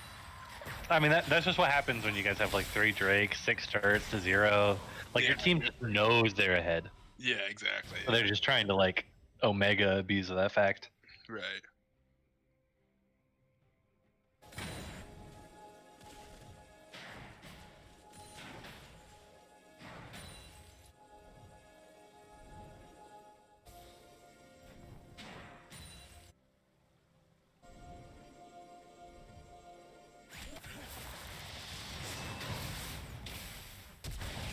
Oh, Nivea could be in trouble here. Ooh. The wall, put up the wall, but the wall will not be enough. That oh, we got a teleport coming. The teleport's not going to come in time. Wait. Yeah, the teleport's not going to come in time. Yeah, Eno wasn't there for Anivia, he was there for Lucian. Ooh. Ooh, the risky dragon or Baron. I love this. This is actually really good. This is something that can definitely help them get back. Yeah, the teleport goes top here. The teleport went bottom, man. Lucian taking the super long way around though. Kind of a little bit late there. Oh no, Seraphine going down? Seraphine. Nope, not quite though. Doesn't the MFL going a little bit wide. Ultimate. Not gonna hit most of them. That Maokai ultimate was insane. No, it was. Oh wow, it was. Dude, Seraphine actually looked at Oh, but are they too low? Like, can they do this? They got this for sure. Yeah, they have it. 280 carries OP. Wow, only 2.7k separates the teams now. That was huge. This is still anyone's game. That was such a good call. Who called that? Who called Baron? Now you're gonna go back and see that it was in fact the Graves. It's Alexis again. Well, I mean, she's also pinging the Mountain Drake, so who knows? Like I said, she's grown a lot as players. She's played in BTL now at least. Wait, I think 3 seasons now actually.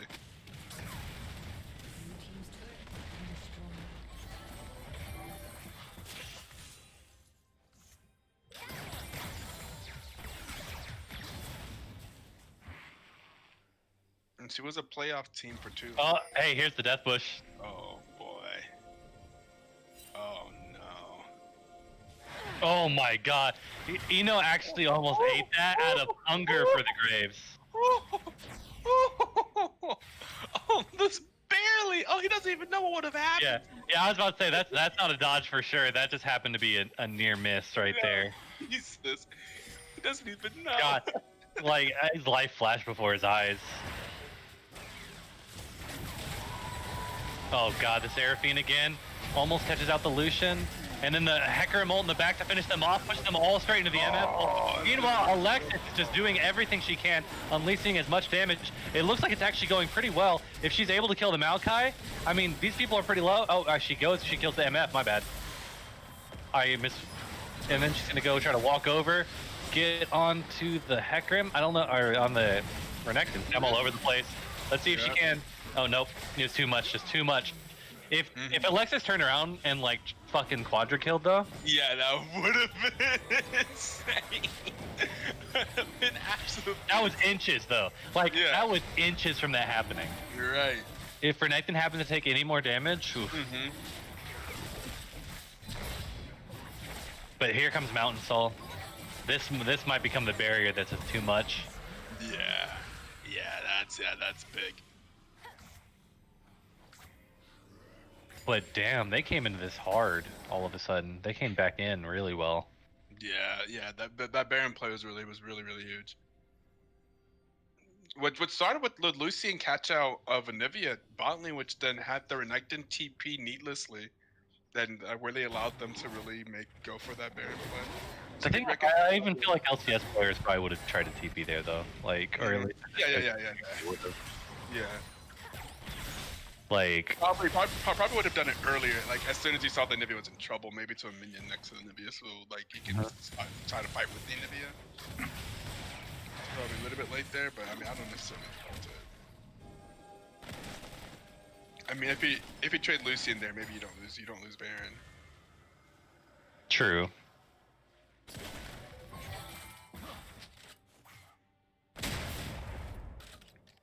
God, it's like I just really wanted Alexis to pop off on that dragon fight. That would have been so crazy. Yeah.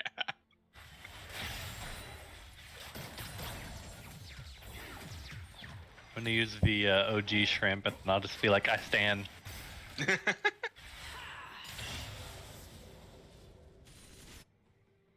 I'm standing like 3 different people in this game. Yeah, this is really, really good performances. Alexis, Inu, and Akame just oof. Like Dark Knight, even though it's Night of Dark, definitely not playing bad. Same with like Nemesis, but like Yeah, true. it's just it's hard to shine when like Yeah, I mean, even then, Seraphine said you the hell up. I mean, she got 25 stacks all over again. You know, it's hard to. It's, Yeah, it's hard. She's got the BM book. she's looking for an ulti here. Right, Yeah, so- she is. Look at that fat Syndra damage.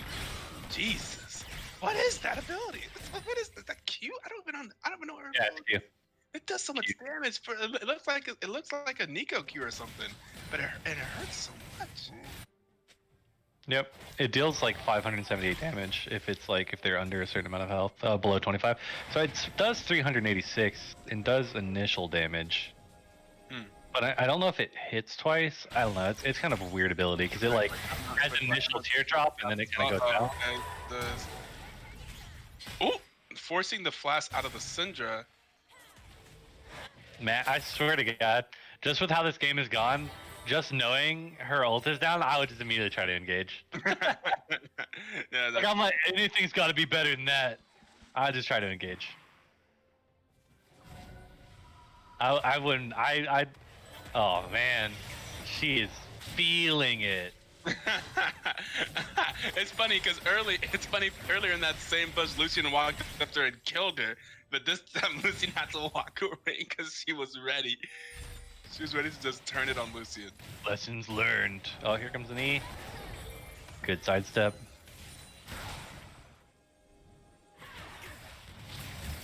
They're gonna try to go after the Nectin here, not gonna get hit. Here is I think he's dead here though. Hecarim. Oh, but the super root. And then into the Misfortune ultimate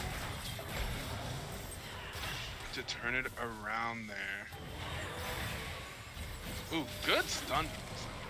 Yeah, but that Seraphine root in that corridor was so clutch. Bye.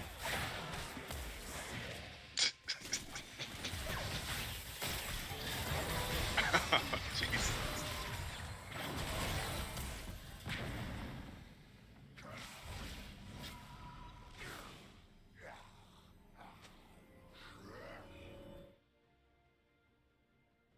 This game's crazy.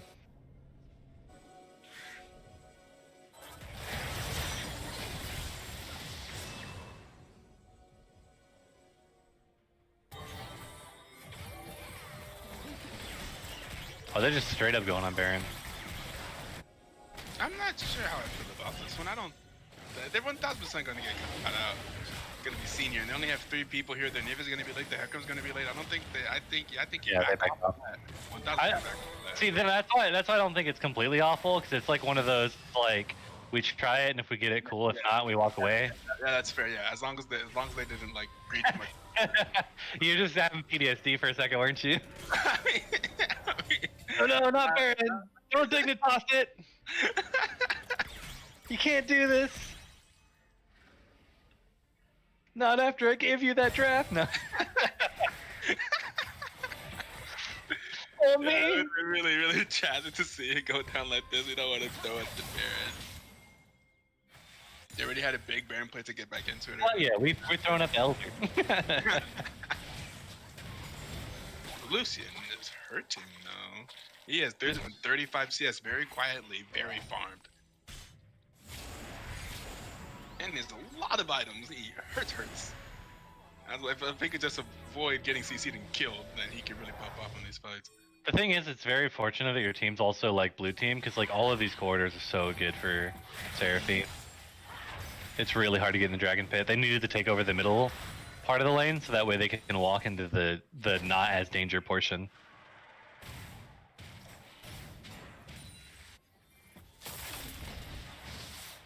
That's a good wall. Yeah, it was. I mean, of course, it's against a Graves, so Graves just dashes.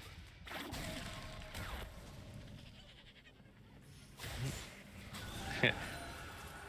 Okay. Oh, the fat Seraphine ult! Jesus!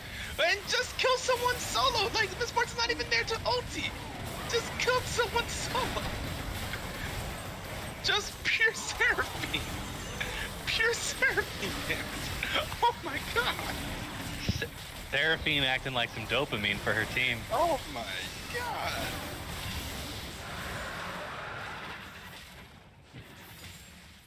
Tasty ults, yes, the most tasty. The chef kiss, the mwah! It's Insane. nuts.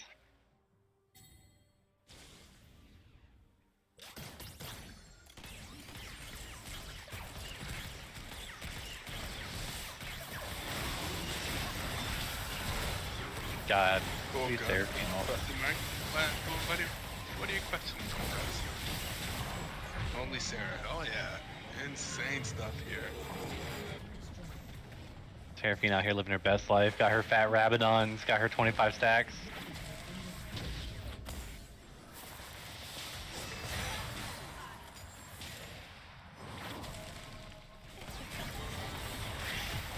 Oh, goodbye.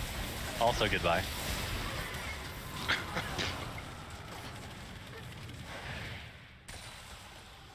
Also goodbye. Yeah, it's over. GG.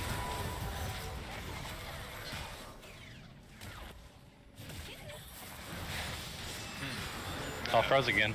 Crazy. It just freezes now when the game ends? That's a weird bug. Did it freeze on your guys' end too? Yeah, seems so. What makes the bug weirder is it didn't happen earlier in the day. Ah.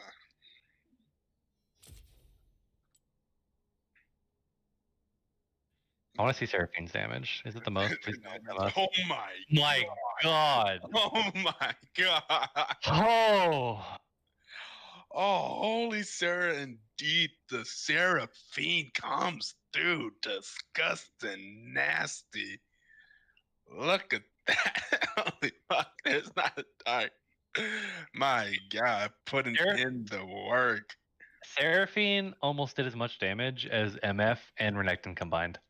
Yeah, that's it. The Seraphine difference. Jesus. Yeah, definitely the MVP of that game definitely has to go to Okoro Ukami Impetuous there.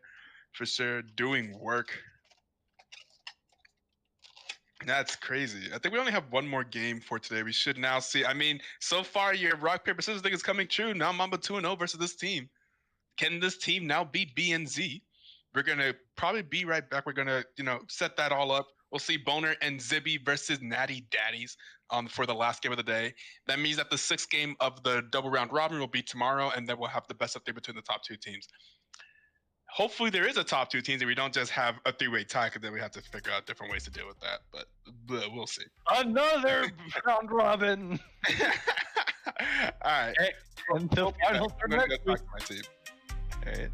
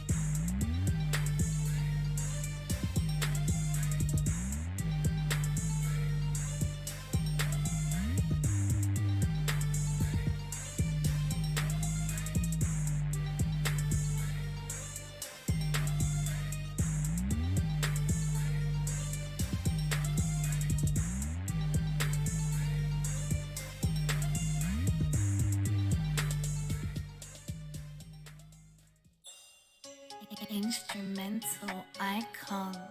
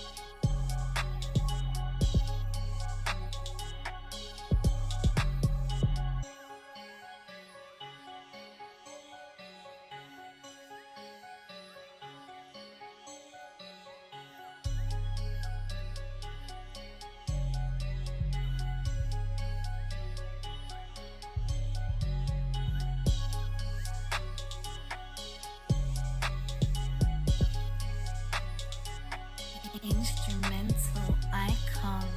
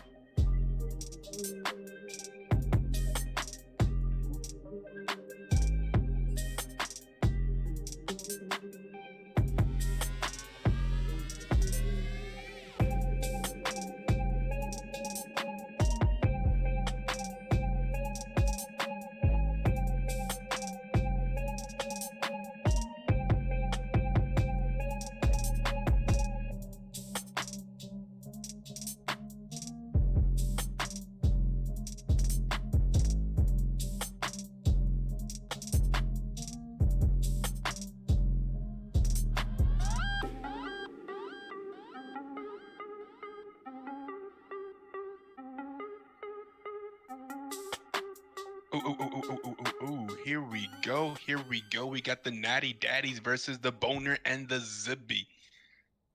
I guess it's not the Zibby, it's Boner and Zibby. Okay, so we're gonna go ahead and see that they're gonna ban away two of Peach's champions immediately.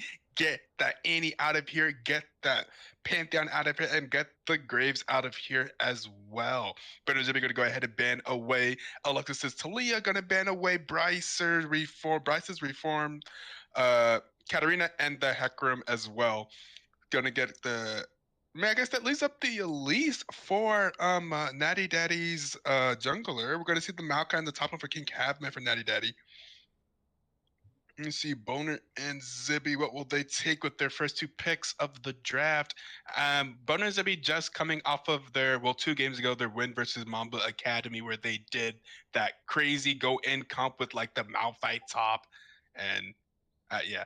the Malphite top, and then they had the Alistar, and then they had the Pantheon, and they had the Disgustingness and the Hecarim, and it just felt real bad for me. It's just I was one on the Rift that time, and that felt terrible. We're gonna see the Urgot top being locked in for Boner and Zippy. That'll be for who's their top laner again? Wee Wizard.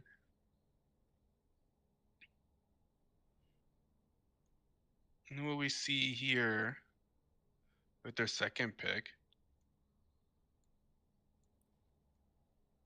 The Swain! Is that the Swain in the mid lane? Is that going to be Swain support? Is that Eviction or Peachy on the scene? We'll find out.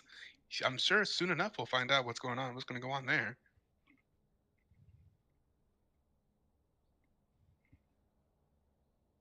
Senna. Oh, we're really seeing some new picks in this draft.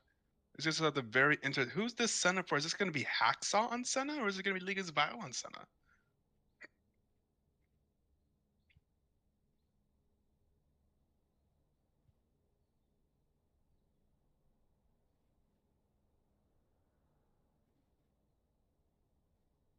Senna Pike. We're really seeing some new things from both of these squads for their last game of the day. We're going to see some interesting drafts already, some just unique champions. I don't think we've seen Senna or Pike or Urgot or Swain at all in any of the 4 games previously today.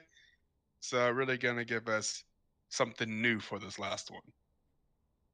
Pike. What is this new emote that's replacing Pog? It's PogChamp, but it's someone else's face. they really did. They did a new PogChamp. Alright, we're gonna see the Seraphine being locked in for Boner and Zibby. They saw that last game. They saw the work that Okami did. I don't know how to say her name at all. I never know what to say. We're gonna ban away the Elise. So okay, Natty Daddy giving Boner and Zibby a chance to get rid of the Elise. So Elise gonna be banned away. They're gonna ban away the Olaf away from I think that's Jack Delamy, the jungler for Boner and Zibby. So they did get a chance to ban the Elise. So that's gonna be 3 junglers banned away. They now have a chance to ban perhaps something in the mid lane. Try to ban something away from Bricers. And that's going to be the Echo banned away. That's something that we also banned away from Bricers in our first game against them.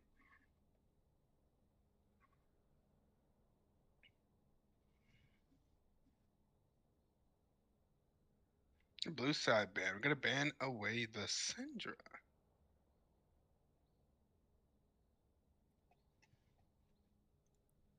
That'd be banned away from Peachy. Now we'll see what they pick. You're still looking for an ADC, I believe. I guess this also means that that's probably Swain mid, right? The Vi jungle. It's going to be Jack Delamy with the Vi jungle.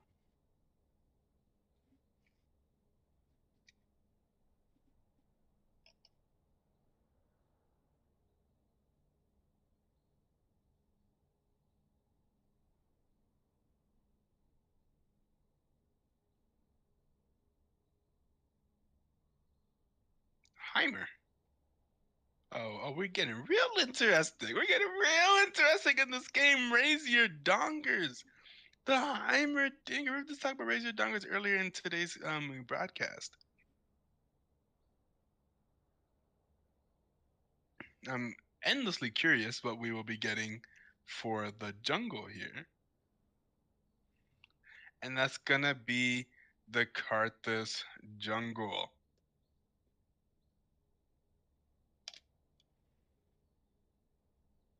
I've seen Alexis play the Karthus jungle before. She's definitely very capable on it. I saw her play that a few times in BTL last season. We're going to see the LeBlanc for Peachy over on Boner and Zibby. I imagine that's going to be the LeBlanc. Hello? Wait, so what's the bot lane? Is this going to be a Swain and Seraphine bot lane combination? How very interesting. Did I hear you coming back? Is that Indefiance coming back? Yeah, I think Jess might be here to invite. I can double check. She's online again, so I'm not sure. Okay, we'll see. We'll give one sec to see if we can check. Yeah, is the draft all done? Yeah, the draft is done inside of the LOL, the drafting website. So we're getting the client checks ready. Whoa. This is the draft. Yeah, it's really interesting. I feel like I did drugs. yeah, yeah. This draft is really, really something. This draft is really something. I think we're good to go. We can just probably go. It's fine. Okay. All right. Go ahead. Because I think her sister came over recently too, so I'll just let her spend time with family. Yeah, sounds good. Jesus She did an Christ. amazing job through 4 games coming through. Clutch. Yeah, her first time casting. Let's go. Yeah, fantastic. Yes, this is our draft. Papa Molly, I'm sweating. What? So I feel like Taking the drugs. wait. We gotta end the day with the cheese, says Alexis. God, I'm so confused. Like, Never underestimate the donger.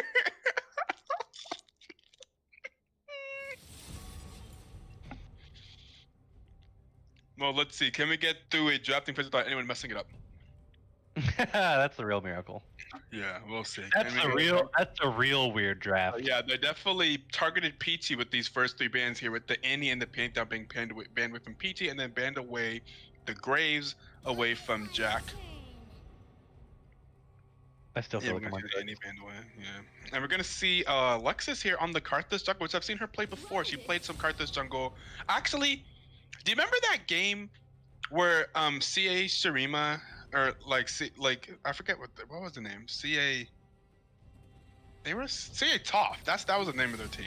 Oh, I thought you were talking about like one of their players. So in my head, I'm like, okay. No. CA Toph last season in BTL beat Mamba Mentality. Remember when they beat Mamba Mentality, and they beat us with that kill quick slice from a million miles away comp? Oh yeah. Yeah, that was whenever she played Karthus jungle. She got very strong in that game because she was doing a ridiculous amount of damage. See, But you that say was the that, Karthus you just made me jungle. sad. We never ran Nocturne into you guys. Did you guys ever ban it? I don't think you guys even banned it. I don't remember. I'm not sure. I don't think you did. And that was not. I don't think that was our priority bans against you. I think Polybear was, if I remember correctly. I should have gotten Nocturne into Evelyn and just lived in the bot lane. I mean, that's dangerous. I mean, I guess it worked that time. I feel like we never really played specifically through bot lane. Some games we did, but other games we didn't. But then you never knew what we were going to get from our solo laners. Are we going to get the solo carry or the solo win? For real.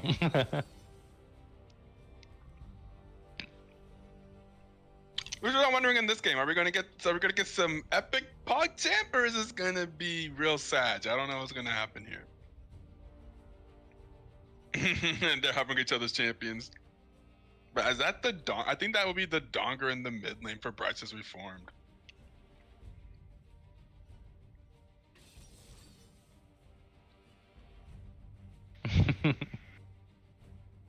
The Senna Pike bot lane. I actually heard Senna is really good after her buffs. I'm pretty sure you're actually there for me listening to that. I think Mark told me.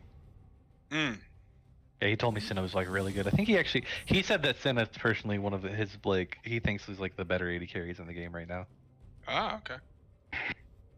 I do feel like that could be a reason. I'm sure his words do have influenced the bot lane of Natty Daddy. Of course, both of those are people who know Mark very well, of course. Hey Mark, who do I play bot? Yeah, Lincoln's ball and Hacksaw. Last game of the night. Who do I play bot? Senna. Okay. Right. Didn't Quick Slice play like a virtual fuck ton of Senna last season? Yeah. Well, yeah, he did. He did enjoy some Senna as well. Quick Slice did, yeah. I feel like I remember him play because I think he was the player who was playing it like all the time though, right? Yeah, like, yeah. I mean, and there were some times where it was a little troll, to be honest. I think there was like a game where like we picked Senna and you thought that it was just like the worst pick ever, and we like got trashed that game. So there are some times. I have to admit, I still feel like my draft takes are actually usually pretty good, and they end up being correct. I think first game it didn't happen. Well, you have a challenge here in front of you. What is your take on this very, very interesting draft? The meta has been thrown out the window.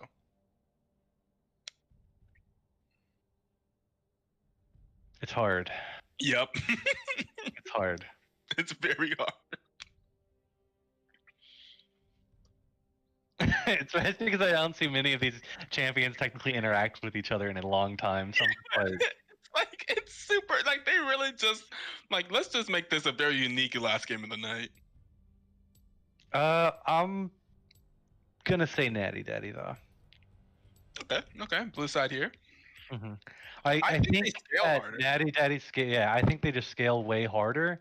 Mm-hmm. I do think that like Boner and Zibby can like randomly like hard stomp, especially with like the Seraphine Swain combo.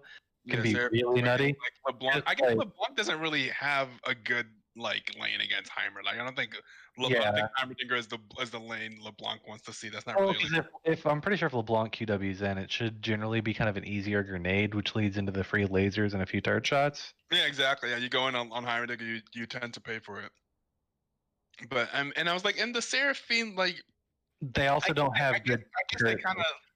Yeah, I guess they kind of like saw the Seraphine from last game, like they got inspired, like Holy Seraphine. Like I think Pixel literally said Holy Seraphine in chat, and now she just picked Seraphine to play in the bot lane. She, I she think might Seraphine also, is very good in the carry position. We just saw the type of damage Seraphine can do. But is Seraphine Swain super good? I mean, they can chain their CC. It's not bad. see the thing is like it's one of the. I think it's actually pretty good because like Swain is already naturally tanky, so then you add in like extra CC because like for example, if like Seraphine throws like an ult or like the double E root, it gives Swain the free E, and also like if her just regular root, he gets the free pull as well, and then the W plus like the missing health like thing if she decides she probably will never do it because like it's hard to ever use the damage slash the shield slash healing one because you just want the double root or the shit tons of damage. Right. Like it's really hard, but like that on top of Swain's like innate tankiness is like just really strong. And like the thing that Senna struggles with is like getting like heavily engaged on and like escaping engage. And so like I feel like Senna would be generally fine against Vi because like if she W's, Vi can't R you. But True. God, Seraphine Swain I feel like it's a lot to deal with, and I think it really comes down to like support diff maybe. Right. 'Cause, like, I don't see Pike- Pike if doing Pike- well into Swain though. It depends. It just depends. I'm like if Pike it lands a good hook, like Seraphine could just die. Yeah, I guess the good hook has to be on Seraphine. I don't think in general you probably don't want to be hooking Swain, at least not later. I was about to say not later, but I think early game. I think there's enough CC and damage with Senna that like I think it's negligible early. I think once Swain hits 6, that's when it gets dangerous. Yeah, I would say Senna's damage is not the greatest early game. Like she's okay, but she's definitely a super scalar. So I just think that Swain Pike, to me, when I think of Senna, I think of someone that can like protect her and kind of help her through her weaker early game and get her to that late game. I feel like Pike to me is a strange combination with that. The thing though is that Pike also can help with that because like the way Pike naturally plays, it makes people want to aggress on Pike. Oh, okay. Mm-hmm. So having that kind of like almost innate distraction, Yeah, someone else. I think it's really good. The body double or something. We'll see. Because you can't, because you can't really ignore the Pike either. Is the problem. Especially if you got a Seraphine and he's just sitting there like going invisible, like, and all of a sudden he's gonna like EQ and like kind of try to fuck up Seraphine. Especially with like running Halo Blades like Ignite, it's just it's dangerous. The King is saying, isn't Seraphine technically a mid laner now? I have literally no idea. What? Let's look up the stats. Where does Seraphine? And Seraphine still seems to be mostly played in the support position, but I feel obviously like Seraphine has the damage to play mid. She can play bot lane for sure. I think she can play mid, but I think she probably has a higher win rate as bot lane and like support rather than mid. Yeah, I'd imagine. Seraphine's I never really seen Seraphine. Yeah, I never really see Seraphine mid, but I do see her in both positions bot lane. I just think she's underrated. She's not even on OP.GG in mid. yeah, she's not. But maybe. But she's not in bot lane either, so I don't know what that's about. I think. Yeah, maybe it's a missed. Yeah, maybe it's just missed opportunities. Who knows? Maybe Pixel will prove to us that Seraphine should be a bot laner.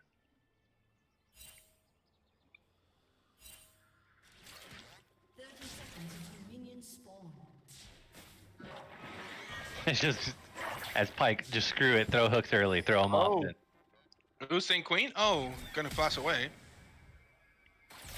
The early ward there from Saint Queen.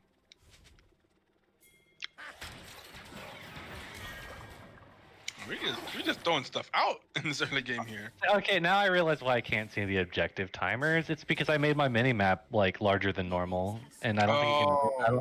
I don't think you can move the timers either. Oh, and that's interesting. I was wondering. I was like, why can't I see them? And I see the herald like barely peeking out, and I look over to the right. Smaller than the diagram. Tossing another early invade. Interesting. I think his Vile needs to leave him alone though. Uh-oh.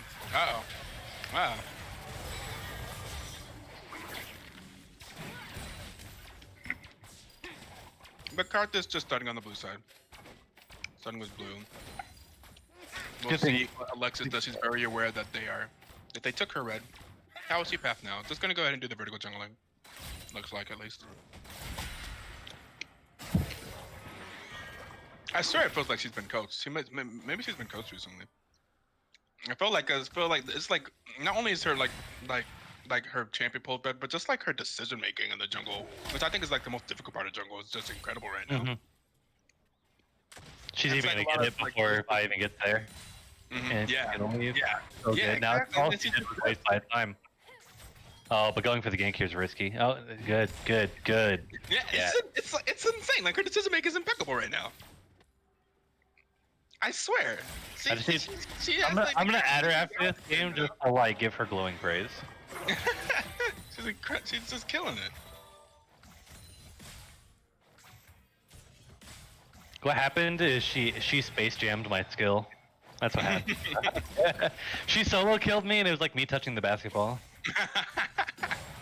Nah, obviously she's worked on her decision making and definitely just wanted to improve. Yeah.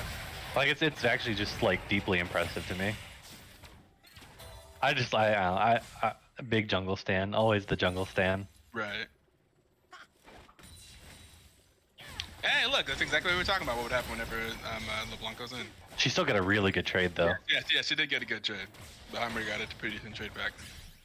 If it was a champion other than Heimer, LeBlanc would have won that trade a lot harder. Yeah, probably. Oh! They did some real damage there. The flashing forward. Niggas about taking a lot of damage there. That was really well played by Pixel Wolf and Oh wow. Vixen there. I Like timing the snare with the pullback and the eye from the swing, just all the damage hitting at the same time. That was insane. Yeah, that's why I thought the lane itself was pretty good. Mm-hmm. It's just because it allows them to all. If I remember correctly, I think it was supposed to be future teammates. Isn't Inviction also the support that Pixel's going to have on that team? Is it? On her team? Yeah, I think so. Because I saw Inviction and Bokeeper were doing the other day. Oh shit! I should know who's gonna be on my. Wait a second, shouldn't you know this? Bro, I've been playing on my 80 carry account. I'm so awful. I'm an awful person.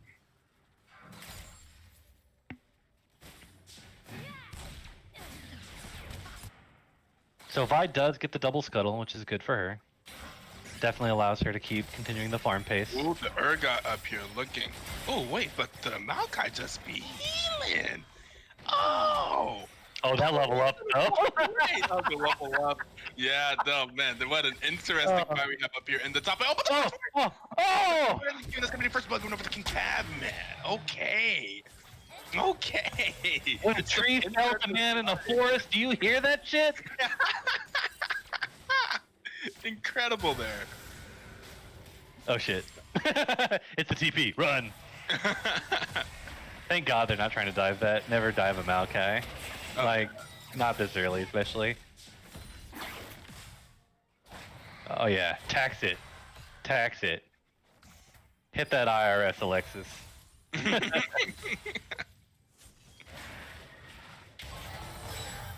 Seraphine just doing work in the spot lane. Like say, I think we're just proving this the strength of that champion. I'm not surprised. I honestly thought she was really strong to begin with, but geez, it's watching the pick priority of her go higher is actually funny. Yeah. She's probably gonna end up being a picker ban champion in the finals 100%. Mm-hmm. I don't know about contesting this. Ooh, Hacksaw. Oh, Hacksaw, what is your plan? Oh, Hacksaw. There was no plan. Where is he? What was the flash? Oh no.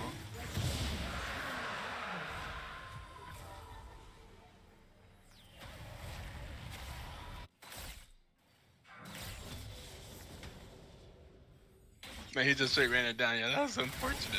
Oh, this might be a solo kill in the top lane as well. Yep. Oh, the level Tank 6. comes in. Yeah, Oh, and it's nope. the ulti. The ult just barely timed out too. That was just really good timing by Maokai to CC chain him when I think he was low enough to die to the execute.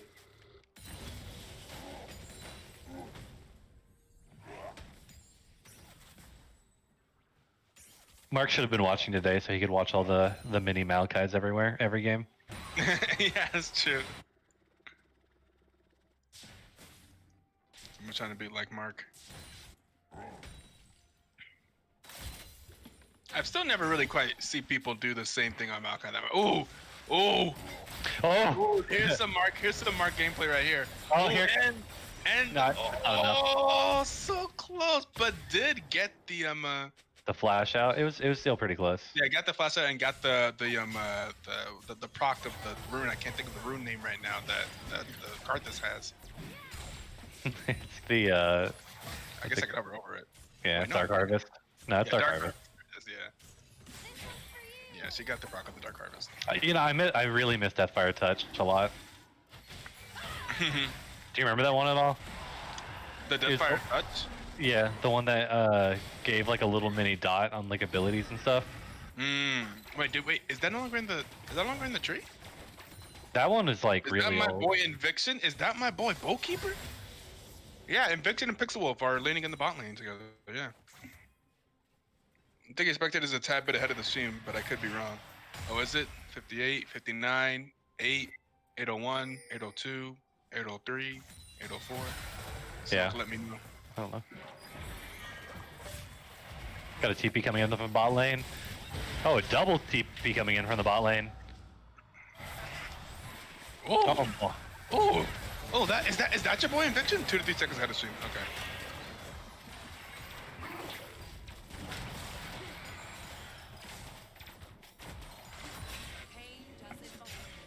We can see if we can try and catch it up. Mark can talk slow. dude, I should say something, Captain. I should have said something, Captain Flowerish in that moment. Inviction, Inviction, more like Invection, because he's an oven and consider himself cooked. Pretty good. Wow, that hook was really close to landing. I don't think it would have really done much. Got the Herald coming in. In all these games, no one is afraid of fighting, man. These games have been exciting, very exciting games. Yeah, they have. And like the best part too is I mean like sure there's been like this place here and there. By the way, this is insane. Oh yeah, this fight happened in bot lane. Oh boy. Karthus has the most CS in this game, I think, right now, right? Yes, she does. Yep. She's ahead 20 CS on Vi.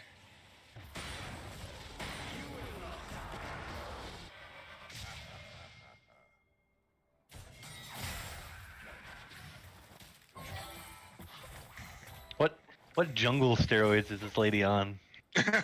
Insane right now. Give me whatever she's eating. Jesus. I need those vitamins.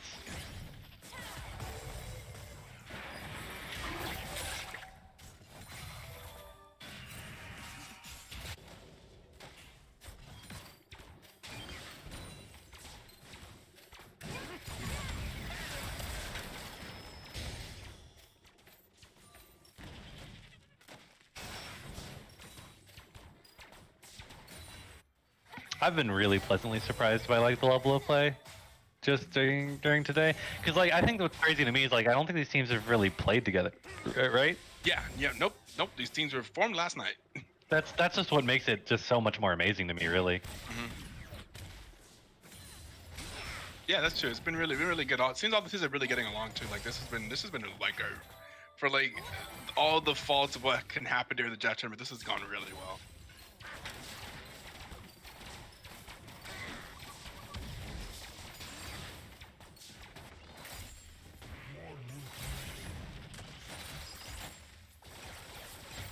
Maybe it's because all the toxic players are diamond now. Maybe that's what it means.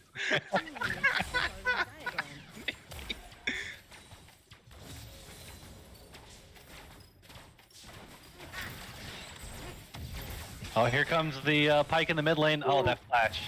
Dodge. Oh! Oh! Oh! Oh, Hacksaw! Hacksaw! Yo, he came through! Oh my god! He made things happen! Hacksaw! Give him his clip! Oh, that reminds me. There are other clips from today I need to go back and find. I really wanted to find the Jin still in the dragon with the Jin shot with the Jin ult. And you gotta get the Veigar too. Oh, true. That's true. There were a lot of really good stuff today. Uh-oh, Vi coming in high over the wall soon.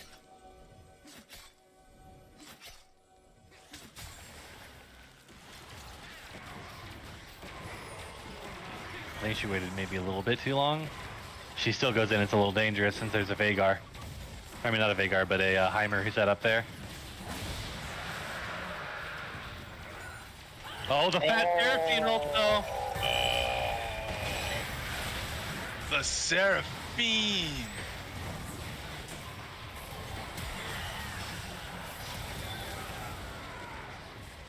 And a dead Heimer. Seraphine. You know what else I really enjoy seeing? A whole bunch of one tricks showing that they can play other champs, that they're not just one tricks. Peachy specifically, known as a really huge Annie one trick. So she's never getting Annie, but she's been performing well on every other champion she's gotten so far. So it's like, oh, you really thought it's the same with the Darius one trick. You thought it was a Darius one trick, huh? Nah, all these players, they have shown that they are able to play other champions. Otherwise, it'd be very difficult to play in competitive if you aren't able to play other champions.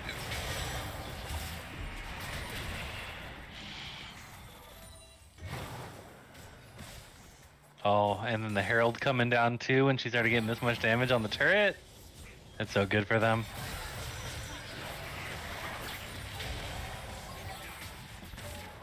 Ooh, the ultimate. Such Oh, a missed it again. satisfying ulti from that Senna has. Senna ulti feels so good. It just feels so good. It somehow still feels like it should do more damage because how cool it is. Probably, yeah. But it also shields, so it really shouldn't. Mhm. Yeah. It does still a good amount of damage. Yeah, it does. I think also the way it looks and the way how wide it is whenever it shoots across the map, it just looks so. And the way it sounds and the way her gun opens Yeah. up. It's just, Yeah, exactly. Senna's an amazingly cool design champion. Mhm. Love it. They did Lucian's wife justice. Now let's need to do Kog'Maw's daddy. I think that's the one little side character that we still haven't gotten. I think every other character's been fleshed out. Because Kassadin's daughter is Kaisa. Oh, okay. Yeah, a lot of people don't know that.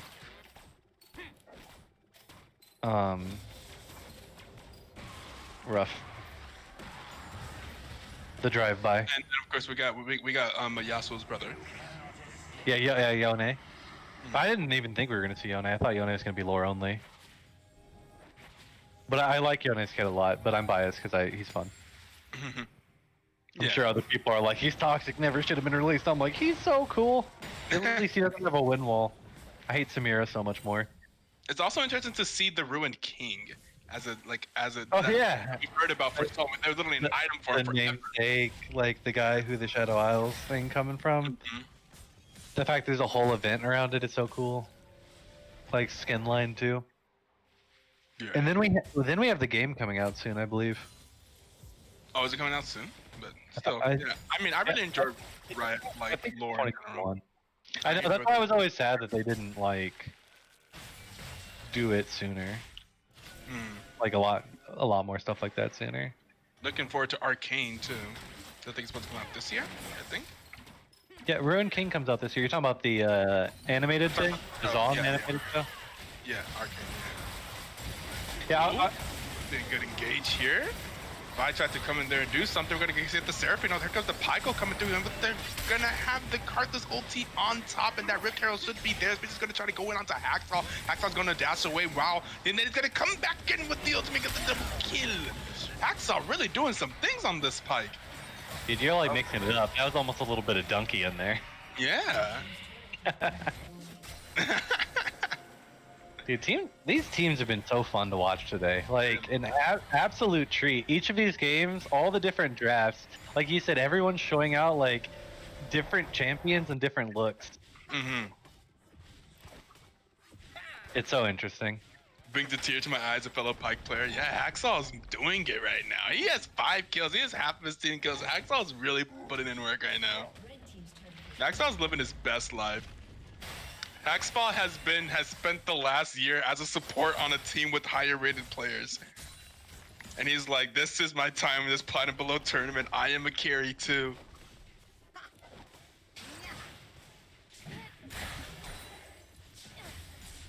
Yeah, I don't think we ever really saw Hacksaw play Pike while with Mamba. Maybe you should have. Yeah, maybe. Little did you know. Mm. Ito quickly scrolling down notes. I mean, it's not like we ever. It's like although like we had the like high elo solo lane, it's not like we played like it. We didn't like just say everyone else just try and help those two carry. Literally, we had games where they both played supports. We had support in the mid lane and in the top. I feel like Marks likes playing support though. Yeah, I don't Like know. a lot. Marcus I feel like he likes it a lot. He's just like, eh. These I other think games are more entertaining to him. Yeah, I was about to say I feel like he really enjoys the enchanter role, but in top lane.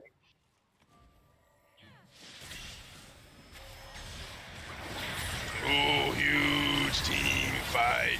And the Maokai comes through with the ultimate, but can we get a fear off of the Orga ulti here? We're going to see Swain go golden in the back line.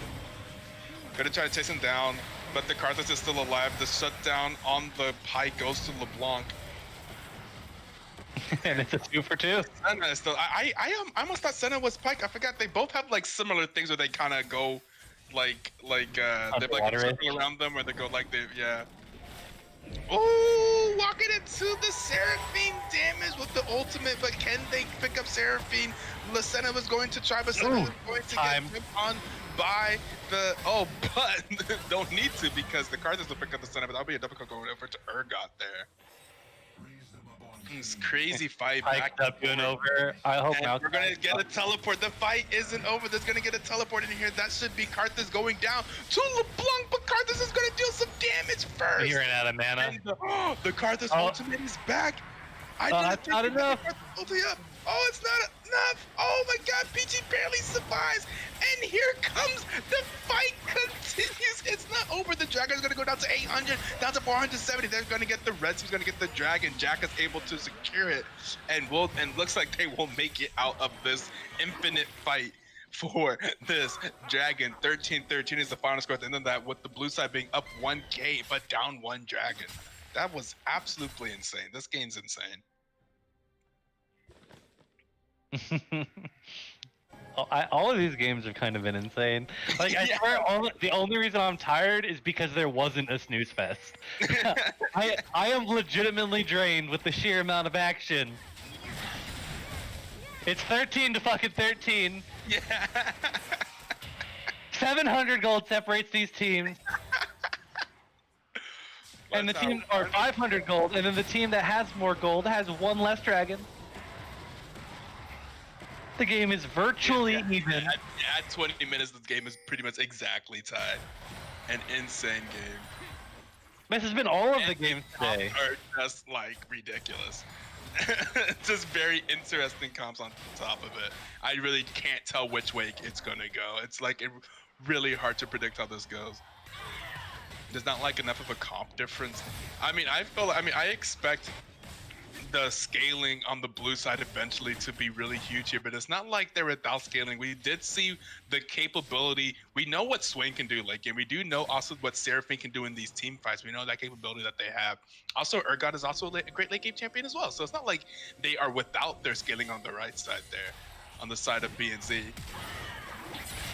I will say the Senna W is going to be really good against the Vi. If he could just make someone intangible, can't get Vi ulted. And then also with the Pike. This game is just so interesting in so many ways. Oh, Peachy with the BM book.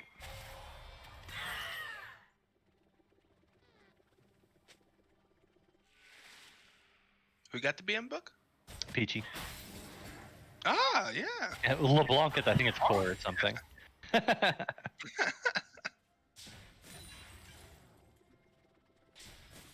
Right.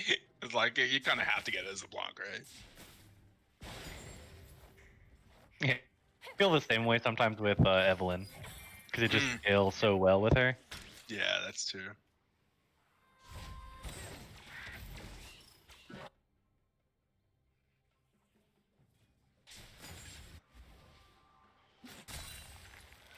Something else that Hacksaw is doing, especially this is something that Pike is very capable of because of the item that he builds, but his vision score is insane right now compared to everyone else's. 22 minutes in, he's Yeah, he basically... has 70 vision score compared to 20 of the enemy support.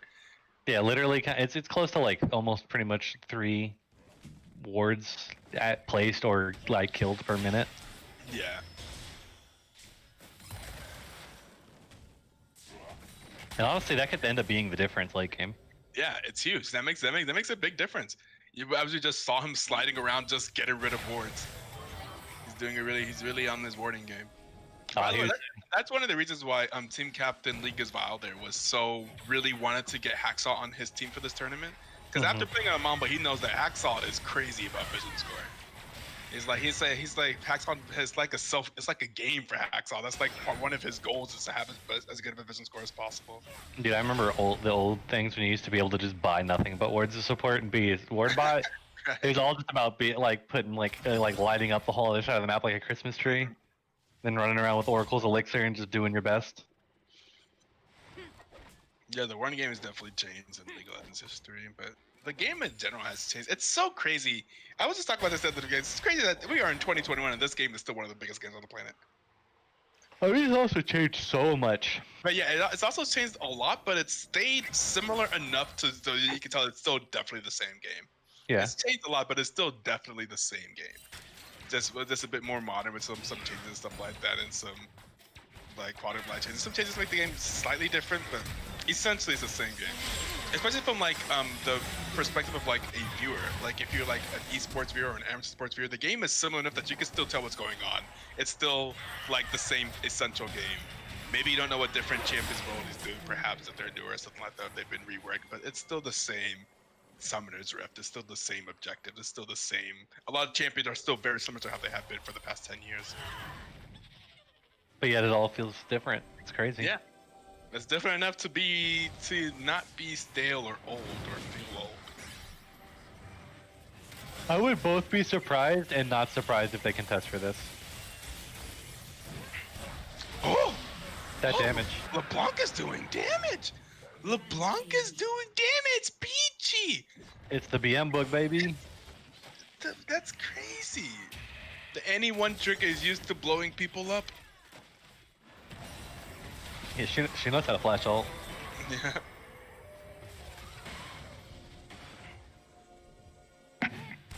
So you see Peachy really popping off here. That'd be the last 3 kills in this game are all in favor of BNZ. Now they're gonna go for this Baron. Hacksaw is in the area. Yeah, I don't really know if they're able to get in front of it. We're gonna get the ulti from the Karthus here. Gonna It's a good ult to do early. Yeah. Oh, and then here comes Hacksaw. Wait, did he get Hacksaw ult to the clone. Oh no!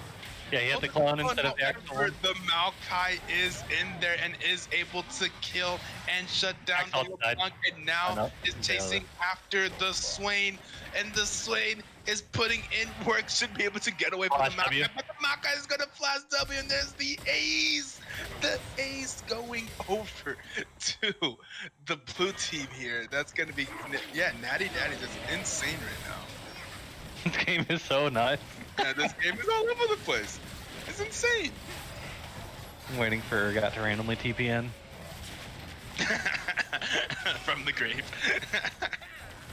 Ooh, is Vi gonna get there in time? I don't think so. 2, 1. Yeah. If there was an Urgot teleport to be coming in, it would be happening now, but I don't think he even has a good place. Oh, he did! He is teleporting in! It's happening! You're right! He's here! Does he have... It went the wrong way, though. Is able to get the kill, but was it actually troll? Because Natty Daddy is here in time to clean up those 2 kills, so they kind of just sacrificed their life, and they didn't get the Baron. But here comes the LeBlanc. LeBlanc may be looking for a catch-up, but Hacksaw is way too speedy. He's out of there. He's fast. He's got to go fast. That was a serious burst of movement speed. Went over the wall, found a card that's probably not the Hacksaw that she was looking for, but... You know what's actually the most crazy thing about the games today? Like, I would say the majority of the Baron calls have been amazing Baron calls. You're right. Yeah.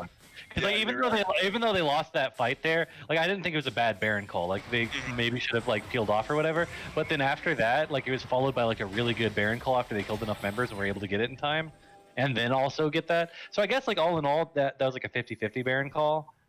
But like. I don't know, like, I didn't think it was, like, egregious, because I'm just used to, like, Baron calls being, like, obviously awful.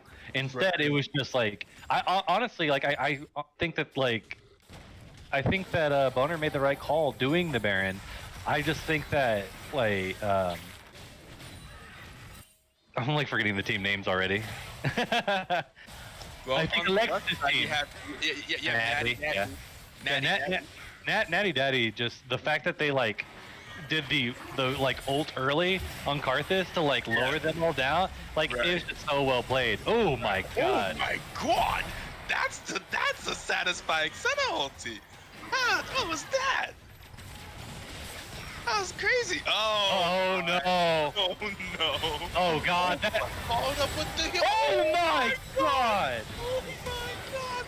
Followed up with the double W from the LeBlanc off of the incredible charm and ultimate from the Seraphine, and they just delete Natty Daddy and stop the push, but Like, they that has to be a clip. What the hell?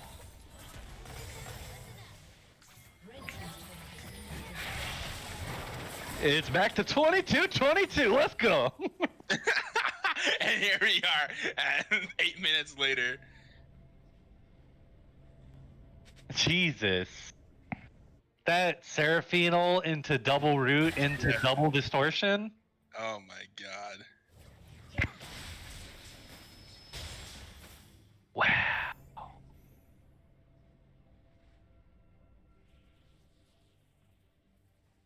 Wow. I was like, this is a for sure lost inhibitor. They played the first part of that fight so well to crack the base. And then 2v4 incoming, or 2v5 really, like Jesus. Oh, the BM Brook also has the Rabadons, probably was there for a minute, but then you've got the Morellos and the Magic Pen. This game is so good. I'm just thoroughly enjoying it. Oh, the Seraphine is an insane champion! Oh, and then, oh my god! Oh my, what is going on? What is... Seraphine, Jesus, it's happening all over the place, but I don't even know which side is winning. The Karthus is dead, the Hacksaw is dead, the Heimerdinger is dead, and now they are running away. Natty Daddy. For their life. Here comes Peachy. Peachy is coming with the... Peachy is spamming W so hard. And tried, and there it is. The shutdown and more kills onto Peachy. Now 12, 3, and 8. They lose 3 members of their own, but they get the ace, and they are looking for the bot lane tier 2 tower. And don't worry, Dragon's still up, so you can expect a fight on respawn.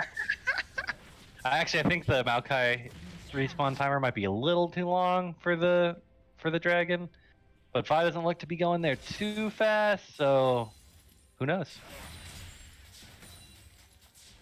Especially if Pyke is threatening the way he is, might allow enough time for the respawns. Oh, hits it back over. Unfortunate. Yeah, I think there's enough time for the respawns, because Senna can reach this team fight with her ult at least. And then you've still got the Karthus ult, so you got the triple globals. True. Here comes the teleport. Here comes, and we're flashing in there, and they are not able to get the dragon. But here comes the Cardinal, baby! And they're gonna take down the Vi, but that will be a double kill going over to the Urgot. Hacksaw is looking for an ultimate, not able to get. That's gonna be a triple kill going over to the Urgot. They're not able to quite get the pop off that they were looking for. It looks like everybody is dead except for the Heimerdinger, who was able to kill one. Heimerdinger gonna do whatever he can. Heimerdinger doing a lot of damage there with the W, but the Urgot doesn't have damage pretty insane. Doesn't have any cooldowns, no CDs, and Urgot there getting 4 kills, I believe, in that fight. Now moving on to 11 and 6 with the 500 gold bounty, and that will be another one team fight for BNZ. Oh no, is this? There's still a 2-second delay between the stream and replay. Oh no. King Para, are we as caught up as we can be?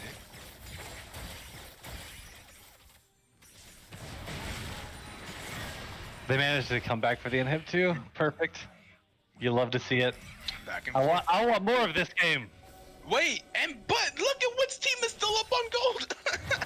I want more. Besides that fight, Natty Daddy is still up on gold. I at least want 3 more team fights. Thing is, it's getting so late though. It's at the point when like these teams are just gonna start acing each other with the sheer amount of damage they have. They already have been.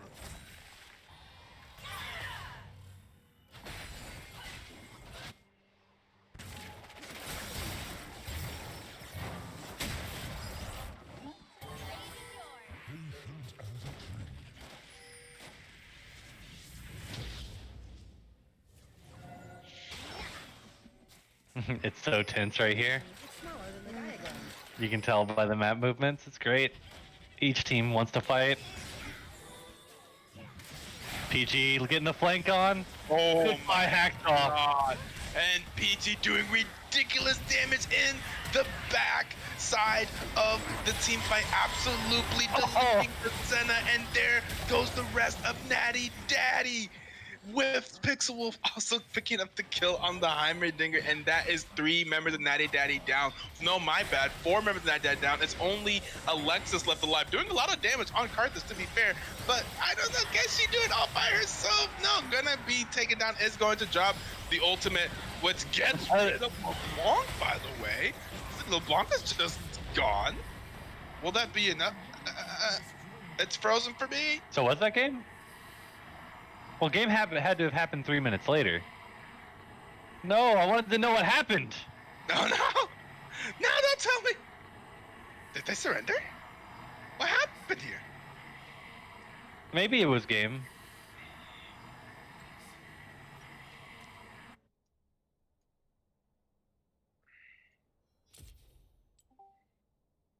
What y'all think happened, They man? ended there.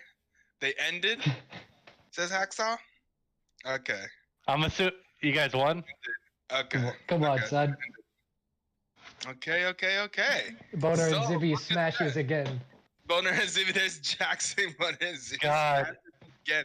The rock continues. Wait, is that? I think it's broken. I think it's broken because before Natty won, I think the first time around, when Jack declared they would never lose again, Yep. and then didn't. We became fully erect. Oh yes, that's true. Okay. They were just rocking a half chub in the first match. Yeah. Dude, that honestly, I swear the pivotal moment of this game was that Seraphine ult to double distortion. That was crazy. PT absolutely popping off there.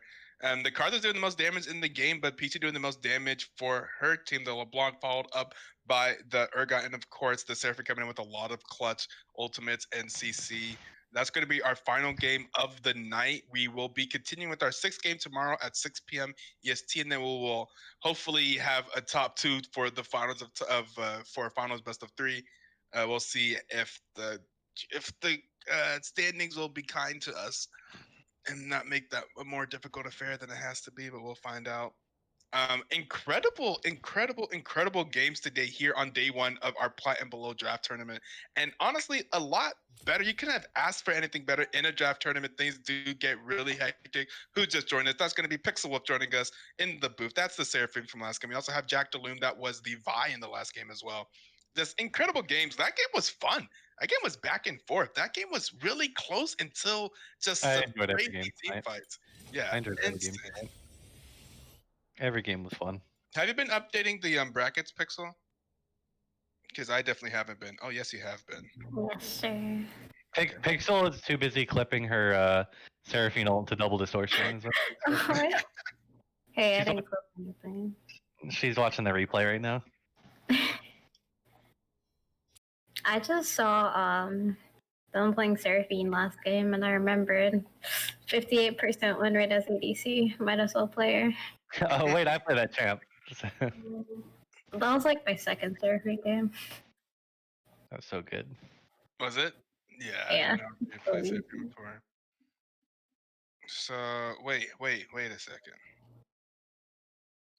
Wait, why is this? The standings here aren't correct. Why have two teams played 3 games and the other team played 4? Everyone should have played. Well, isn't there one game left? There is 1 game left. This is true. Yeah, y'all just get ready for tomorrow, Okay, man. okay, never mind. Yeah, never mind. Never mind. Yeah, no, this is right. Yeah, Mamba, and so now that means Mamba Academy and Boner are both 2-1. Do we Night have Daddy to play the also next 1 game? and 3. Yeah, so that means we don't need to play next game. We could just do straight to the best of 3, right? Oh, you are right. Yeah, that's true. Yeah, that's what we It's were gonna be those asking. 2 teams. Yeah, you're right. Yeah, the standings do make it that way. So tomorrow we could just go straight into the best of 3. That would be Natty Daddy, because Natty Okay. Daddy can't. Who's? Oh yeah, you're right. Yeah. Yeah, because Natty Daddy currently is now 1 and 3 since they played off 4 of their games. The other 2 teams are both 2 and 1. There is no way that they can get a record worse Yeah. than 1 and 3. It's not possible. True. Interesting how that works out. So yeah, So I because put it as like I mean, there's no point to do the last game and then immediately after What are start the standings again? between those 2 It teams. is because they're. Let me see the standings again. Where are they? Let me link you. I'm gonna just put it in general chat so everyone can look at it. See what I'm looking at. Yeah, I saw it earlier. I just forgot which billion chat rooms I'm in. Yeah, let's put it in general chat. Hello, ransom. That tree damage though. So that means tomorrow in the finals we will be having Mamba Academy versus Boner and Zippy. That's some amazing games. I mean, Natty Daddy falls to 1 and 3, but they had some incredible games. I mean, even this game, I thought that they had it. I mean, some incredible jungling from Alexis as well today. Honestly, on that team, Alexis was just shining. I think all day long. Yeah, So- kept taking my shit. The ultimate jungle thing that just makes people salty. Yeah, but my jungle's taking my fucking shit, touching my goddamn stuff. Yeah, it's good things. Fantastic games today. Super happy to see it. Especially, like I was gonna say, you were talking about how like none of these teams have really played together before today. It was a draft tournament. These teams were That's made what- literally 24 hours ago. That was the Yeah. craziest thing to me. Is I thought everybody played like so well for like literally drafting yesterday. There's Lol Tibbers. That's Peachy there in the chat. Peachy absolutely dominating that last game. The LeBlanc was insane. And again, I just love how people are just showing that they're not one tricks. Because like I literally only knew Lol Tibbers as an Annie player. It's like, okay, we get rid of the Annie, we'll be okay. But we were not okay. Yeah, This is my Peachy's first- one of the most diverse players in this tournament.